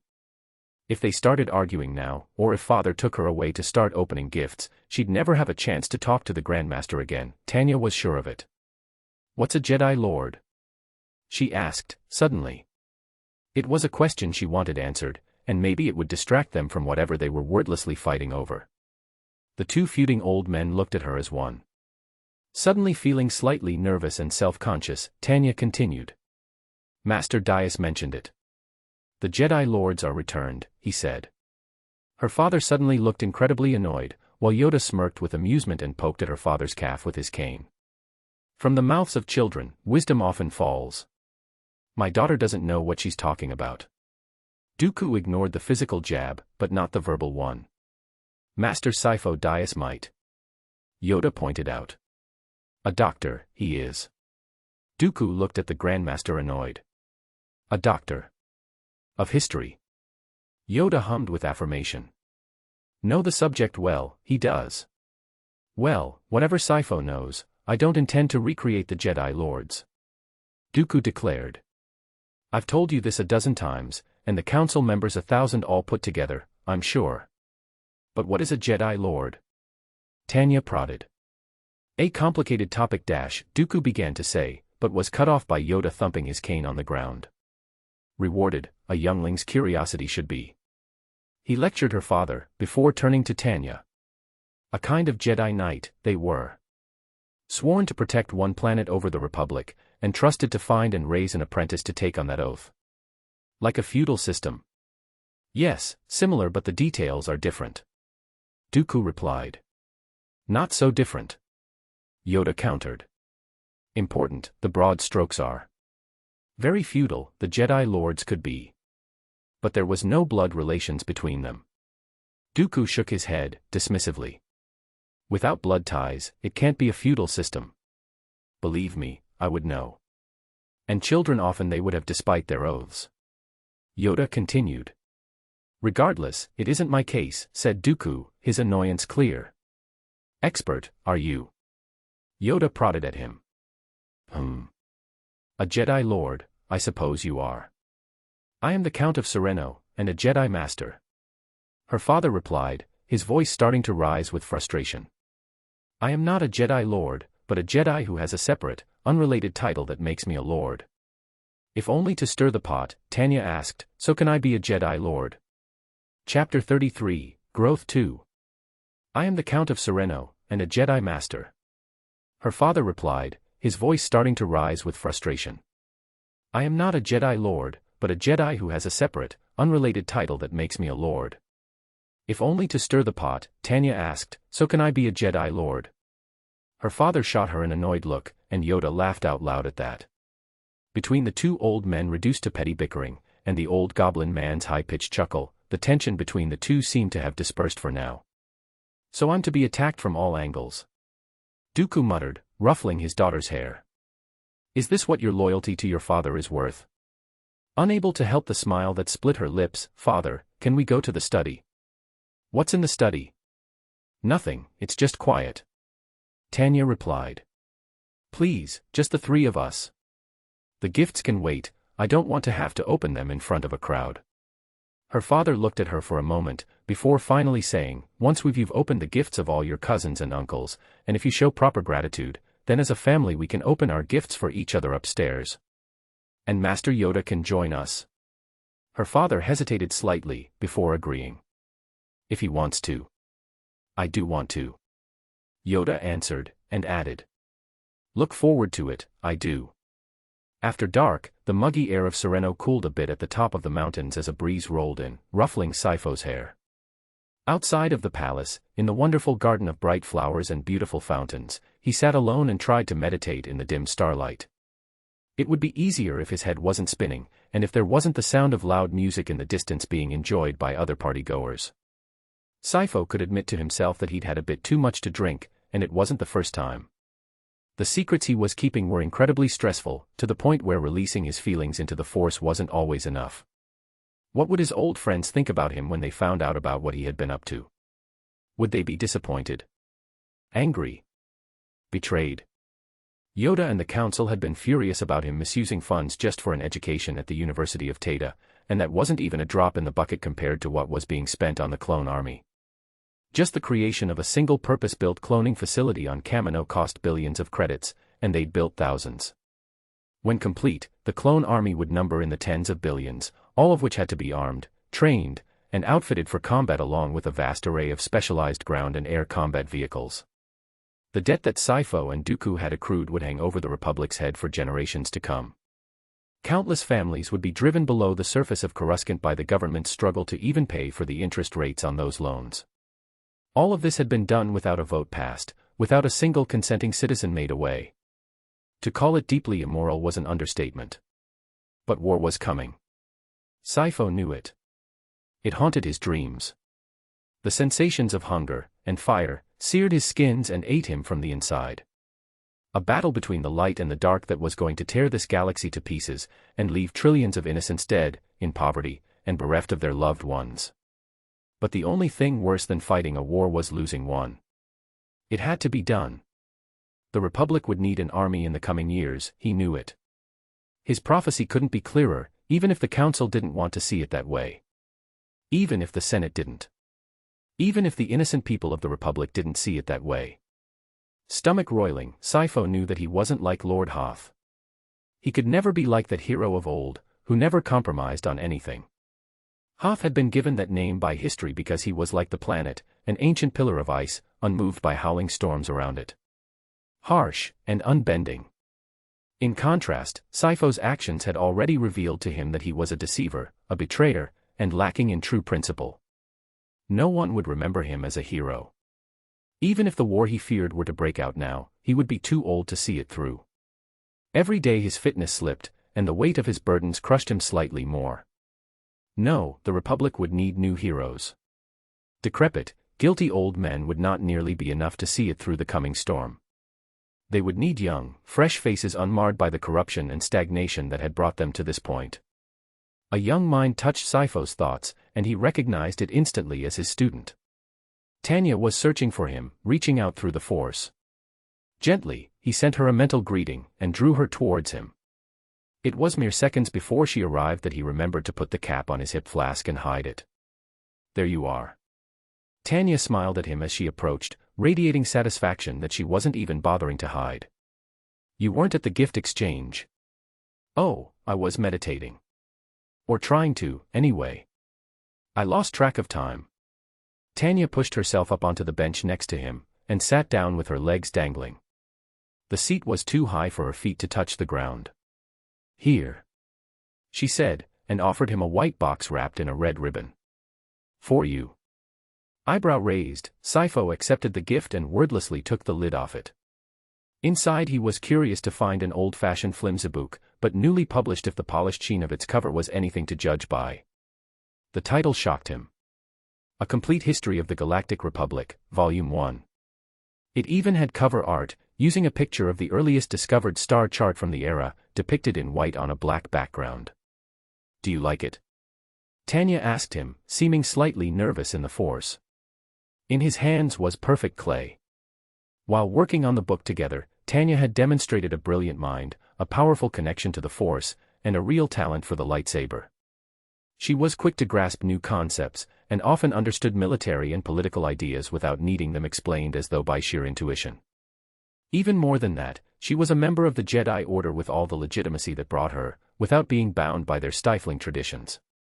She was from an incredibly influential family, and would be raised into connections and contacts all across the Outer Rim. He couldn't ask for a more perfect vessel.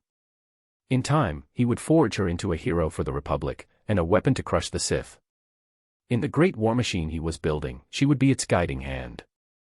Future generations would forget Jedi Master Sifo Dyas, but they would judge Tanya of House Sereno. Tears welled in his eyes, and before he could stop himself he pulled her into a hug. She was shocked in the Force at first, before hugging him back and seeming slightly disappointed. She sniffed. You've been drinking. I'm sorry. Master, you're heavy. I'm sorry. He swallowed, and pulled away. Tears rolled down his face as he stood up and took out a handkerchief. He blew his nose and wiped away the tears, before turning to bow to her. Thank you. He told her. It's a wonderful gift. In the Force he felt the bemusement radiating off of her with a touch of disapproval for him, but there amongst the rest of it all was love. Anything that was sent to war could not be expected to return. Not warships, or blasters, armors, or people. No matter how finely crafted, or carefully prepared, all of it was merely fuel for the fires of war. Battle consumed everything it touched. The word betrayal didn't even describe a fraction of his crimes. A tenth of it, a percentile. Sifo would damn his own student with horrific purpose. He was going to build her up, only to commit her to destruction. She would not end the coming war without her own scars to bear. Head spinning, sick to his stomach, he turned and threw up in the garden. Acid burned his throat as he wiped the bile from his lips, and she looked at him disgusted and concerned. "I'm sorry, Tanya, but I think I've had a bit too much to drink." "I think so, too. I'll just go to my room and sleep it off." "That's a good idea. Let me just call one of the dash." "Have a nice night, Tanya," he told her again, and walked away with her book tucked under his arm. "Have a good sleep," she called after him. "I will," he yelled back. Despite his promise, Sifo didn't get a wink of sleep that night, and his stomach never stopped churning. Chapter 34, Growth 3. Still slightly worried, Tanya quickly sent a message to M8, ID via her compad, asking the droid to make sure he made it to his bedroom that night. Then she went to join the family in her father's private study. Passing back through the party hall, she saw that after the gift exchange most of the families had cleared out. The Jedi of the new temple, who had initially seemed particularly tense, seemed to have relaxed a bit, and were scattered across the room chatting with the remaining guests. Jedi Master Yaddle seemed to have a small crowd of them with her, and they were all engaged in some apparently very engrossing conversation. Jedi Knight Kai Narek was talking to Obi-Wan and Asajj, demonstrating the different dueling advantages of a lightsaber with a curved hilt, as opposed to one with a straight grip. Tanya had yet to master Shiicho, let alone graduate to knighthood, so it was all a bit above her head for the moment. As she left the hall and made her way upstairs to the study in the central tower, she received a ping M8 confirming that Sifo had made it to his room. Relieved, Tanya pushed open the door and stepped into the room. Her father and Master Yoda were both seated, sitting in slightly tense silence while waiting for Tanya and her mother to arrive. "Did Sifo like your gift?" Dooku asked her. "Tears of joy," Tanya replied, feeling a small amount of pride. He was a bit drunk at the time, so probably the most receptive possible audience, but he'd been so happy that he hugged her. It was practically the only time Tanya had seen or heard of a Jedi doing that, honestly. Only her father was ever so affectionate. Sifo must have really loved her gift. Dooku nodded, smiling slightly. "I thought he would like that." "Knew about his work, did you?" Yoda asked. Tanya found her seat. "I was his typist. He dictated the book and I wrote it down." Yoda hummed, and leaned back against his chair. "Capable of that, few younglings are." "Talented, you are." "She is." Dooku agreed. "Sifo has been training her well." "Agreed you did, not to train her yourself," Yoda said. "But the worries I have of you, I also have of Sifo. The reason you gave for me not to train her was not that you disapproved of my views," Dooku replied. "What was the reason?" Tanya cut in. "I know that you agreed father shouldn't train me, but why?" "Strong attachments are dangerous for a Jedi," Yoda answered. "The Force mirrors our feelings back to us. Grief, healthy and natural, becomes despair. Anger at those thought responsible. Fear of losing loved ones again. Hatred of those who might take them away. A great test of any Jedi, losing a loved one is." "But Master, you're 800. Tanya pointed out. "And you told me you trained the temple's younglings. Surely you've lost more loved ones than practically any sentient alive." The room fell silent, and Yoda's expression changed. For that moment he looked like a sad, lonely old man. "Tanya, that's a very personal question," Dooku warned. "Sorry, I didn't mean to be rude," Tanya said quickly. Yoda held up a hand to forestall her. "Fine, it is. Many times, that question has been asked. A test I've faced many times. Accept it, I have. My species, long lived. Long ago, understood that I would grieve many times in the future. Practiced, I have become." For a moment Tanya felt sorry for him. It could not have been easy to raise up so many children, to see each and every one of them inevitably die and fade from memory. The record of them would still exist, but the relationships they had and the real experiences they shared would all disappear in time. It occurred to Tanya that as a living historical artifact Yoda would be a treasure trove of knowledge. Thinking of the inevitable passage of time, her eyes drifted over to her father, sipping at his brandy. He was already in his 70s, and in absolutely incredible shape for such an old man, but inevitably his health would wither away. Would his mind go first, or his body? Eventually, Tanya would have to help her mother bury her father. It was a sobering realization. Looking back across the room, she noticed Yoda watching her sadly. He didn't say anything, but for just a moment he opened his mind to her and shared his feelings. Understanding, assurance, and peace. What was the old saying? When times are good, children bury their fathers. When times are bad, fathers bury their children. Yoda had buried countless children. Tanya offered him her own meager assurance and understanding, and the master gave a shallow nod before breaking off the connection. An entire conversation had been had, without a word spoken between them at that moment. The door opened, and Tanya's mother came in followed by a droid pushing a hover dolly. "Sorry, I'm late. I just put Madal and Kent to bed, and he was being difficult. That boy has far too much energy." Dooku smiled, shaking his head. "You were the same," Yoda said. "A more rambunctious child, the temple has not seen before or since." It would be beneath the Count's dignity to roll his eyes, but Tanya was sure in that moment that he came close. She smiled, and spoke up, "Did father get in trouble often?" "Constantly." Yoda harumphed, then pointed his cane at Tanya. "Take after your mother, you must. Too well behaved, you are." "Oh, Tanya has her moments," Athamine said. "The incident with the Trade Federation picket was exactly like the sort of thing it sounds like my husband would have gotten up to once." After relaying the story of Tanya. "Heard this story? I have not." Athamine quickly told the tale, and as she did Tanya found her cheeks growing pink with embarrassment. At the time it hadn't seemed like a strange thing at all for her as the heir apparent to inspect her world's defenses, but the way her mother framed the story and the way Yoda chuckled through it while her father smiled fondly left Tanya feeling strangely self-conscious. After that story, Yoda told one about how Dooku broke into the holocron vault on Coruscant as a boy, which the Count then one-upped by telling his old teacher of various escapades he did actually get away with. Including the time he and Sifo hijacked a speeder to see the Undercity, and returned it before anyone found out.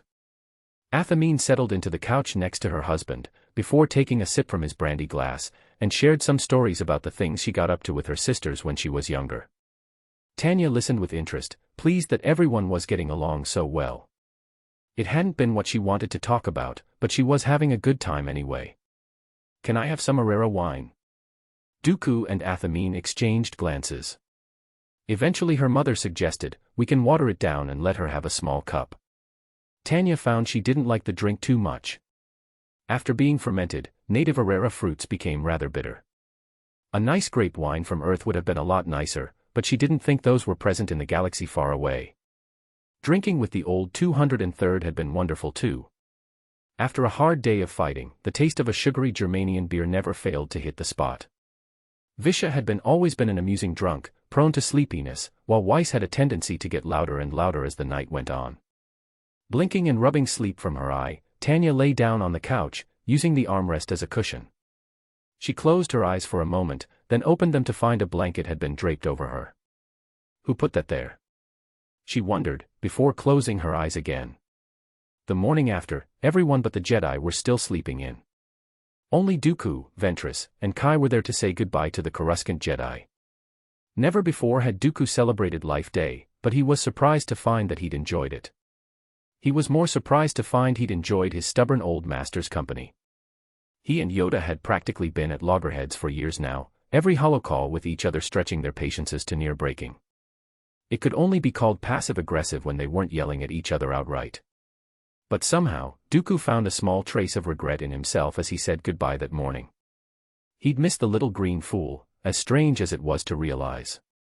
Yoda said to Dooku in a lowered tone, "Approve of the new temple, I do not. But if anyone can make it work, it's you." Then he hesitated, before adding, "A good child, Tanya is." Raising her well, you are. Of course, Yoda couldn't help but take a parting shot at his former apprentice as he headed up the ramp. Neglect your other children, not. Of course Dooku wasn't going to neglect Kent or Madal. Reaching out in the Force, Dooku found his 2.5-year-old son starting to stir awake. Kent was surprised and confused, at something. Dooku was curious at what, until to his shock he felt his son awkwardly, clumsily reach back to him in the Force. 2 Force-sensitive children born to the same family was just incredibly unlikely. The likelihood of it happening was absolutely astronomical, and clear evidence that the Force was at work in his family. Surprised, and slightly worried, Dooku hurried to the side of his still dreaming daughter Madal, and felt her mind through the Force. Perhaps unsurprisingly at this point, Madal's mind just barely brushed against his as well, and Dooku shook his head in disbelief. Jedi weren't supposed to have children, but it had been known to happen. Among 10,000 members of the Order, inevitably a few young men would find their way into a brothel. The children born from such a union were known to be more likely to touch the Force, but not massively so. Ki-Adi-Mundi in particular had multiple children due to his species' need for fathers, and none had been strong in the Force. Despite the strange situation, Dooku felt a surge of fatherly pride. Clearly the Force itself intended great things for his family. Chapter 35, Whisper's Eye. Tanya's eyes fluttered open at the sound of her alarm, and she blinked blearily at the darkened roof of her bedroom. Groggily she groped about in the shadows until she found her chronometer, and rubbed her fingers against its surface as she searched for the button to turn the alarm off. Once again her room was silent, except for the rustling of her pajamas brushing against the bed sheets as she stretched and yawned. Finally she sat up, her long dark locks, a shade lighter than black, fell down around her shoulders. Now awake, she reached out in the Force, deliberately and gently flicking the lights on before heading into her en suite bathroom. A few minutes later she emerged from it, changed into her practice robes with a toothbrush in one hand, and a hairbrush in the other. Once her hair was free of knots, and her teeth free of plaque, she bent over to pull on a pair of soft-soled boots, before climbing out the window. The morning air at the top of the mountain ruffled her wavy locks, and she dropped several stories down to the ground floor with feather-light grace. Assisted by the Force, she landed soundlessly in a gentle crouch, before standing and walking through the garden. Tanya wasn't the first to arrive at the flat square of grass set aside for exercise and play. Asajj was already there, waiting. She was dressed similarly, in slightly loose Jedi robes fit for exercise, a mix of black and brown colors that the new Temple Jedi tended to prefer. "Good morning." Asajj called out, picking a bit of sleep from her eye. "Good morning, where's Father?"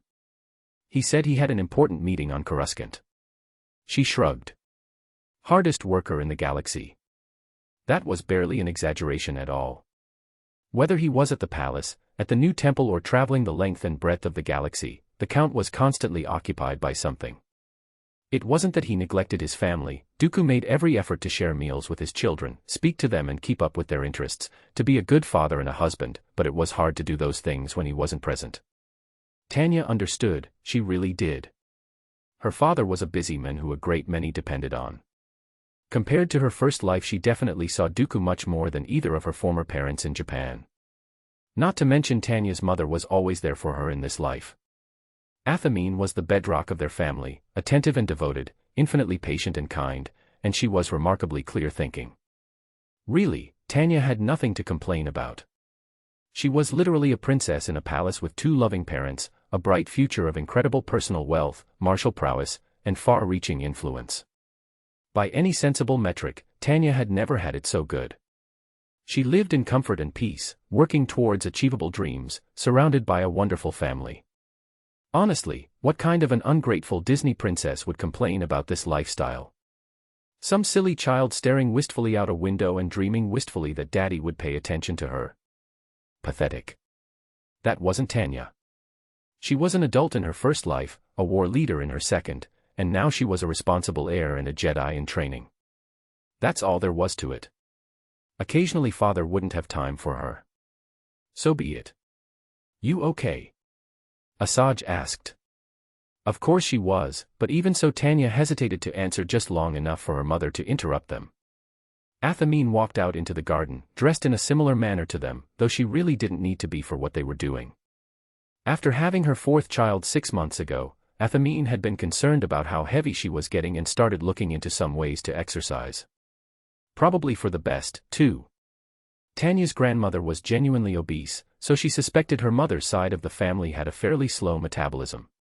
Tanya's father, looking for more ways to spend time with his family, had asked her mother if maybe she'd like to start learning lightsaber forms in the morning, and so this had become something of a normal ritual. Honestly, watching her mother slowly move through the basic shurcho forms with a wooden sword reminded Tanya of a scene from her first life.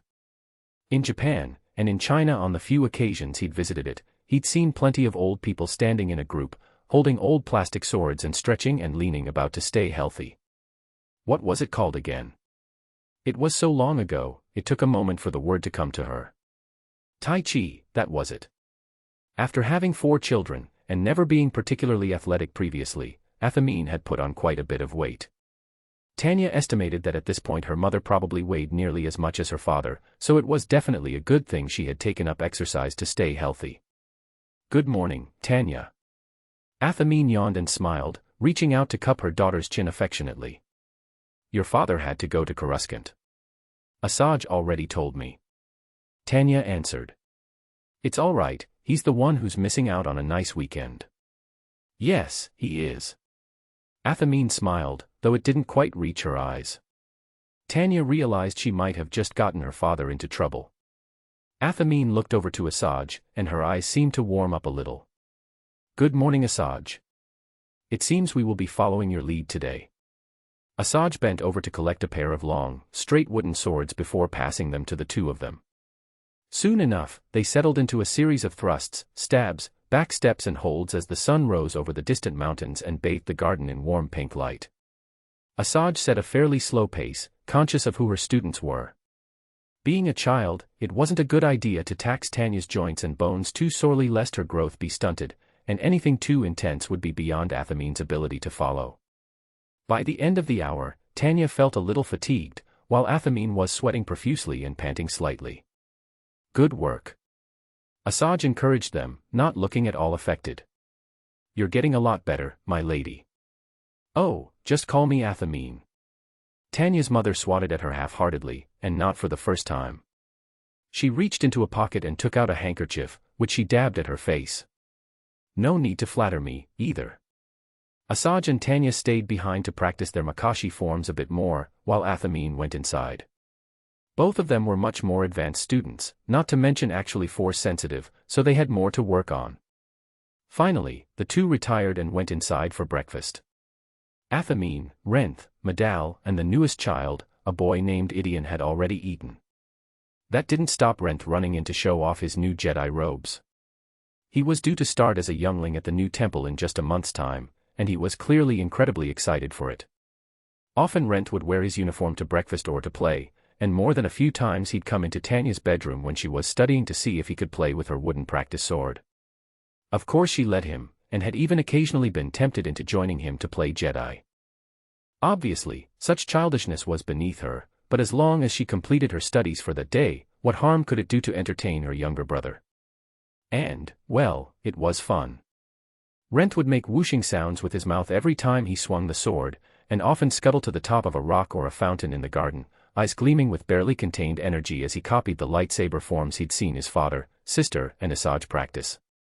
Of course he always managed to get himself filthy with his games, covered in mud, tree sap or pollen in turns, and on more than one occasion he'd lost his shoes somewhere and hadn't been able to find them. His mother fussed endlessly about him hurting himself. Yes, there was a risk of that, but the palace grounds full of servants was probably the safest possible place to let a boy just be a boy. Chapter 36, Whispers 2. He always managed to get himself filthy with his games, covered in mud, tree sap or pollen in turns, and on more than one occasion he'd lost his shoes somewhere and hadn't been able to find them. His mother fussed endlessly about him hurting himself. Yes, there was a risk of that, but the palace grounds full of servants was probably the safest possible place to let a boy just be a boy. The palace was more alive than ever.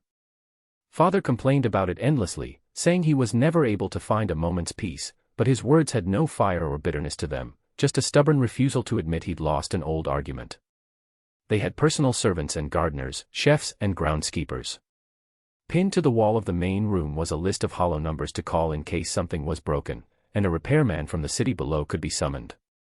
At Athamine's suggestion, Dooku had one of the mansions on the grounds set aside for any Jedi guests who were passing through, turning Sereno Palace into another outpost in the Outer Rim. A lot of more traditional Jedi from Coruscant refused to stop there, seeing Dooku as a corrupting influence on the Order, but plenty more still were grateful to use the shelter if they were in the area. On one memorable occasion, a witness for a major corruption case against the mayor of a district of Coruscant had stayed there for protection for a few weeks until a more permanent safehouse could be found. Right now the only Jedi guest on the grounds was Asajj, but she could hardly be considered a guest at this point. Accompanying Dooku as his Padawan often meant staying at Sereno during the middle of the week, and one of the rooms was permanently set aside for her. She even kept some of her personal possessions there.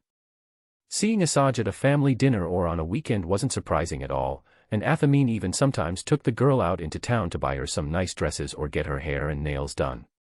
Dooku had tried explaining to his wife that Asajj was a Jedi, and such vanities would only get in the way of her duties, but his wife always waved it off as a little harmless girl time.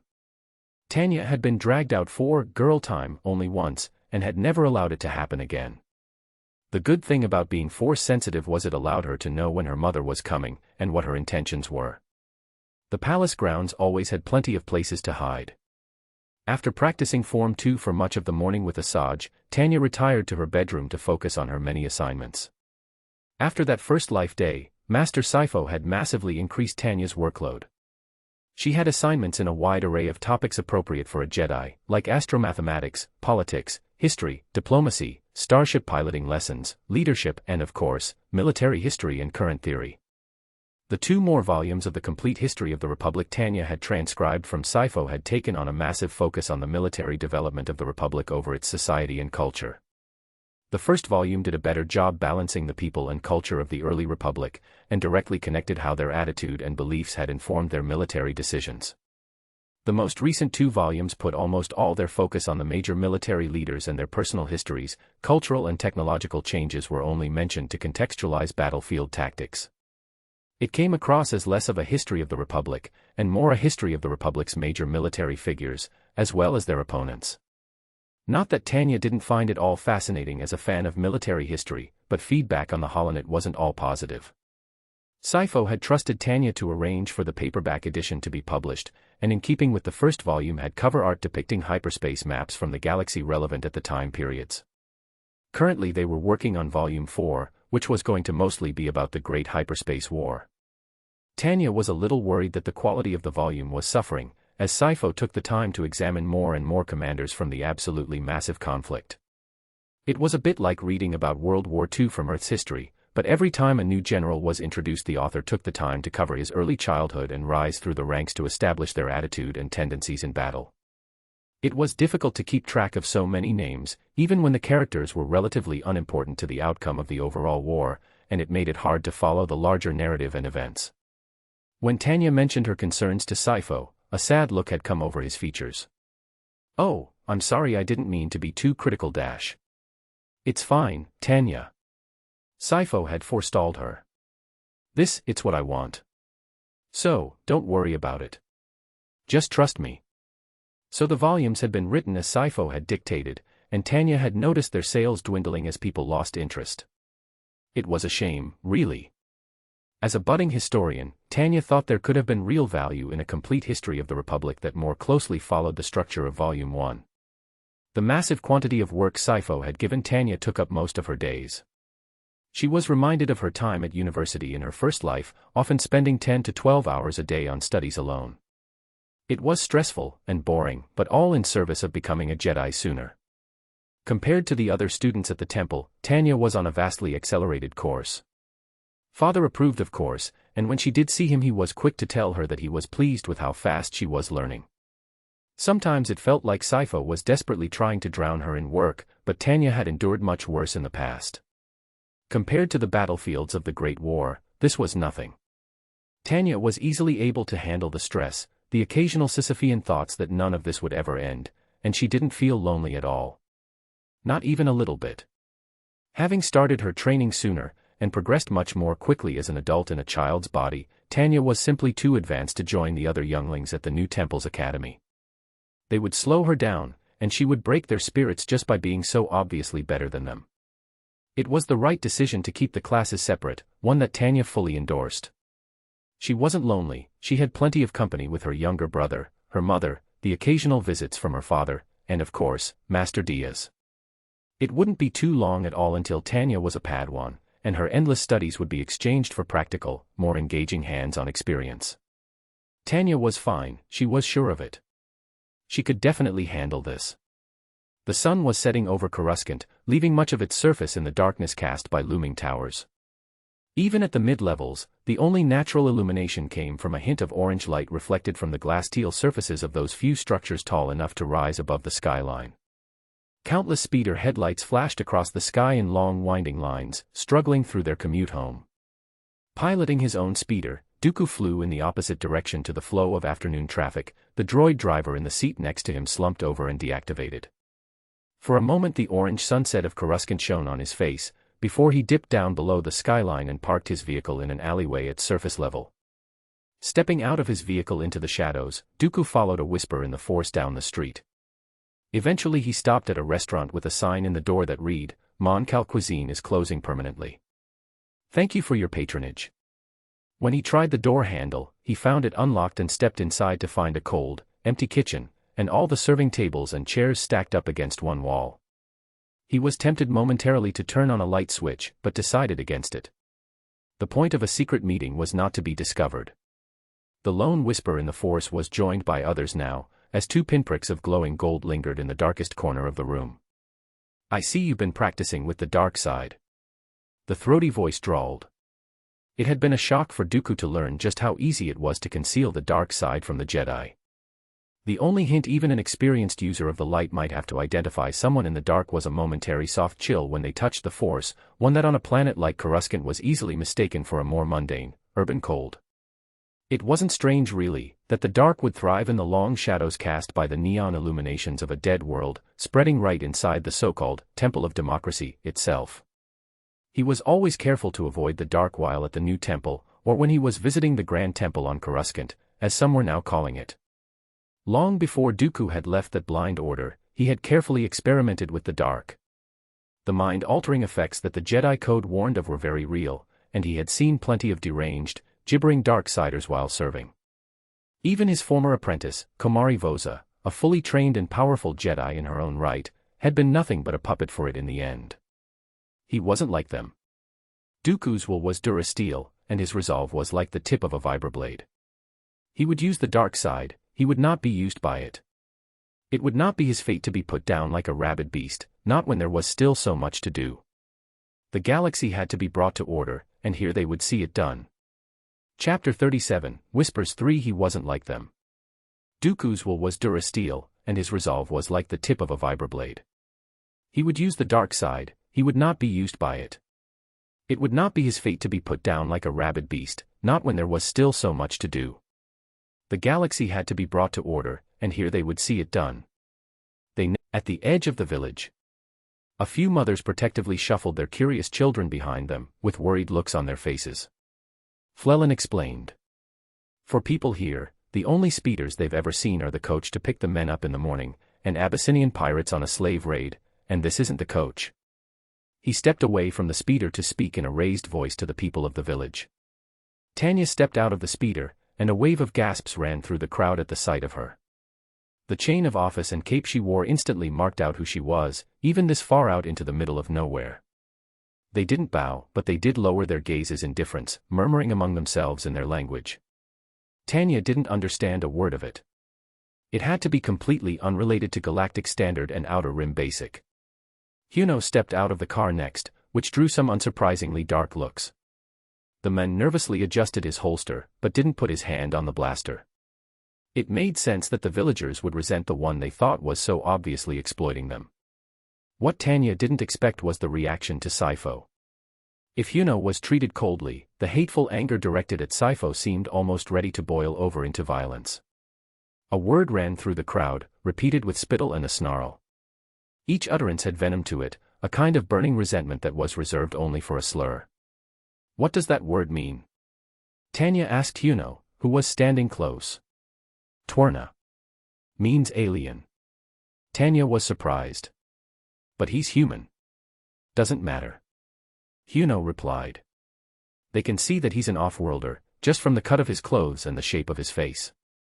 For a moment, Tanya was so surprised she wasn't sure how to respond.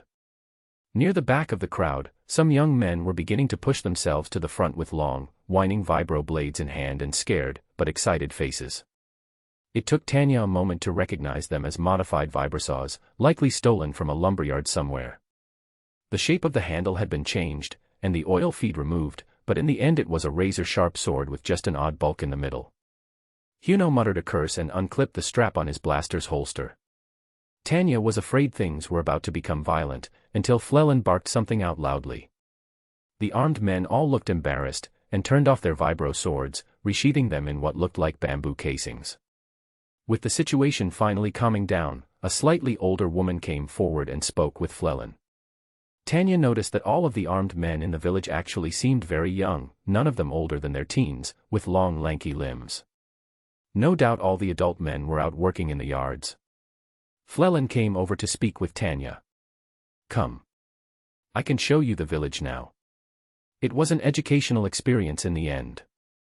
The village had a population of not even 1,000, no house being bigger than a single large room, with maybe a rain shelter out front for those who could afford it. Much like in the city, every roof came to a peak, and many didn't even have doors, just waterproof plant fronds that hung in the doorway. Many children ran about completely naked, even ones close to Tanya in age. The only source of electricity was the pathetic solar power station in the center of town, which on a rainy day would produce no electricity at all. The only thing it was ever used for was to charge batteries, that mostly went to the town's vibrosword-armed defenders and the Soul Hollow terminal, for if messages had to be sent over a distance. Some of the young men practiced fighting with their powered-down, makeshift vibroswords, practicing a kind of martial art Tanya had never seen before. Are these your only defenses? Tanya asked. No, we used to need much more. During Rammel's reign, men were needed here to defend the village from bandits and pirates, so almost no one was out working. We often depended on hunting parties and what could be found in the forests to survive. Now the rider count has restored order, so all the men work. The yards are difficult and dangerous, but no one goes hungry anymore. Are the vibroswords your only weapons? Flellan shook his head, and led Tanya to the town's armory. Inside a number of clay pots, were other improvised vibroswords sheathed in those bamboo-like stalks. From one sealed pot in the corner, Flellan withdrew a scarred, short-barreled rifle with a battered wooden stock. A slug thrower. Sipho hummed to himself. From another pot, Flellan withdrew a small wrapped bundle that looked like a little flimsy bag attached to the front of a small battery. Flellan loosened the string on the flimsy, exposing what looked like metal shavings inside, then he sealed the bag back up. Those are 0.2 plasma cartridges. Huno muttered with a shake of his head. I knew I was going through a lot of them. Stepping outside the armory, Flellan took the plasma cartridge with the small bag attached, and opened up a breach in his weapon before neatly slotting the ammunition inside. He cocked back a hammer just above the breach, before pointing it at a nearby tree and squeezing the trigger. There was a crack like a blaster being fired, and the tree was littered with countless small holes. That's not a slug thrower. Sipho's eyes narrowed. That's a scattergun. Behind them, grinning to herself wickedly, Tanya could not have been more pleased. This had been exactly what she was looking for. Scatterguns were illegal in the modern Republic, due to their reputation for being a Jedi killing weapon. The spray of high-velocity ammunition was impossible to block or reflect with a lightsaber, so theoretically it could be an effective weapon against an unprepared Jedi, but in reality it didn't work very well when a rogue carrying one would have their ill intentions in the front of their mind and detected by a Jedi from a mile away. Mostly, it only ever occasionally caught overconfident Padawan off guard when they mistook the firearm in their foe's thoughts for a common blaster. The Jedi saw it as a distasteful weapon that's only real purpose was to kill teenagers, which explained the disgusted look on Sipho's face. Tanya saw it differently, though. The rules for royal guards were subtly different from the rest of the galaxy's armed forces. Serving a traditional role, royal guards were allowed to purchase and own equipment and weapons that weren't allowed usually, for the simple reason that they were considered an important part of that planet's military tradition. The Shadow Guard of Mistral, for example, were allowed to use shock whips, as they were part of that world's martial tradition. Other Royal Guard units in the Outer Rim even employed weapons as distasteful as agonizers and disintegrators. This scattergun was certainly not the only one of its kind, and would serve as an important piece of evidence of Sereno's martial traditions when Tanya submitted their permission requests to Coruscant. A scattergun might not be a very effective weapon for killing Jedi, but for shipboarding and anti-piracy operations in the tight confines and narrow corridors of a starship, Tanya could imagine no better choice. Chapter 44, The Guard Eye. 32 BBY. Tanya found Sereno's current Royal Guard to be competent, but rather unimpressive as a whole. Numbering at around 500 men, they were recruited mostly from Coruscant's various security services, many of whom had worked with her father before he left the Order. To a man they were all past their physical prime, some with muscle turning to fat, but most of them had real combat experience, which was invaluable. Though they viewed their new role here on Sereno as something of a semi-retirement, they were steely-eyed, quick on the draw and professional. Around 100 of them were stationed at the palace, guarding the royal family, another 100 were in the capital protecting the advisory, and the bulk were off-world at the new temple, acting as guards for the fledgling branch of the Jedi Order. They were armored with common plastoid plating that was cheap and would stop shrapnel or slugs, but wouldn't be very effective against a blaster. For weapons they just used DC-15S blaster carbines, an easily available model that even sold on the civilian markets of many worlds. To deal with the language barrier between them and the local population, the unit was issued a number of protocol droids, whom they could call on their wrist-mounted communicators if the situation demanded. The current head of the Sereno Royal Guard was an ex-soldier, one Colonel Sith, who was in his 50s and a former officer in the Senate Guard. Sifo and Tanya went to meet him in the palace's barracks, positioned just underground. He even recognized Sifo when they met, firmly shaking his hand, before giving a friendly, if gratingly condescending smile to the small child that accompanied the Jedi Master. Princess. He tilted his head slightly, before looking back to Sifo. She's awfully young to be a Padawan, isn't she? I'm not a Padawan, yet. Tanya answered for herself. But nevertheless they let me out of the temple every now and then so that mother won't harass my father too much. Gon let out a sharp bark of laughter. Well, you know what they say. Happy wife, happy life. It's why you Jedi don't usually get married, just can't stand being happy. How's Margot doing these days? Sifo asked him. She was worried about moving to the Outer Rim, but it's been peaceful since we arrived, and the pay's not as good as bloody Coruscant, but it helps that half of it doesn't have to be sunken into rent, either. And the children? Well, they weren't happy about the move, either. You know how it goes, all their friends are on Coruscant, that's where the holovids get made and all the best bands are. How are they ever going to become big stars out here in the Rim? Have they at least settled in? Sifo asked. Well, the oldest wants to go back to university on Coruscant, which seems like a great way to spend the rest of her life in debt and for me to pay that bloody rent for the next half a decade or so, and the younger two are having some trouble fitting in at school. They're off-worlders, with funny accents, you know. There are universities here on Sereno. Tanya pointed out. Ones that I'm sure would be easier for your daughter to get into. Not the point. Gon replied. Coruscant's the center of the universe, don't you know? If you want to be a politician, a corporate leader, a lawyer, an actor, the contacts you'll make on that bloody planet will serve you better than any amount of education will.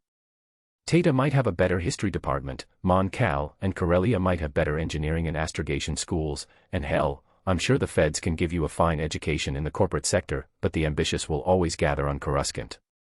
Nodding along to the lecture with a sad expression on his face, Sifo added, even among the Jedi there are some who try to advance to the rank of master without leaving the temple on Coruscant.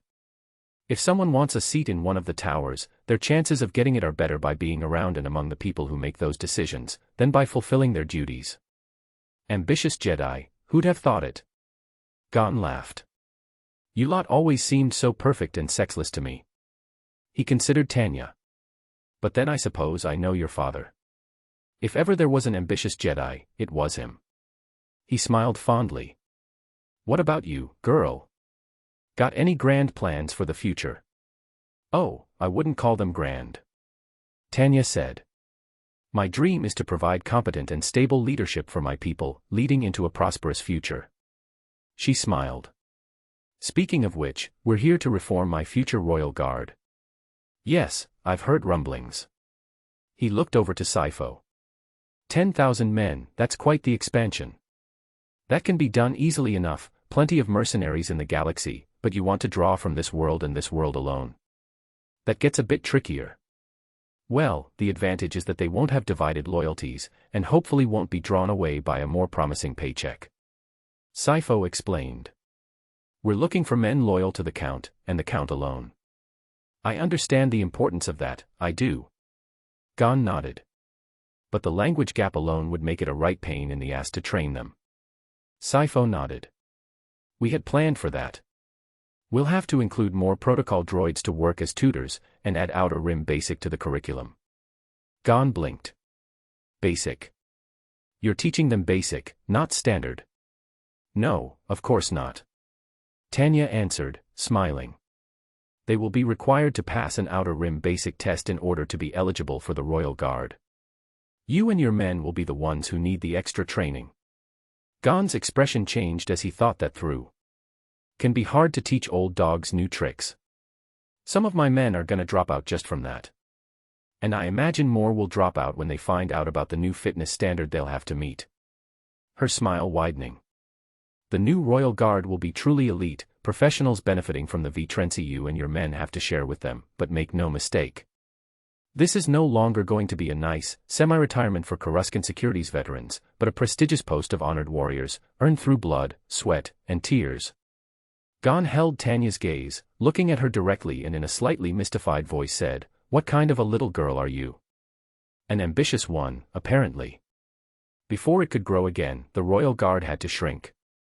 Most of the older security officers simply didn't have it in them to rise to the new fitness standards, and ended up retiring on a generous pension, or accepting a new role as a trainer rather than a soldier.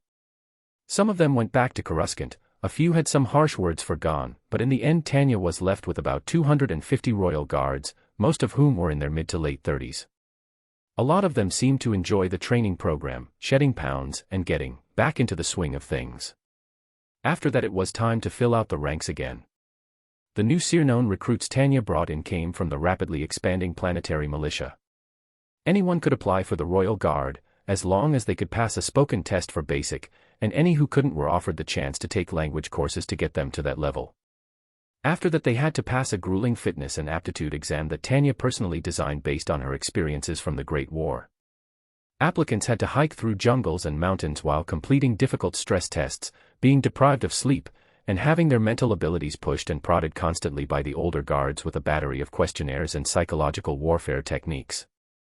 Those that passed this finally got a chance to really start training, which was when Tanya finally took the kid gloves off. Of course she wanted these men to be loyal to her, so she led them through their training personally. Being force-enhanced, she could easily keep pace with or just ahead of the young adults, and was glad to get a chance to really exercise her flabby princess body. With the aid of Gon, she and Sifo had devised a 2-year training course that would cover everything they might need to know, from marksmanship, equipment maintenance, explosive handling, coded communication, and combat exercises with a particular emphasis on urban warfare. While training was ongoing, Sifo and Tanya began to look into ways to improve the arms and armor of the men. Chapter 45, The Guard 2. From marksmanship, equipment maintenance, explosive handling, coded communication, and combat exercises with a particular emphasis on urban warfare. While training was ongoing, Sifo and Tanya began to look into ways to improve the arms and armor of the men. As far as weapons went, blasters were powerful, common, and had defined infantry warfare for generations. A shot from a blaster would shred through wood, stone, duracrete, and even most forms of durasteel, blasting apart any cover someone might try to hide behind. In addition to that, the projectile burned as hot as the surface of the sun. In terms of force it was comparable to being struck by a bolt of lightning, and typically could fire automatically or semi-automatically. All of this in a round that traveled 5 times faster than the speed of sound. There was a very good reason that kinetic weapons had long since been replaced by blasters. The ubiquity of the blaster meant that any armor was measured in relation to how it handled a blaster round, which was almost always not very well. The sheer power of the blaster made most kinds of durasteel armor useless. The plasma reaction would just burn through all but the thickest armors in an instant like they weren't even there. Some forms of durasteel could reliably stop a blaster round, like cordosis or frick, but they were extremely rare and expensive. Mandalorians were famed for wearing Beskar steel into battle, effortlessly shrugging off blaster rounds, but placed a weird level of religious significance on the stuff. Tanya was forced to conclude that trying to buy enough blaster-resistant durasteel to outfit 10,000 men would probably bankrupt the planet. That's why most people in our situation use plastoids. Sifo explained to her. Laminated armor might not stop the kinetic energy of a blaster, but it will absorb much of the heat so someone who's shot doesn't also have their organs cooked. They'll be taken out of the fight, but they might survive. It's also a lot cheaper than any durasteel. What about other forms of kinetic energy? Like explosive shrapnel or heavy impacts from a bludgeon. It's partially effective at stopping those. Sifo replied. Not fantastic, but certainly better than nothing. Tanya wasn't too impressed by his description of the stuff. What about layered armor? Weave together multiple thin sheets of heat-resistant ceramic or plastoid, and impact-resistant durasteel, in multiple thin layers. Wouldn't that be more resilient? Sifo shook his head. That's an old way of making armor, long outdated. Tabana blasters might look like just a beam of light, but when viewed in a light-resistant slow-motion hollow recording, you can see that the blast is actually a number of extremely small layers of hot plasma in close proximity. Don't think of it as a single bolt, but a tightly packed cluster of bolts. Collectively one layer just smashes through the too thin plastoid, then the next just burns through the too thin durasteel, and so on and so forth. Woven armor fails to protect against heat like plastoid, and the kinetic energy like durasteel, meaning the wearer gets the protection of neither. In the end, Tanya had to concede defeat, choosing high-quality plastoids for her guard's armor. Having settled on armor and weapons of Sereno's growing armies, she and Sifo began the search for ships that would transport them. Which, much to her chagrin, became a saga in and of itself.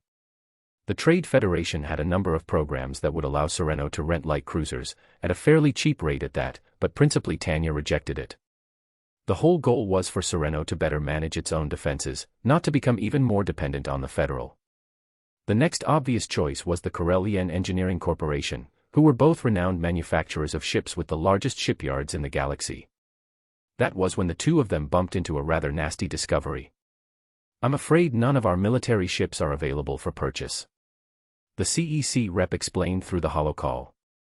He was a managerial man in his late 30s with a smart set of formal robes and a smooth-talking demeanor. Though I would gladly recommend to you some light cruisers from our civilian range. I'm sorry, what? Tanya interrupted. What do you mean not available? Sereno, according to what I'm reading, here has been officially recognized as a pirate hub, and under anti-piracy sanctions, specifically Bill 307 NC, subsection 2, we are not allowed to sell any military ships to you either directly or through a licensed retailer. Sifo sighed and rubbed his forehead. I was worried this might be the case. We're not a pirate hub. Tanya bit out through grit teeth. We're a pirate victim, if anything. According to what I'm reading here, your former head of state, Count Rammel, was put under sanctions about a decade ago for harboring Abyssinian pirates. Rammel isn't in charge anymore, Count Dooku is. Sifo tried to explain. The ships are to protect this world from pirates, not engage in it. Nevertheless, the sanctions are still in place. If you want them removed, perhaps get into contact with your Senate representative. Until then, I'm sorry, but our civilian catalog is open to you. Tanya hit the mute button, then looked to Sifo. Could we buy a civilian light cruiser and refit it for military purposes? Technically we could, that's what most actual pirates do, but there's some problems with that. Firstly, it would still be illegal, and if we get caught doing it, the Senate might come down on Sereno. Secondly, a civilian ship isn't exactly designed for battle, and there's only so much a refit can do. Thirdly, refitting a ship is almost as expensive as building a new one. So we'll be paying more, getting less for what we're paying, and face serious consequences if we're caught doing it. I'm afraid so. With a sigh, Tanya unmuted the holocall and thanked the rep for his time. After that they got in contact with Quadi Drive Yards and Monkle Starship Manufacturing, only to face the exact same problem with both of them. They spent hours reaching out to smaller and smaller starship sellers only to receive the same response again and again. It was when they got turned away by an absolutely tiny manufacturer called Theed Palace Space Vessel Engineering that they gave up. Can we look on the black market? Tanya looked at Sifo, only half joking. Before we resort to such desperate measures, let's at least try talking to your father first. He might be able to get Sereno off the sanctions list. That could take years. Tanya scoffed. That's assuming father even agrees to go to the Senate, which he won't on sheer principle. If Sereno ever wants to truly control its own defenses, you're going to have to get those sanctions lifted, anyway. Sifo reasoned.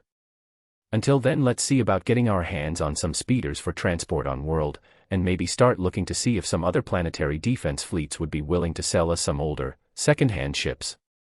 I can feel your frustration, don't worry, there are other ways of doing this. Tanya hoped he was right, but was still worried.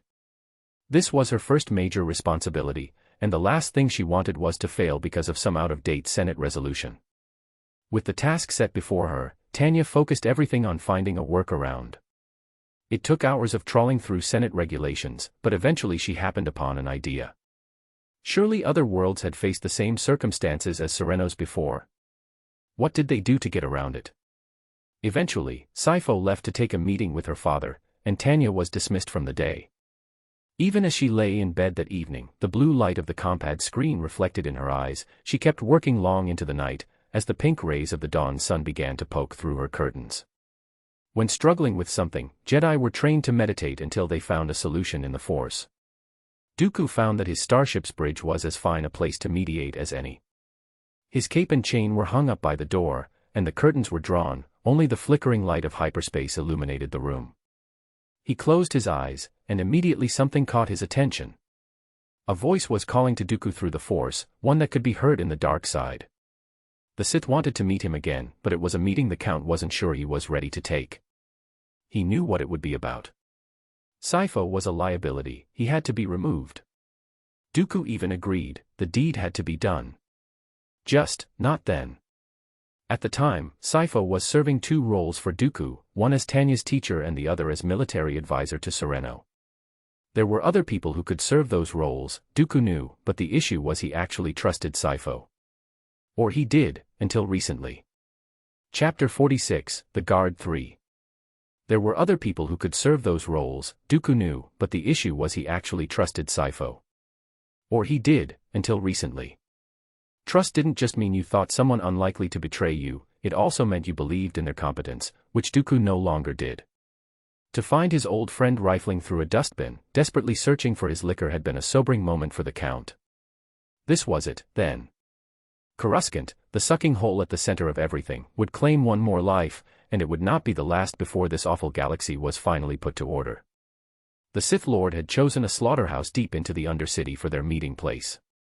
Dooku parked his speeder in an alley, and entered through a side door marked Employees Only. The security droids that were supposed to patrol the building were parked in a power charging station in low power mode, possibly an oversight from the manager but more likely the outcome of a mind trick from the Sith. Dooku stepped past the night shift's office where a man was asleep in his chair, while all the security holos that someone was supposed to be watching were switched off and not recording. The call in the dark side led him to a refrigerated room filled with rows of hundreds of animal carcasses, suspended in the air by dully humming hover slings. Many different species represented, of varying sizes and with differing numbers of limbs, now unrecognizable to Dooku without their skin and claws. Some were suspiciously small, maybe someone's missing house pets, while others were smaller still, possibly unlucky rodents. Fog clouded Dooku's breath as he searched between the rows. The Sith Lord emerged from between them, a dark black shape illuminated by the soft blue light that filled the room. Count Dooku. The Sith murmured in his wet rumple. This meeting is long overdue. Dooku's first instinct was to make an excuse, but he suppressed it. He certainly didn't respect excuses, and Palpatine definitely wouldn't. Yes, the time has come. Sifo has served his purpose. Good. The golden irises of the men seemed to gleam more brightly. I have dispatched my assassin to deal with him. Already. Dooku frowned, his stomach turning. The smell of the room was getting to him. He resisted the shiver that ran up his spine and the urge to pull his cloak around him. I've only just agreed. Yes. Palpatine frowned. You've seen true, but our ambitions are too important for such a momentary weakness. Your sentiment for the men has risked everything. Dooku grit his jaw, a frustrated defensiveness rising within him at the same time his stomach twisted unpleasantly. I have had him under control. Have you? Dooku opened his mouth to reply, but paused. Anything he said would just be an excuse. Even to your former order, such attachments are chains, slowing you down, holding you back. My friend, I'm liberating you. You know it to be true. Then this meeting. A formality, and a warning. To put this galaxy to order will require sacrifice, Count. Search your feelings, you know it to be true. He was right. Dooku knew it. This galaxy was a place where the liar and the thief prospered, not the noble or the strong. Not just here in Coruscant, but the Outer Rim families would consume rodents and other filthier things to get by. It was fully possible that this very slaughterhouse was used to dispose of sentient bodies, their meat and bones disappearing into the soups and stomachs of the desperate, unquestioning masses. Sifo was just one man. How could Dooku possibly have let his own weakness get in the way of their grand project? The Sith smile widened under his hood. Next time, you will be the one who severs the bond. I will not help you. Very well. Dooku finally answered. Somehow he felt strangely reassured, though very cold. He turned to leave the refrigerated room, not bothering to offer the Sith any parting words. They were not friends who chattered idly. He returned to his ship, and considered spending another night on Coruscant, then thought of his bed in the palace and his wife Athamine, before deciding against it. It would be nice to spend the night at home, but he didn't feel like he could quite return there yet. He didn't want to track the grime of the Ecumenopolis through his front door. It would be better to have more of a buffer between those two parts of his life. Thinking this, he went to lay in the starship's bed, when he received a call on his compad. When he saw the caller, he stared for a moment, not sure how to respond. Had Sifo somehow felt Dooku's intentions in the Force? Well, it wasn't really his intention, it was the Sith's. Even if Dooku hadn't agreed to it, the Sith would have sent the assassin anyway. It wasn't like Dooku could possibly warn the men, now could he? Hesitating, he answered, not sure if this would be the last conversation he would ever have with his old friend. I'm sorry to catch you right when you were about to sleep, but I didn't know where you were. Sifo explained. That's fine. Dooku answered. Is this important? It's about your military expansion. We've hit a little bit of a snag that I thought you should know about. He then explained that Sereno was being sanctioned as a hub of piracy. I see. Dooku scowled. So until these sanctions are removed, we cannot proceed. Actually, I found a way. Tanya's voice came from the holocall, and her head and hand popped into view. Yes, your daughter found a brilliant little workaround. Sifo continued, smiling fondly. See, the sanctions apply to Sereno as a planet, which is a legally distinct entity from the extended Sereno dynasty. So we'll have some relatives make the purchase for us. Tanya shook her head. No, the sanctions were aimed at the head of state for planet Sereno and his extended family, which includes us, unfortunately. The trick of it is that within the Sereno family, we're still allowed to move our goods and assets around. If a member of our family happened to own a military vessel and transfer it to us for our use, while not acting in his capacity as head of state or as a government representative, that would bypass the sanctions. Dooku considered his daughter's proposal. The main branch here on our home planet are the wealthiest of our extended family. I don't think any Sereno cadet branches possess a defense fleet. But we do own a good piece of Raxus Prime, which means dash. It means that it's possible for you to restore ships that are already parked on Raxus Prime. Sifo explained for Tanya, who pouted at being interrupted. We were able to find a business that specializes in restoring classic ship hulls with modern technology, and selling them to collectors. Vintage warships. Dooku couldn't help the cynicism in his voice. Surely that would be impractically expensive, and hopelessly ineffective. Hammerheads. Tanya answered. They're a rugged, reliable, tough and easily modified light cruiser, that's out of patent but still in production. The earliest hammerhead hulls were made thousands of years ago, and the insides have been updated but the shape remains the same. Plenty of defense fleets today still use them. Sifo nodded in agreement. Dooku, hammerheads aren't exactly top of the line, but they're still a good ship. For your circumstances, even without the sanctions, I might have recommended them anyway because there's such an abundance of replacement parts available for them secondhand. they're very cheap to maintain. Dooku considered the two for a moment, before nodding his head once, slowly. Well done you two. Go ahead and make the purchase. A wide, surprisingly sinister grin split his daughter's face and she ducked out the hollow call. After she left, Sifo shook his head, fondly. You have an incredible child, Dooku. I could never have imagined the Force gifting someone with a mastery of bureaucracy, but it's amazing to behold. A warm feeling of pride stirred Dooku's heart, and he promised himself he would get a gift for her before returning home. Then he remembered the Sith, and the meeting he'd just had. The cold air of Coruscant seemed to be invading his ship's cabin, and he felt bone-tired at that moment. Tanya really was going to be devastated by Sifo's passing. Is something wrong? Sifo asked. Dooku hesitated. Old friend, have you considered making a holocron? Sifo looked surprised. What brings that up? You're not in the best of health. Dooku spoke, slowly. If you haven't prepared one yet, please do so now. It would be a great loss for the Order, and the galaxy if you were to pass without sharing some of your knowledge first.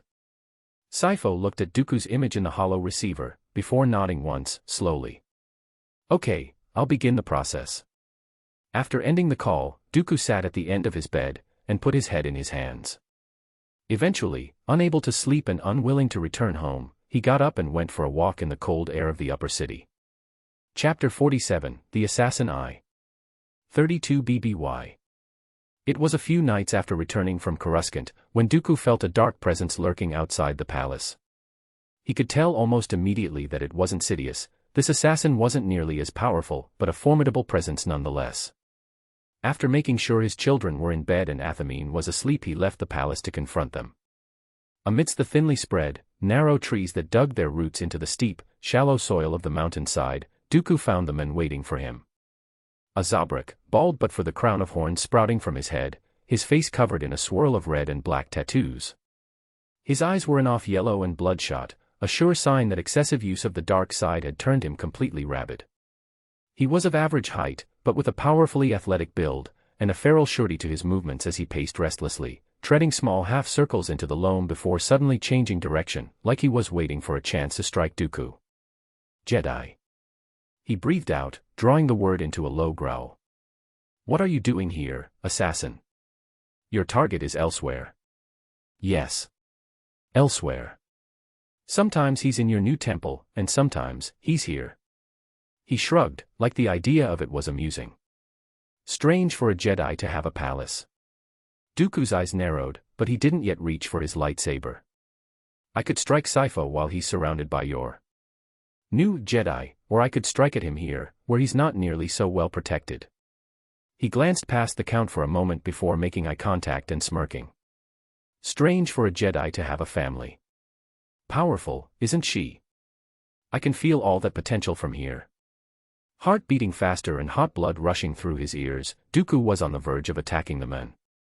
In that moment the dark side wasn't cold to the touch, but scalding hot, seductive, beckoning Dooku to use it, to revel in it. But Dooku withheld himself.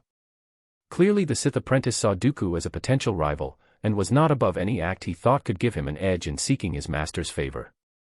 There was no reason for Dooku not to kill him right then and there, and save himself the trouble for later. Just do it now. This mad animal was threatening his family, and there was only one appropriate response. With a long, deep breath, Dooku spoke to the intruder in a carefully measured voice. This house, and everyone and everything under its roof is under my protection. If you dare to step foot across the boundary, your master will find himself in need of a new pet. Is that so? The man shrugged off his robes, bringing up his lightsaber staff. Dooku noted the red blades coming from both ends. Similar weapons were used by the sentinels at the temple on Coruscant. His keen eyes took in the assassin's stance, and well-practiced movements. The two stood motionless for a long moment, on the verge of combat but neither striking the first blow. Seconds ticked by, the wind ruffling Dooku's collar, before finally, the assassin lowered his weapon. Temper, Jedi. I was merely showing courtesy. He returned the lightsaber to his belt in a practiced motion. I can't attack your old friend at the new temple, and your family is here. So, you will help me. Send him away, and I will deal with him when he is alone. Dooku scowled. It will look suspicious if I order him to leave and he is killed immediately. Then what are we to do? A fresh wave of contempt for this man, no, beast, washed over Dooku. He made threats to his family just a moment before, yet now he dared to demand assistance. You're the assassin, not me. Is this not your expertise? Afraid to get your hands dirty? What will our master think? He smiled mockingly. Sidious, Dooku drawled out, can think whatever pleases him. He replied. Now begone. Very well. The assassin pulled the cloak back over his shoulders, before turning and disappearing into the shadows. Dooku remained long enough to make sure the shadowy scum had truly left, before returning back towards his house. After a long moment, he let his breath out and released his anger and the dark side with it. The fire in his veins was gone, leaving him cold and alone atop a mountain. In the absence of rage, all Dooku felt was fear. The purchase of the hammerhead hulls was all but ready to go ahead. Before her master approved the payment, he wanted himself and Tanya to go to Raxus Prime to check on their condition first, and speak to the engineer who would be handling the restoration. You always had to be careful when purchasing a used ship, after all. The morning they were due to leave, she went to the spot in the garden where Tanya, her mother, and Asajj would practice their lightsaber forms, and was surprised to find her father there. Normally he would be at work around this time of the week, and even when he was home he preferred to practice by himself. Tanya's mother wasn't Force-sensitive, but in the interests of maintaining her fitness she had persisted with her Form 1 practice, and had slimmed down considerably. Though Tanya doubted her mother would ever hold a real lightsaber, she moved confidently and ably through the simple katas of Shih. Asajj had been Dooku's apprentice for 4.5 years now, and in that time had blossomed under his teachings. Tall and lithe with an ethereal grace, she had a natural talent for Makashi, which combined with the expert eye of her teacher and her own determination to become an excellent Jedi had resulted in a remarkable growth. Even though she was only a Padawan, Asajj had proven herself more than capable of dueling the knights and masters who occasionally visited the new temple, and was even a match for Master Narek, no mean feat to Tanya's estimation. Even the staunchest of the orthodox Jedi had to reluctantly concede that Asajj would soon be ready for her knighthood. Having practiced with the woman for years now, Tanya knew she had a long way to go before she rose to that level. She had mastered Form 1, and had memorized all the Form 2 katas, but had yet to fully integrate them into her movements the way Asajj had. So she persisted in the tedium of repetition of forms and stances in an effort to ingrain them as a habit that would serve her on the battlefields of the future, and to one day match her excellent senior. After her mother left as usual part way through the morning, Dooku called Tanya over to spar. It was immediately apparent that he was taking it easy on her, but that was to be expected. Tanya's father was rumored to be the greatest swordsman in the entire Jedi Order after all, and he certainly wasn't silent about any mistakes she made while practicing with him. Nervous despite herself, Tanya did her best to put on a good showing, though his expression gave away not even a hint of pleasure. The entire time they practiced together, the Count's expression was fixed in a cold frown. Tanya must have been doing worse than she thought. Her experience as a mage was of little use, and she still knew too little about the way Jedi fought. At the end of the practice, Tanya was left feeling embarrassed and worried as she watched the back of her father stride back into the house, plainly unimpressed. Hey, you did great. Asajj offered an obvious platitude, and Tanya accepted it with grace. The youngest children had already been fed by Athamine before they got there, so at breakfast the three ate in silence. Feeling glum about what was a poor performance review, Tanya hardly even noticed when her own master, Sifo, joined them. Have you packed your bags yet, Tanya? He asked her, taking his seat. Tanya nodded once. Yes, master. Dooku paused, then looked at his daughter. Going to the new temple. We were going to visit Raxus Prime. She said. Sifo added, we were going to carry out the final inspection on the hammerhead hulls. Raxus Prime is a hub of the dark side, it's too risky for her to go as she is. Dooku said. Sifo looked at him for a long moment. Is that so? I think she's ready. The two stared at each other until finally at last Sifo broke eye contact. I see. Shall I inspect the ship hulls alone, then? That would be for the best. The rest of their meal passed in uncomfortable silence, and Tanya left the table not feeling quite as hungry as she had when she sat down and not having eaten much at all. On her way up the stairs to her bedroom, suddenly there was a hand on her shoulder. Come on, let's meditate together, Asajj said. They both sat cross-legged on Tanya's bedroom floor, with their eyes closed. Tanya's cheeks started to grow wet, though she was careful to keep her breathing even.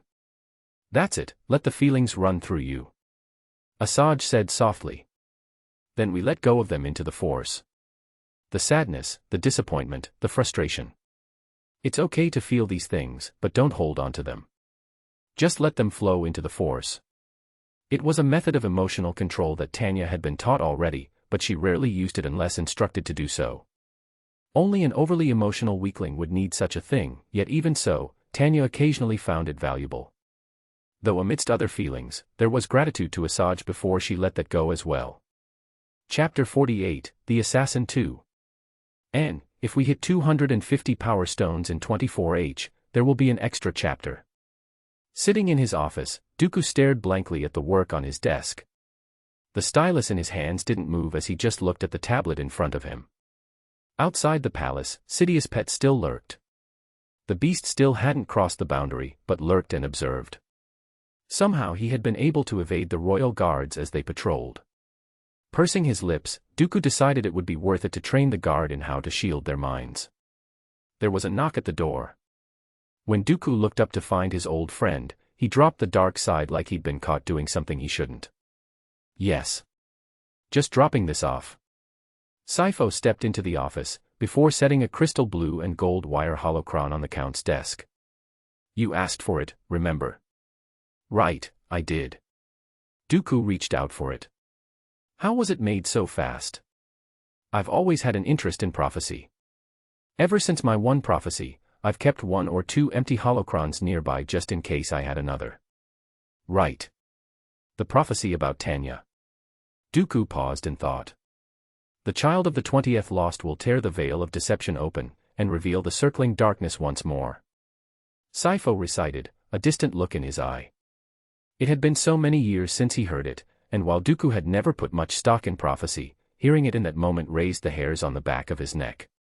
If Sidious ever found out about it, he would demand Tanya's death. Are you sure it's about Tanya? Dooku asked at last. Am I even one of the lost? Sifo considered for a moment, before shrugging. I mean, I suppose you have other children as well. Dooku froze, the blood running cold in his veins. How many copies of that prophecy are there? Just the one. They keep it in the vault on Coruscant. Sifo looked at Dooku, a question in his still brilliant eyes. Did you want one for yourself? I'm fine, thank you. Well, I'll see you soon. Sifo said goodbye to Dooku, before turning to leave.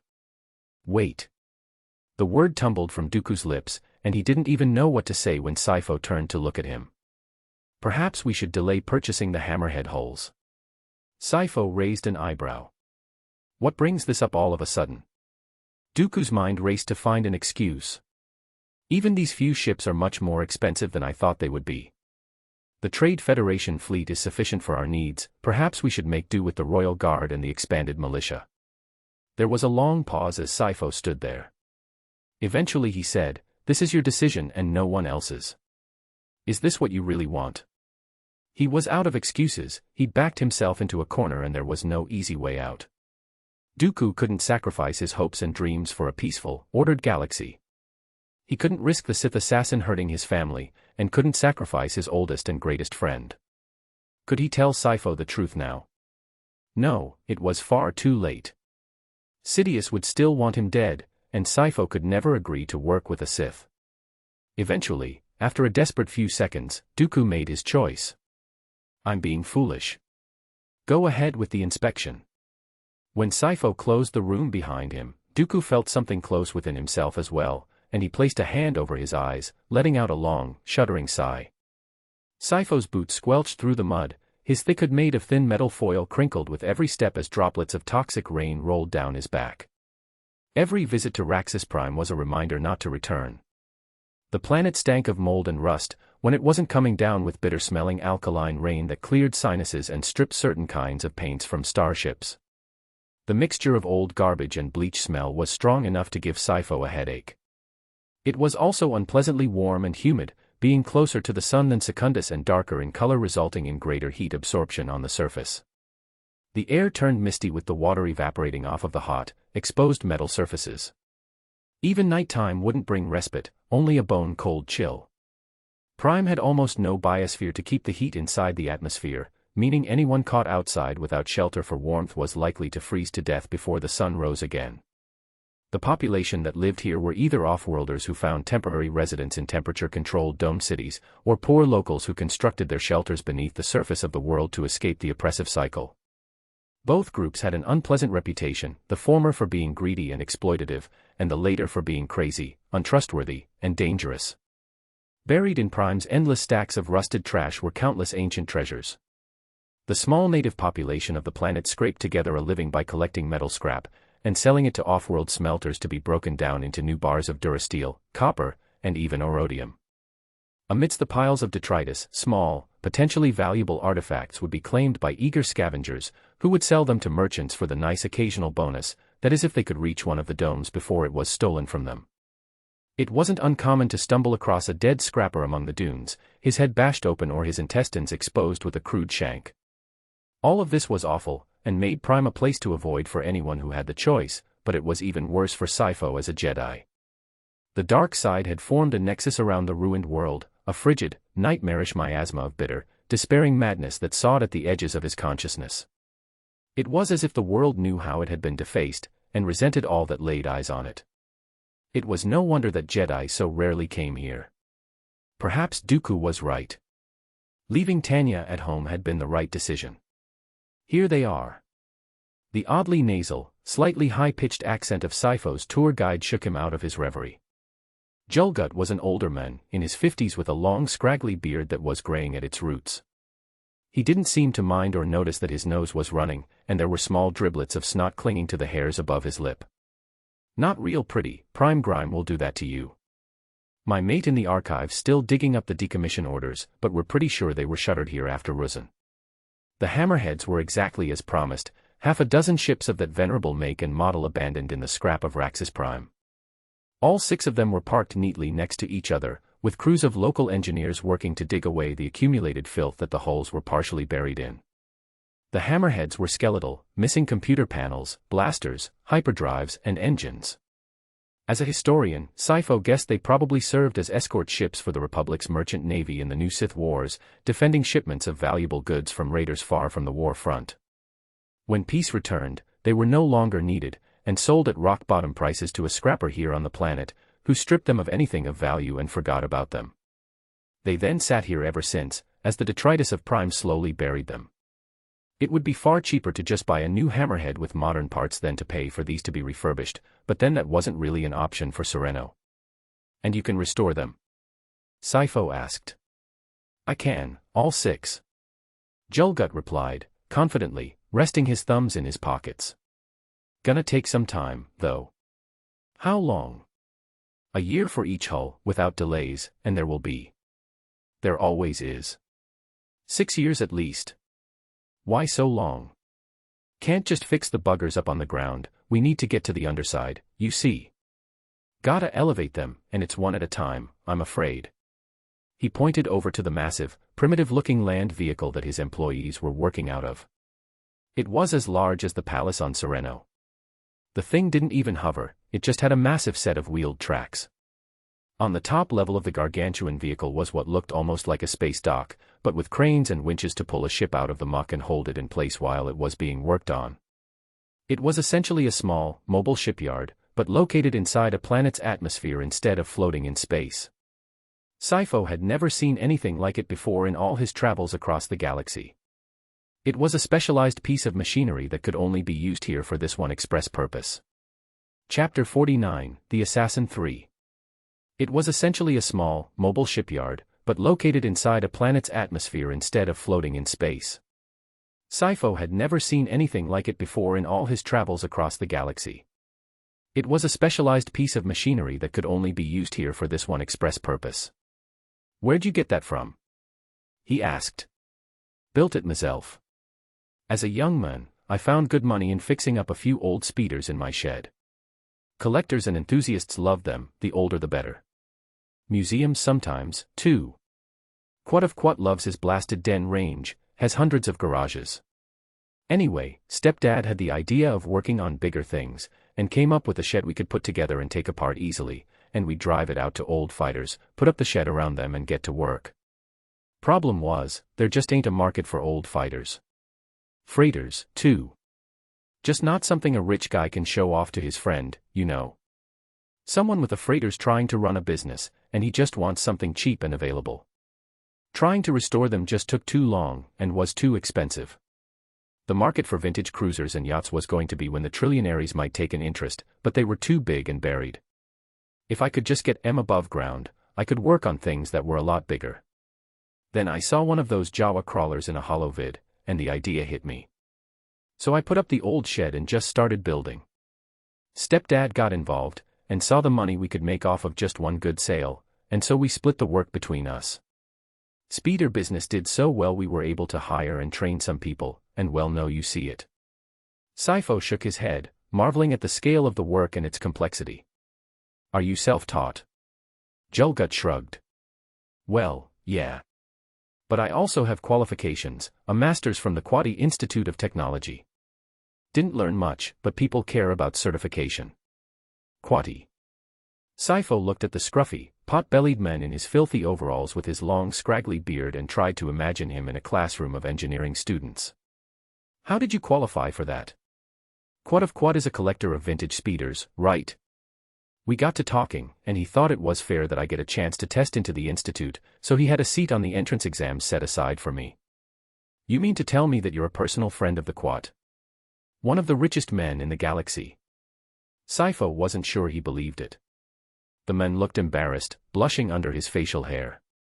The point is, you don't have to worry about my qualifications. I promise, I can get the ships running as good as new, and they'll pass any certification you need them to. Having been around the galaxy a few times, Sifo knew better than to trust people at their word, but even in the Force there was nothing to indicate this man was trying to be deceptive. As improbable a story as it was, Julgut really believed he was on a first-named basis with Quat of Quat. That could easily be chalked up to the madness of Raxus Prime, but evidence of his genuine skills as an engineer were right there in the form of the crawler dock in front of him. The holes were in the condition that was promised, and the men seemed to have the right tools for the job. After getting confirmation from one of his contacts that Julgut's qualifications were legitimate, Sifo authorized the first payment to be made. That very afternoon, despite the terrible weather, Julgut's crew got to work, all overseen by the grubby men. He waddled around the dig site, a radio in one hand and a waterproof holopad in the other, organizing the few dozen men who worked for him with his slightly high-pitched voice ringing out clearly over the rainstorm. Sifo stayed for another hour to watch the men work before leaving, confident that they would be able to do the job. He would return in a month's time or so, to see how the first hull was coming along, but for now Raxus Prime was becoming difficult for him to handle. Despite the warm, humid weather, Sifo felt a growing chill from the looming dark side nexus, one that only seemed to be growing stronger. Deciding it wasn't worth it to spend the night here, Sifo kicked his speeder into gear and raced to the landing pad where his ship was parked. The speeder wasn't Sifo's, he rented it from a local kiosk and returned it with a small tip for the scrawny Twi'lek boy working the counter. After paying the parking fee for using the pad, Sifo headed towards his ship when a man in a dark hood stepped out from behind the corner of his ship. Sifo stopped, taking in the details of the man's features. A red-skinned Zabrak, hairless, with a perfect crown of horns on his head and shorter than most men, a Night Brother from Dathomir. His eyes were yellow with the power of the dark side, and he had countless black tattoos spread across his face, that Sifo recognized immediately as Sith script. That cold feeling across Sifo's skin only intensified as they locked eyes, and the assassin drew his lightsaber, no, light staff. The blade burned crimson, raindrops sizzling into steam when they touched it. A Sith, and the first Sifo had ever seen in person. Also, not who he expected. It was a terrible situation to be in, and Sifo knew it. He was old, and definitely not in the shape he used to be. The alcohol he poured into his body with abandon had seen to that. The Force could be used to empower someone who would otherwise be physically frail, but here amidst a nexus of the dark side, Sifo's connection to the light side was tenuous at best, and metaphysically distant to boot. In contrast, the Sith was young, and in his physical prime. The dark side was known to create powerful and dangerous warriors, and this one was obviously well trained. Even worse still, he would only be more powerful here on Raxus. There was no chance for negotiation either. The assassin's murderous intent was broadcast clearly through the Force. Sifo knew that he didn't really stand a chance of winning this fight, but drew his lightsaber. I worried that I might not live to ever see one of your kind. The assassin smirked. Playing for time, Jedi. Sifo shook his head. I'm a historian. I've spent countless hours studying your kind, all in preparation for this moment. I have nothing to fear from you. The Sith chuckled at that. And how many hours do you think I've spent studying your kind, Jedi? Not from some withered away, third-hand account scrawled millennia ago, but here, today, now. Alive, until they met me. Well, come then.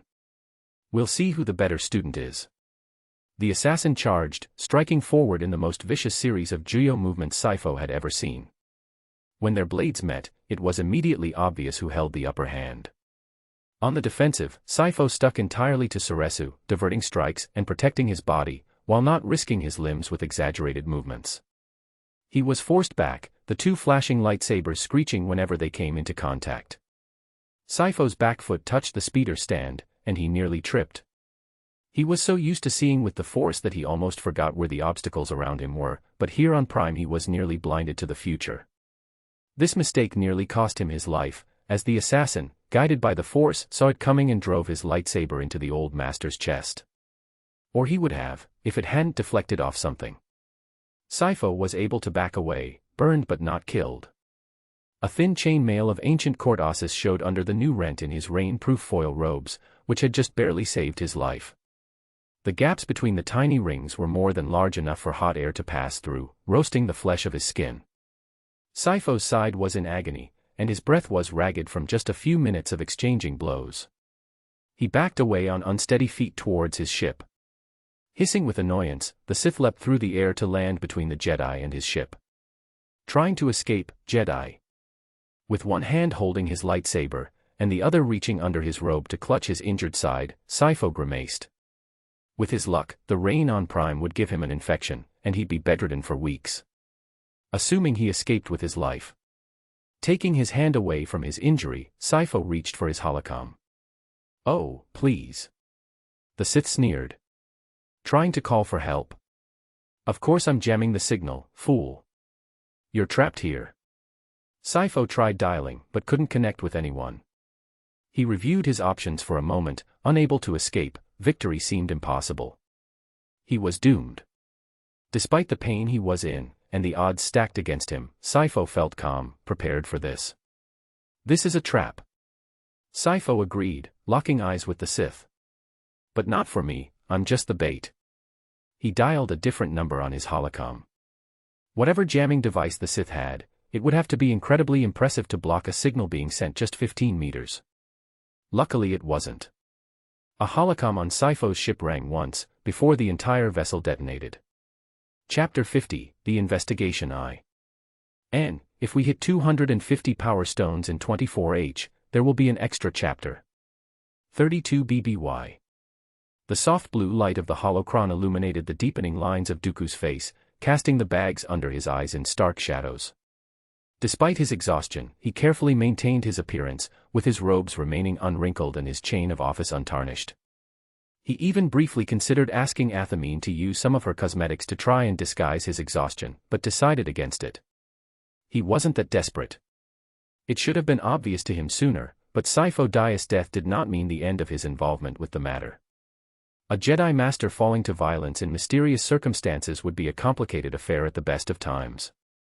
In Dooku's case, making the matters worse was a conflict of jurisdiction between the two temples. Sifo died on Raxus Prime, firmly within New Temple's territory, yet his status as a member of the Coruscant Temple meant the Council insisted on leading the investigation in spite of it. Naturally, Dooku had protested, and so the Council had petulantly resolved to compromise with him by allowing a knight from his temple to be part of the investigation team. Surprisingly, Kai Narek had proposed entrusting the role to Knight Priala. The Wayfish Knight had not given Dooku the impression of being a skilled investigator, but Narek was certain she would be the best choice for the role. In the end, Dooku decided not to concern himself with the outcome of the investigation. It was Sidious and his pet's job to cover up their own tracks, not his. Perhaps it might even benefit him if the investigators did actually uncover the Sith. Putting such thoughts aside, Dooku focused on his diplomatic work. The point of the new temple was that it was supposed to focus on protecting the Outer Rim, and having a Jedi Master killed, apparently assassinated, had shaken some people's confidence. Since the news broke, he had been rushing up and down the Hydian Way for the better part of a week, and even when he was home on Sereno was still making calls in his office. The line he had to Mon Cala had dropped suddenly, and wasn't reconnecting even after multiple attempts to redial them. Dooku wasn't even sure if they'd hung up on their end, or that the connection was just too weak. With a sigh, he pressed the button to hang up, and leaned back in his chair. The Mon Calamari had yet to even agree to the protection of the new temple, but nevertheless as a potential future partner Dooku didn't want them unsettled, either. Sifo had been on the Jedi Council, however short his tenure. It was hard to imagine a more qualified Jedi, and a more embarrassing failure when he died on a world that was composed of garbage. The same excuses and reassurances had tumbled past Dooku's lips so many times he had almost begun to believe them himself. Sifo wasn't truly a member of the new temple, merely staying there for its conveniently central location in the Outer Rim while pursuing other matters on behalf of the Jedi Council. His death would in no way affect the new temple or its day-to-day conduct. Raxus Prime was a dangerous world and Sifo went there without backup. Of course none of Dooku's Jedi would make such a mistake. It was such a painful afternoon that Dooku was almost relieved when his service provider bounced his call to Mon Cala. He was halfway through typing up a letter for the ambassador when he was interrupted by a notification. M8 ID had just alerted him that 2 Jedi had arrived from Coruscant. With a sigh, he got up and adjusted his robes, composing himself and getting his thoughts in order before going to greet his 2 guests. Knight Voss, Padawan Sakura. Dooku met the pair of Jedi in the garden. The 2 had been led there by M8, and Dooku dismissed the protocol droid with a wave. At a glance, the 2 looked less like Jedi and more like ruffians who blew in from the gutter.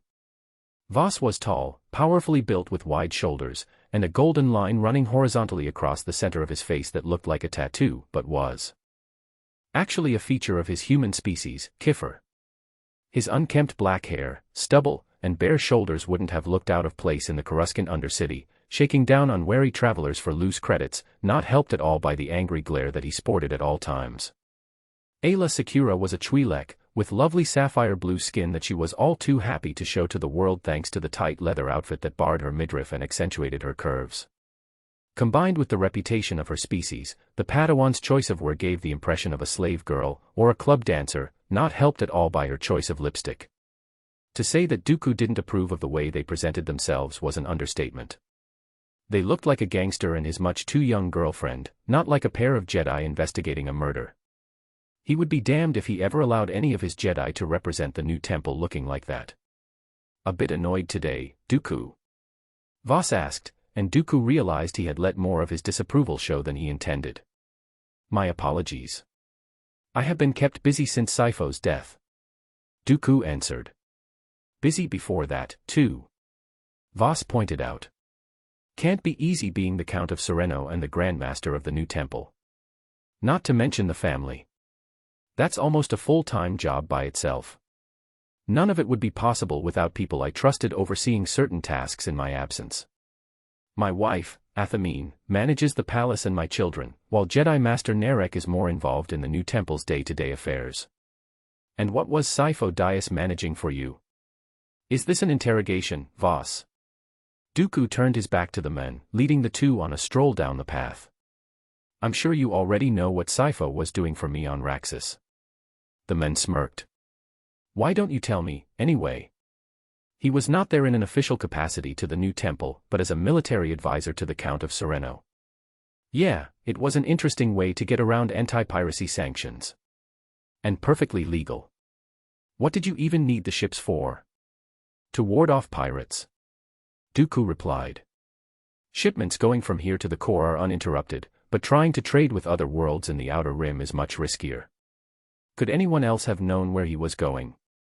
Myself, Padawan Asajj, my family. Dooku answered. I'm sure many of the servants knew as well. Voss glanced over at his Padawan, who took out her compad and began making notes. "Are you going to interrogate the entire palace?" Dooku asked him. "We're going to follow potential leads," Voss answered. "An important one being, who was it that had access to Sipho's ship?" Dooku paused. "Why does that matter?" Something about his question seemed to catch the knight off guard. Voss looked at Dooku for a long moment, obviously trying to read him. Sipho Dyas was killed in an explosion that originated from inside his ship. Padawan Ayla spoke up for the first time. Whoever killed him, presumably had access to his ship. Explosives. That rabid Sith had used explosives. Somehow, Dooku couldn't even picture it. That hound had been so eager to do battle, rearing at his leash. Would he really have been able to slake his thirst for blood with something as cold and distant as a bombing? "You look surprised," Voss said, watching the Count carefully. "I am," Dooku admitted. "I wasn't aware of the details until this moment." "Who had access to his ship?" Ayla asked. "I'm not sure," Dooku answered. "He owned it privately, and I never used it." "Not even once?" "No. Not even once." The two of them exchanged another look. "Is there anything else?"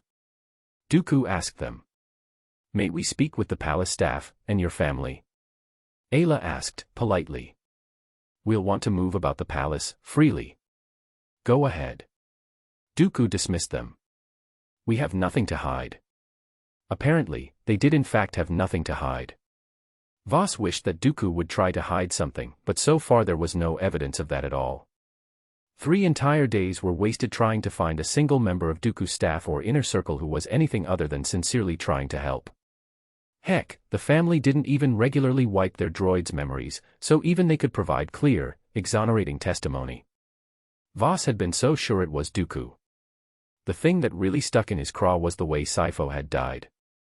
Explosives were so intentional and specific. A Jedi should have been warned by the Force about any assassination attempt well in advance, and this was obviously planned.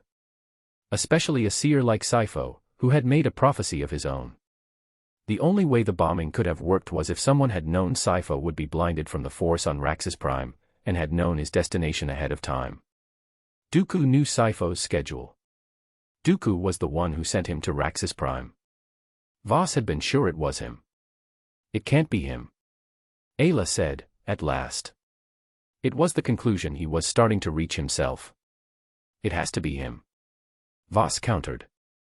Who else knew where he was going? The entire palace did, and none of them had access to his ship. Ayla replied. "It was biometrically sealed, no way to fake it. He could have cut his way on board with a lightsaber. No evidence of holes cut into the ship. We would have found the offcut." Voss grunted with annoyance. "Okay. Sipho was Dooku's friend. Dooku gave him a gift or something, and tricked him into carrying the explosives onto his own ship. Can't be. Sipho would have sensed it in the Force." Voss sighed. "Maybe he is a skilled slicer. If he was a skilled slicer, he would have had to sneak on board after the ship landed on Prime," Ayla pointed out. "Which he couldn't do because palace security footage confirms he was here." Voss grimaced. "Force, spare me from ever having another clever Padawan." Ayla smirked. "I just don't think it was him. There isn't even a motive. She had him there. By all evidence, Sipho was a close friend to Dooku and an integral part of his operations at the new temple. The Jedi Master's death had caused Dooku no shortage of headaches in its immediate aftermath. But somehow Voss just couldn't shake the feeling that it had to be the Count. He had to be involved somehow.